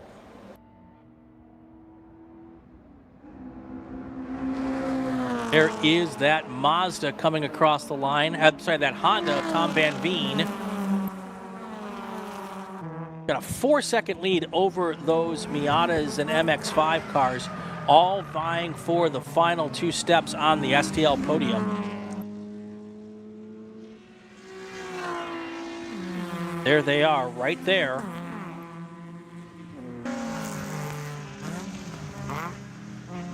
Oh, and there it looks like a pass for 4th place. That looks, is that Patrick Drinkwine coming around Adrian Comstock? I was going to say, I think that would be for 5th if it were, but I don't think so. Well, actually, yeah. You know what? As they come through, no, I think that is actually Comstock I'll and tell you, Mono. that was. Oof. That was really, really dicey there. I don't know if they didn't see that other car or, man, that was really, really close. That's probably one of the closest near crashes I've seen all weekend here. Yeah, and so, Brian, that would have been, it was Mono and Comstock. Drinkwine is considerably further back from that group right there. That's what when I looked at the timing board here, I'm like, okay, no, that's certainly not Drinkwine.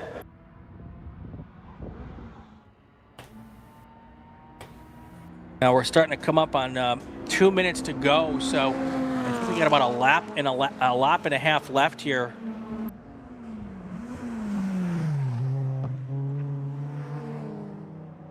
Depends on when our leader comes across the line here, how this is going to play out.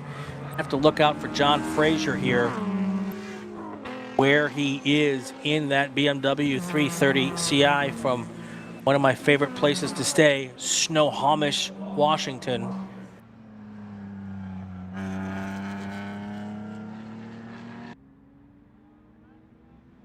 Where are they? Is that him right there?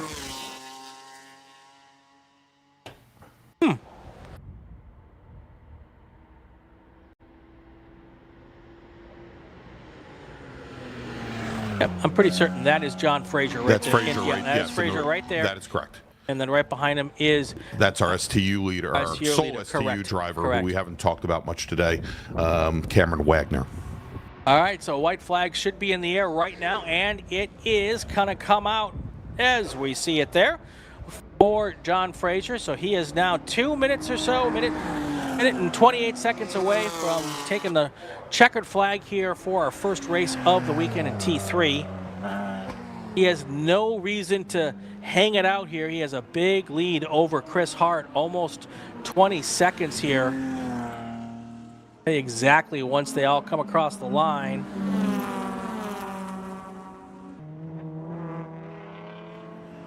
Yeah, for some reason that didn't trip the line the way I thought it was. Anyway, Jason Fraser is going to bring it around here for the final time to take the win here.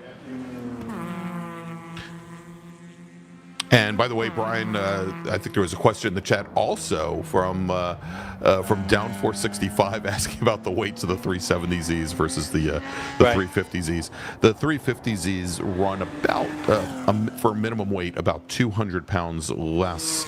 About 200 pounds less. It's 34.98. Let's just call it a clean 3,500 for the 350Zs, and 36.96 for the 370Zs. Okay. Gregg with the 411 for us here. Our leader now onto the front straight for the final time. Here he comes. Checkered flag should come into the air any moment, and there it is. Jason Fraser is going to take the win here in his BMW 330 Ci. Coming across the line, about 15 seconds back, should be Chris Hart in second place. And then Mark Sundberg will wait for him as well, but that's how it looks like it's going to play out here. That's right, there's Hart across the line. Sundberg shouldn't be far behind. There they are, there's your top three. Your STU winner is going to be Cameron Wagner. Now we just got to wait to see how it all plays out in this STL field. Tom Van Veen will be very likely the winner in that Honda. Yeah, and the race will be on for second place. Yeah, and I believe Van Veen is the second red car now coming down the front straight. That is exactly. No, that is that's one of the Mazdas. Yeah. I think Van Veen had already taken the checkered flag. Here, Brian, based on the number of laps completed. Right. So, all right. So let's go by the provisional results here. Your winner in STU, Tom Van Veen. Second place, John Davies. Third place, Ryan Coutil. Then Wesley Molno, Adrian Comstock, Patrick Drinkwine, and Michael Newmeyer. That's how it ends here for race number 5. Race 6 is still ahead. Our final race of the day, everybody. Don't go anywhere. We will be back with that in just a minute. One more call to the grid before we take our break. Attention in the paddock, attention to the paddock. Group 6 cars, Formula V, Formula F, Formula 600 to the grid. Group 6 to the grid.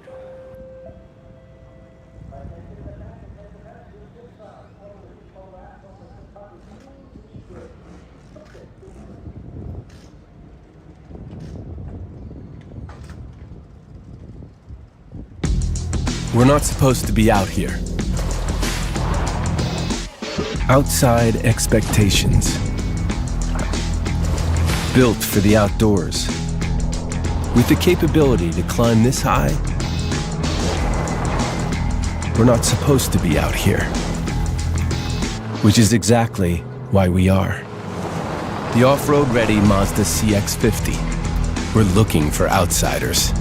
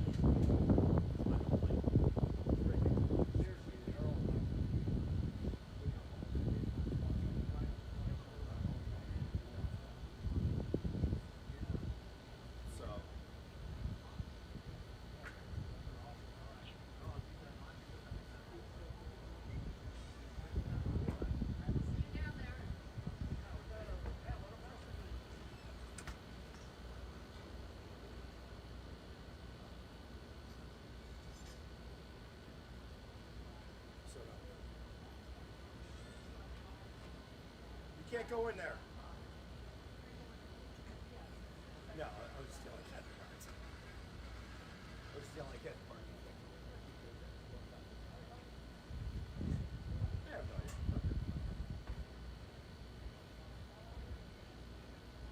We haven't decided yet. Oh, that's not an S, but you know.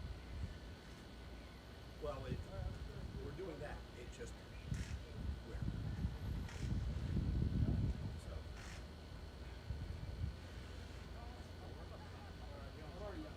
All right. I finished my exam, my last exam. Hey, what's up here?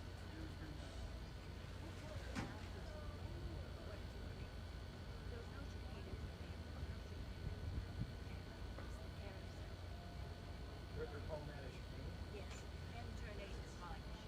Oh, yeah. I'll talk to Brian. Okay, yeah, just standing up, listening to it. Yeah, yeah, there is a should be, but it's right. The back, turn before the back straight, and then I'll talk to become a Brian. carousel. I'll talk to Brian tonight. Okay. Thanks, Thank Gail. you.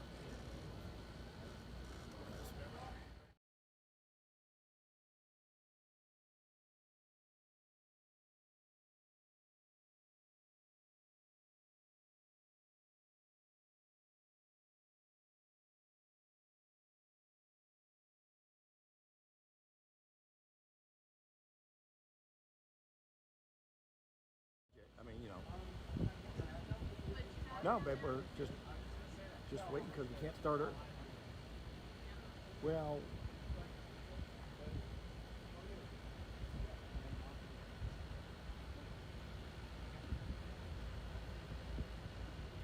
Oh, no, not if it's going to be windy out.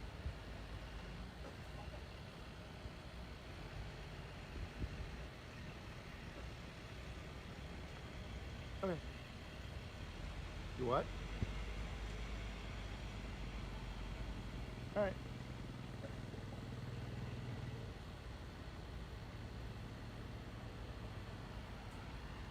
All right, I'll try and call him a little bit. Yeah. All right, here, so here, let me do this.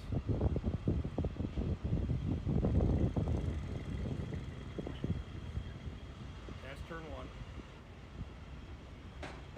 That's one. I'm FaceTiming you. That's turn 1, 2, 3 over there. It goes all the way to 7. I did it. Now what?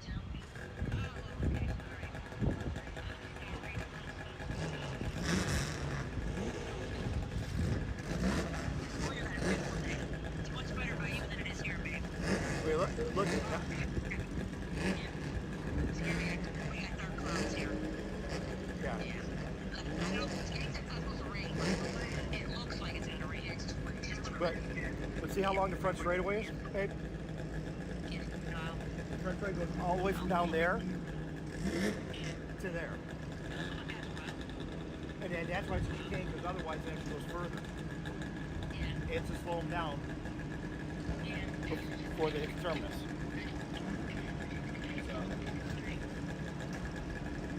So anyways, no.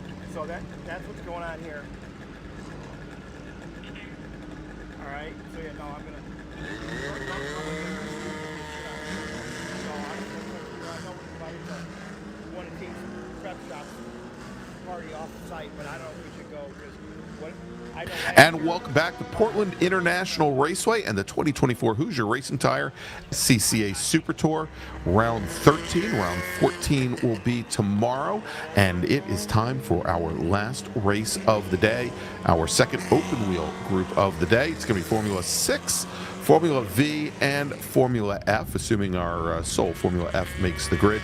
Let's run down the starting order. We had 9 drivers go out for qualifying earlier today. Starting 9th on the grid, driving the number 78 Formula V Crusader, it's Aaron Robbins from Surrey, British Columbia. Then we've got starting 8th, driving the number 37 Formula F Crossley, From Welch's, Oregon, that is Patrick Tretico, starting 7th, driving the number 111 Formula V. That is the Tsunami from Burnaby, British Columbia, Tony Baldassari, starting 6th, driving the number 87 Formula V Hayes Mystery, and we'll talk about that in a little bit. From Chilliwack, British Columbia, Andrew Maudsley, starting 5th, driving the number 4 Formula V Protoform from Bellevue, Washington, Robert Posner. Marjorie Lundberg is driving her Caracal. She's from Beaverton, Oregon. She starts 4th in the number 24 car.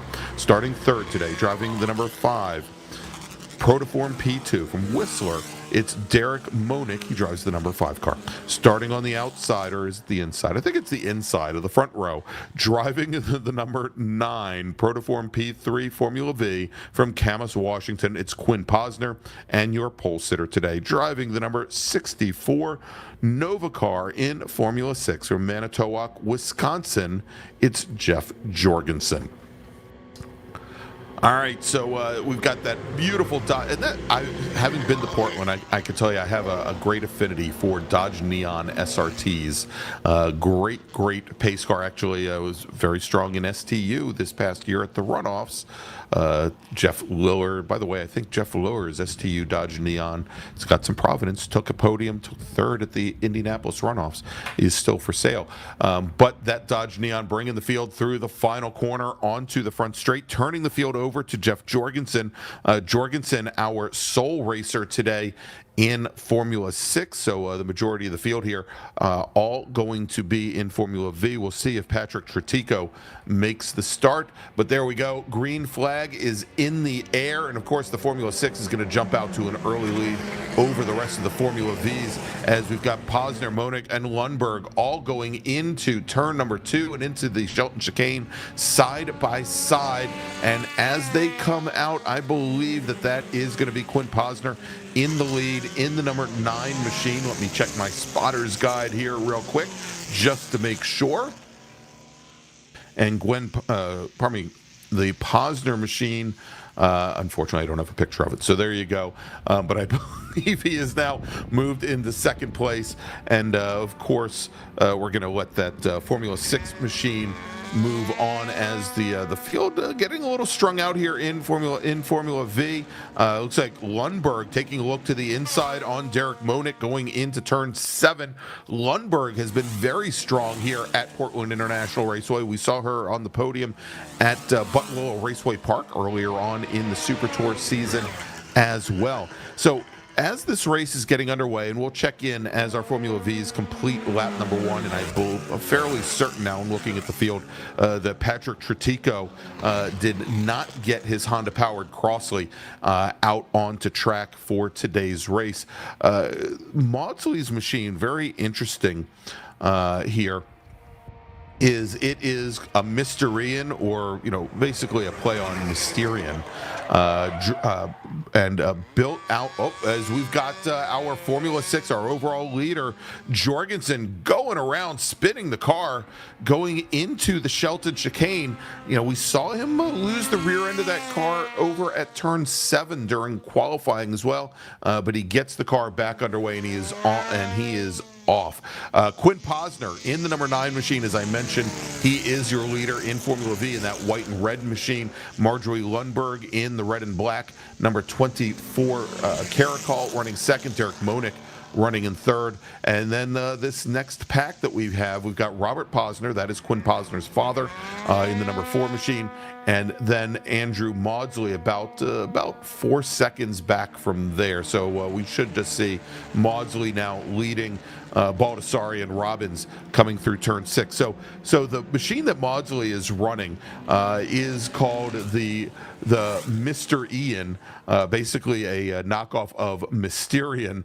Lawrence Hayes, who's based out of Spokane, Washington, has built as good a copy of the Mysterian as he can. And I'm sure it has been helped quite a bit by Maudsley, who used to be a VW parts guy, now a firefighter out in British Columbia. We'll see if Maudsley's able to move through, but nice little spat there, nice little battle going on between Maudsley, Baldassari, and Robbins currently. That is the battle for fifth in Formula V. Now we're good here as the field now making their way down into the Shelton Chicane. We've got 2 laps in the books, and it is now I don't want to call it a 2-car race, but we're starting to see Quinn Posner, Marjorie Lundberg starting to separate themselves out just a little bit from Derek Monick and Robert Posner. Again, Robert being Quinn's father, so he is right in that fight as well.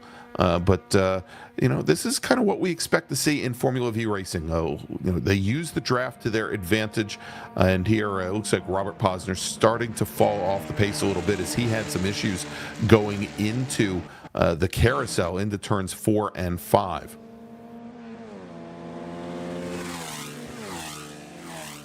But so far, these drivers, I think, just trying to get the car underneath them, try to get some heat in the tires, and we'll see here if they are able to draft up right now about 0.2 of a second, and we have got Lundberg in very close proximity to Quinn Posner. Derek Monick coming out of turn 7 seemed to lose a little bit of pace there. He's starting to get within the outer edges of the draft. We'll see if he can get that black, orange, and white machine back up a little bit closer. But big change here, as I've gotten reports that Jeff Jorgensen, our Formula 600 driver, our sole Formula 600 driver, has taken his car back behind the wall, and his day is now done. So it is Formula V all the time here for our final race of the day, and I guess we are now 7 cars deep here in Formula V. Quinn Posner, your new overall leader, and again, these are 25-minute timed races. But while we've got a little bit of time here on this lap, let's and we've got another car coming down the pit lane now. I believe that may have been, we'll check this out. It's going to be, I believe, Aaron Robbins in the number 78 Crusader has pulled off. But, while we've got a little bit of time, is Posner, Lundberg, and Monick are now making their way down the back straight. Let's quickly take a look at what we've got coming up on tomorrow's schedule. We are going to be on air once again, hopefully without any technical issues, at 9 a.m. Pacific time. That's 12 p.m. Eastern time, if I can do my math correctly. And we're going to lead off the day with qualifying sessions. These are 15-minute qualifying sessions for each of our 6 race groups, and they will help to set the grids for tomorrow's feature races. The grids for the feature races based on the fastest lap times from this morning's qualifying session, today's race, and tomorrow's qualifying sessions. Then we're going to break for lunch, and somewhere just around noontime Pacific, maybe a couple minutes before 3 o'clock Eastern time, we're going to go feature racing, where we have 25 lap or 35-minute races, whichever comes first, for each of our 6 race groups. Quinn Posner, Marjorie Lundberg, Derek Monick, that's your top 3 right now, the ones we're kind of following. Pretty much nose to tail in Formula V style. Yeah, and a little further back now that Aaron Robbins has retired. Looks like still a nice little battle going on. That's Tony Baldassari, the 111 car in that blue and yellow machine. The Tsunami leading Andrew Maudsley out of the Shelton Chicane. That is currently the battle for 5th position. It's not often, other than the runoffs, that we get a Formula V race by themselves, but this is what we've got right now. But I will tell you, Greg, over the course of the Super Tour this year especially, we've had some really great Formula V battles here. Yeah, indeed. So this could prove out to be a really good one. Yeah, and and actually, I look back to the finish at Buttonwillow, where I think it was Marjorie. I think actually it was Quinn Posner and Marjorie Lundberg, if I remember correctly. I'll have to go back and take a look at the finishing order, but I know Marjorie is always in contention both here and also at Buttonwillow, and I'll go back and get the results there from Buttonwillow. I know she was fighting out for the win in one race. And give me a second, I'll get that up.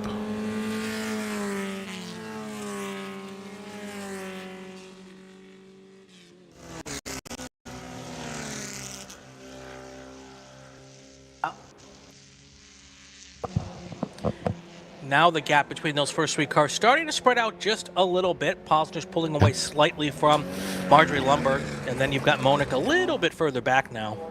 Yeah, and a matter of fact, so I had one of the names right. Actually, Marjorie Lundberg took the win in the feature race at Buttonwillow, Brian, taking the win over. It was the yellow 74, the Glamdring of Mark Edwards. That's right. That finished in second place, and Eric Polson finishing third in that race. And I think the day before, I think the finishing order may have been reversed. But again, Marjorie Lundberg always running very strong here out on the West Coast. Absolutely.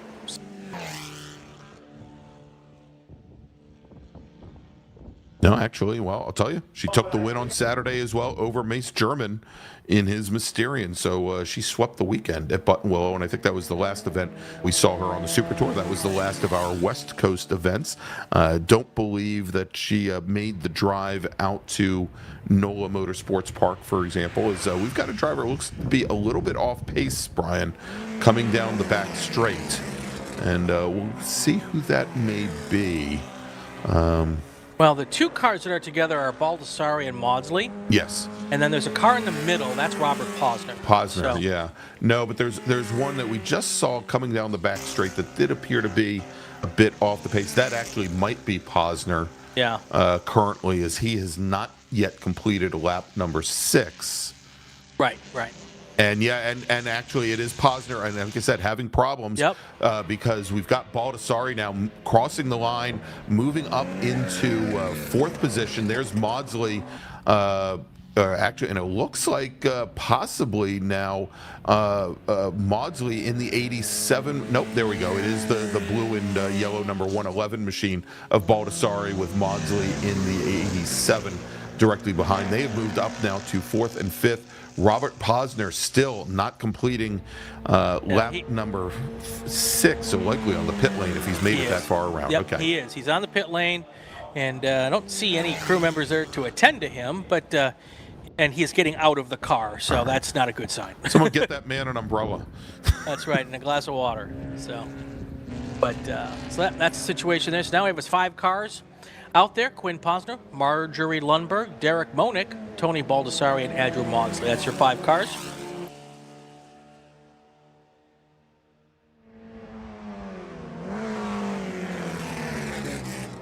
Looks like now Marjorie Lundberg has gotten back to the tailpipe.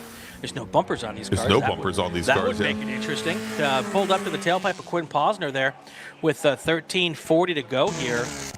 And then Monick is falling back just a bit. Yeah, matter of fact, that last time around, Brian, Monick was almost 2 seconds, actually about a second and a half off of Posner's and Lundberg's pace.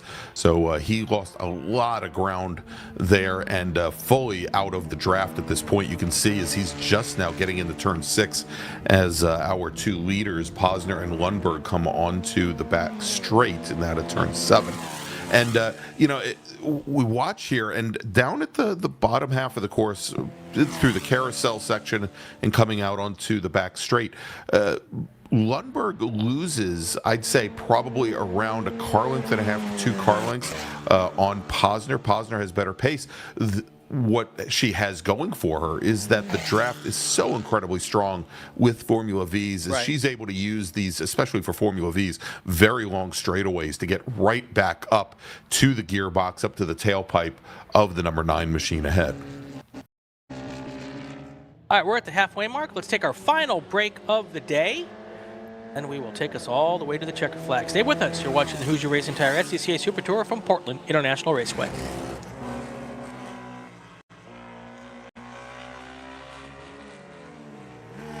Hoosier Racing Tire is proud to be the presenting sponsor of SCCA Super Tour. Hoosier's mission is to be the dominant customer-driven provider of tires to race teams domestically and internationally. At Hoosier, we know that our success is dependent on how well we meet our customers' expectations by providing the safest, most reliable, high-quality race tires that put you in the winner's circle. For more information, see our trackside support personnel or the local Hoosier Racing Tire dealer near you, or contact us at HoosierTire.com. Hoosier Racing Tires, truly tires designed for champions. Hagerty is the official and exclusive insurance partner for SCCA and provides affordable off-track insurance protection for motorsports vehicles while in the paddock, in transit, in storage, and at the shop. Hagerty also provides guaranteed value coverage and even has protection for your trailer. Did you know that SCCA members can save 5% on insurance through Hagerty? Hagerty, let's drive together. Learn more at Hagerty.com. Get more bang for your buck at SummitRacing.com. Choose from millions of in-stock parts from over 1,500 name brands. Parts for racing, street performance, trucks, plus tools, accessories, and more. Shop anytime, anywhere with the Summit Racing app. As the official fuel partner, Sunoco has been helping the SCCA and their drivers perform at their peak since 2001. Mile after mile, race after race, Sunoco has trusted the fuel over 50 racing bodies, including the SCCA, SCCA Pro Racing, Trans Am, NHRA, and NASCAR. As the largest manufacturer of race fuels, they're passionate about helping drivers and teams take the lead. To find race gas near you, visit SunocoRacefuels.com or call Sunoco at 800-RACE-GAS. For over 25 years, championship-winning drivers and teams have demanded Hawk Performance Motorsports brake pads. Now you can have their advanced technology on your daily car, truck, or SUV with Hawk Performance Street products. With the improved HP Plus pad for the hybrid street and track feel, or Super Duty pads for tow vehicles, their all-new ER brake pad designed to take on even the longest race, and their all-new high-performance brake fluid. Hawk has all your braking needs covered. Visit HawkPerformance.com and like them on Facebook or Instagram to learn more about the Hawk Performance Advantage. Hawk Performance, what's stopping you? If you like what you see today, become part of the action by joining the Sports Car Club of America. Whether you want to drive, flag, organize, officiate, have fun with cars, or meet 65,000 enthusiast friends, SCCA has plenty to feed your motorsport obsession. Ask someone trackside how to get involved or visit SCCA.com for more information.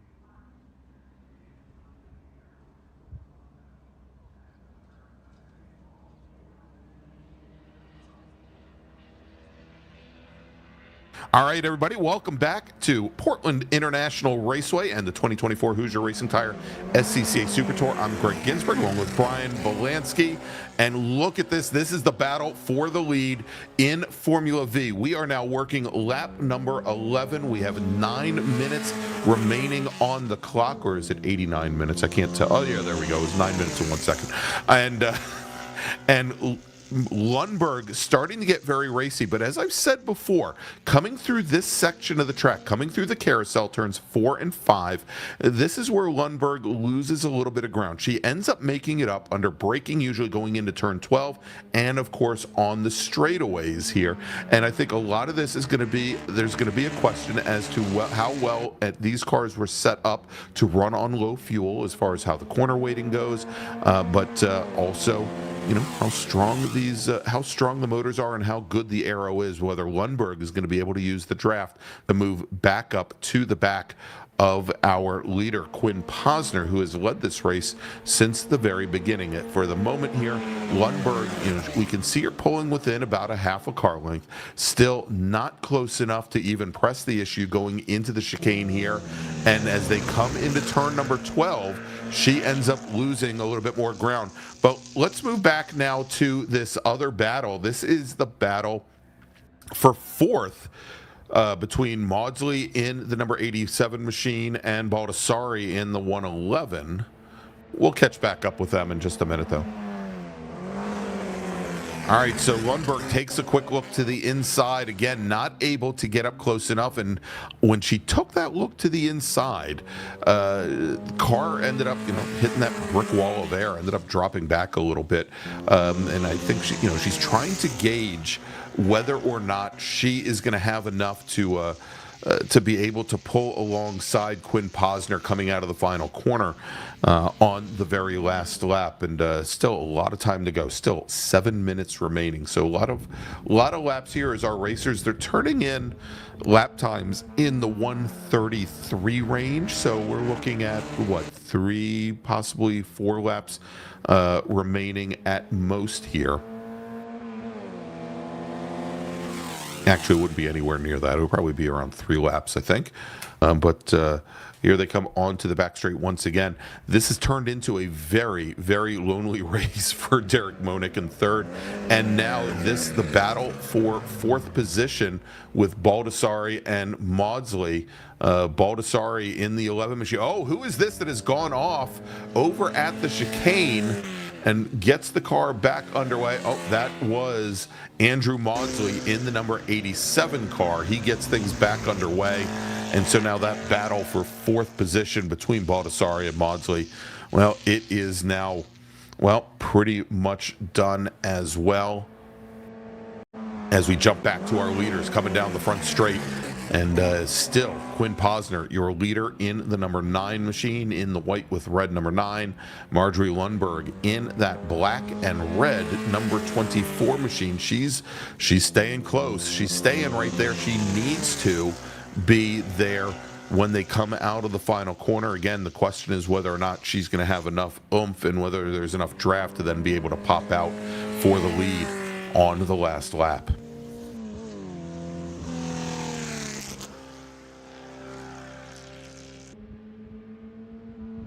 Want to take this time to thank all the wonderful volunteers from many different regions in the area, from the Northwest region, from the Oregon region, that help put these events on. Of course, the SCCA, I say it this week and I say it every week, is a member-driven organization.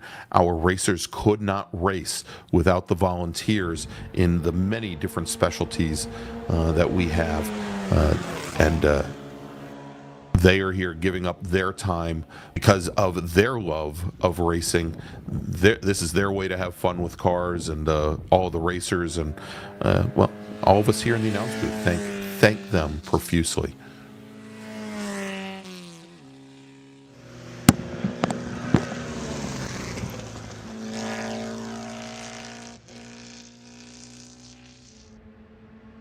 All right, here come our leaders once again, starting now lap number 14. And if it looks like the last 13, if you think it looks like the last 13, I wouldn't argue with you.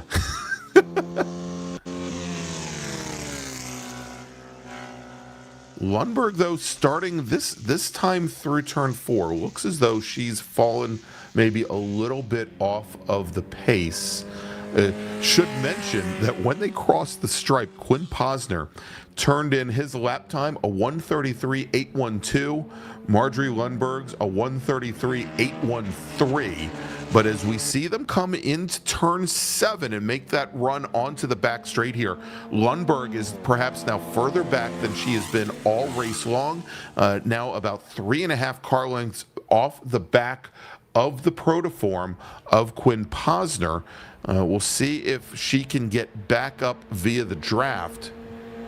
Again, the draft in these Formula V is very strong, and there you go. She gets back to within maybe a car length and a half. I mean, these are small little cars. They look like, little cigars, but they put a big hole in the air, and a lot of that has to do with the layout of the rear suspension. But I suspect that the front suspension, which uses the twist beam front straight out of a Volkswagen Rabbit, or not a Rabbit, pardon me, out of a Volkswagen Beetle, probably puts quite a big hole in the air, and you can see the double beams there that they use. As Lundberg, she does move a little bit closer, Brian.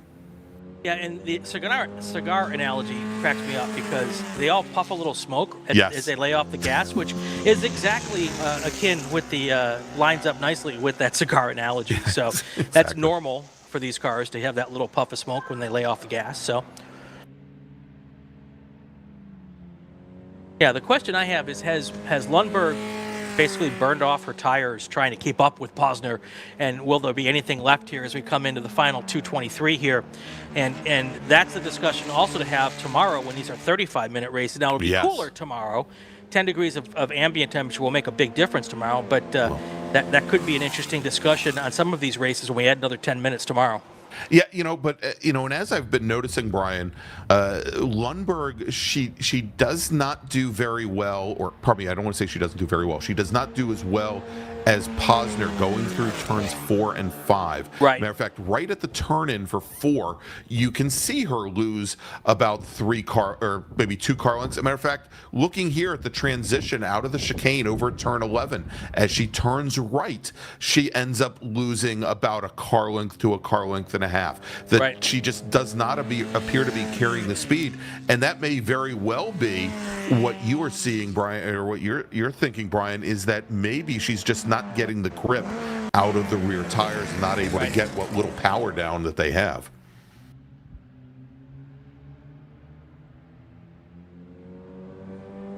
Now that time through, Posner ran a little bit wide coming through the second part of the chicane, and it allowed Lundberg to close back up. As we watch here, you'll see Lundberg goes in about a car length back, and then right at the tail end of that shot, you can see Posner start to open the gap to the point where they get here up to turn 6, and I'll bet we're going to see Posner now with about 3 car lengths on Lundberg, and it's the same as what we've seen the last 3-4 laps or so.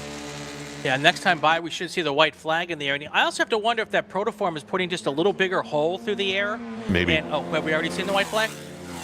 Okay, so we're on our final lap. I wonder if the Protoform's putting just a little bigger hole through the air, which allows her to catch up on the main straight, but just not enough to catch up enough to get around. Yeah, definitely. And so, we saw early on where I think she was testing whether or not she could possibly make the draft work for her and make the pass going into or onto the front straight, as she gets as close as she can coming out of 11 onto 12, heavy on the brakes. They're coming out of turn 12 now, and as they come down the front straight, Brian, I'm going to turn it over to you for the finish. Here they come to the checkered flag. It's in the air, and Quinn Posner is able to hold off Marjorie Lundberg for the win here. At the end of our final race of the day, it's going to be Posner, Lundberg, and very likely Derek Monick when he comes across the line, as he has about to. Almost, maybe. It's a pretty big lead that they had over third place here. Here he comes. Yeah, there's Monick. So, yes, he will come in third. I'm just going to make a wild guess here and say that Tony Baldassari is going to be fourth. Andrew Maudsley will be fifth. Robert Posner dropped out a little earlier, along with Jeff Jorgensen and Aaron Robbins. So that's how it's going to end here, Greg. Yes. The end of our 6 races here. Round 13 of the Hoosier Racing Tower Super Tour is in the books. Well, lucky for us, Brian, it's over.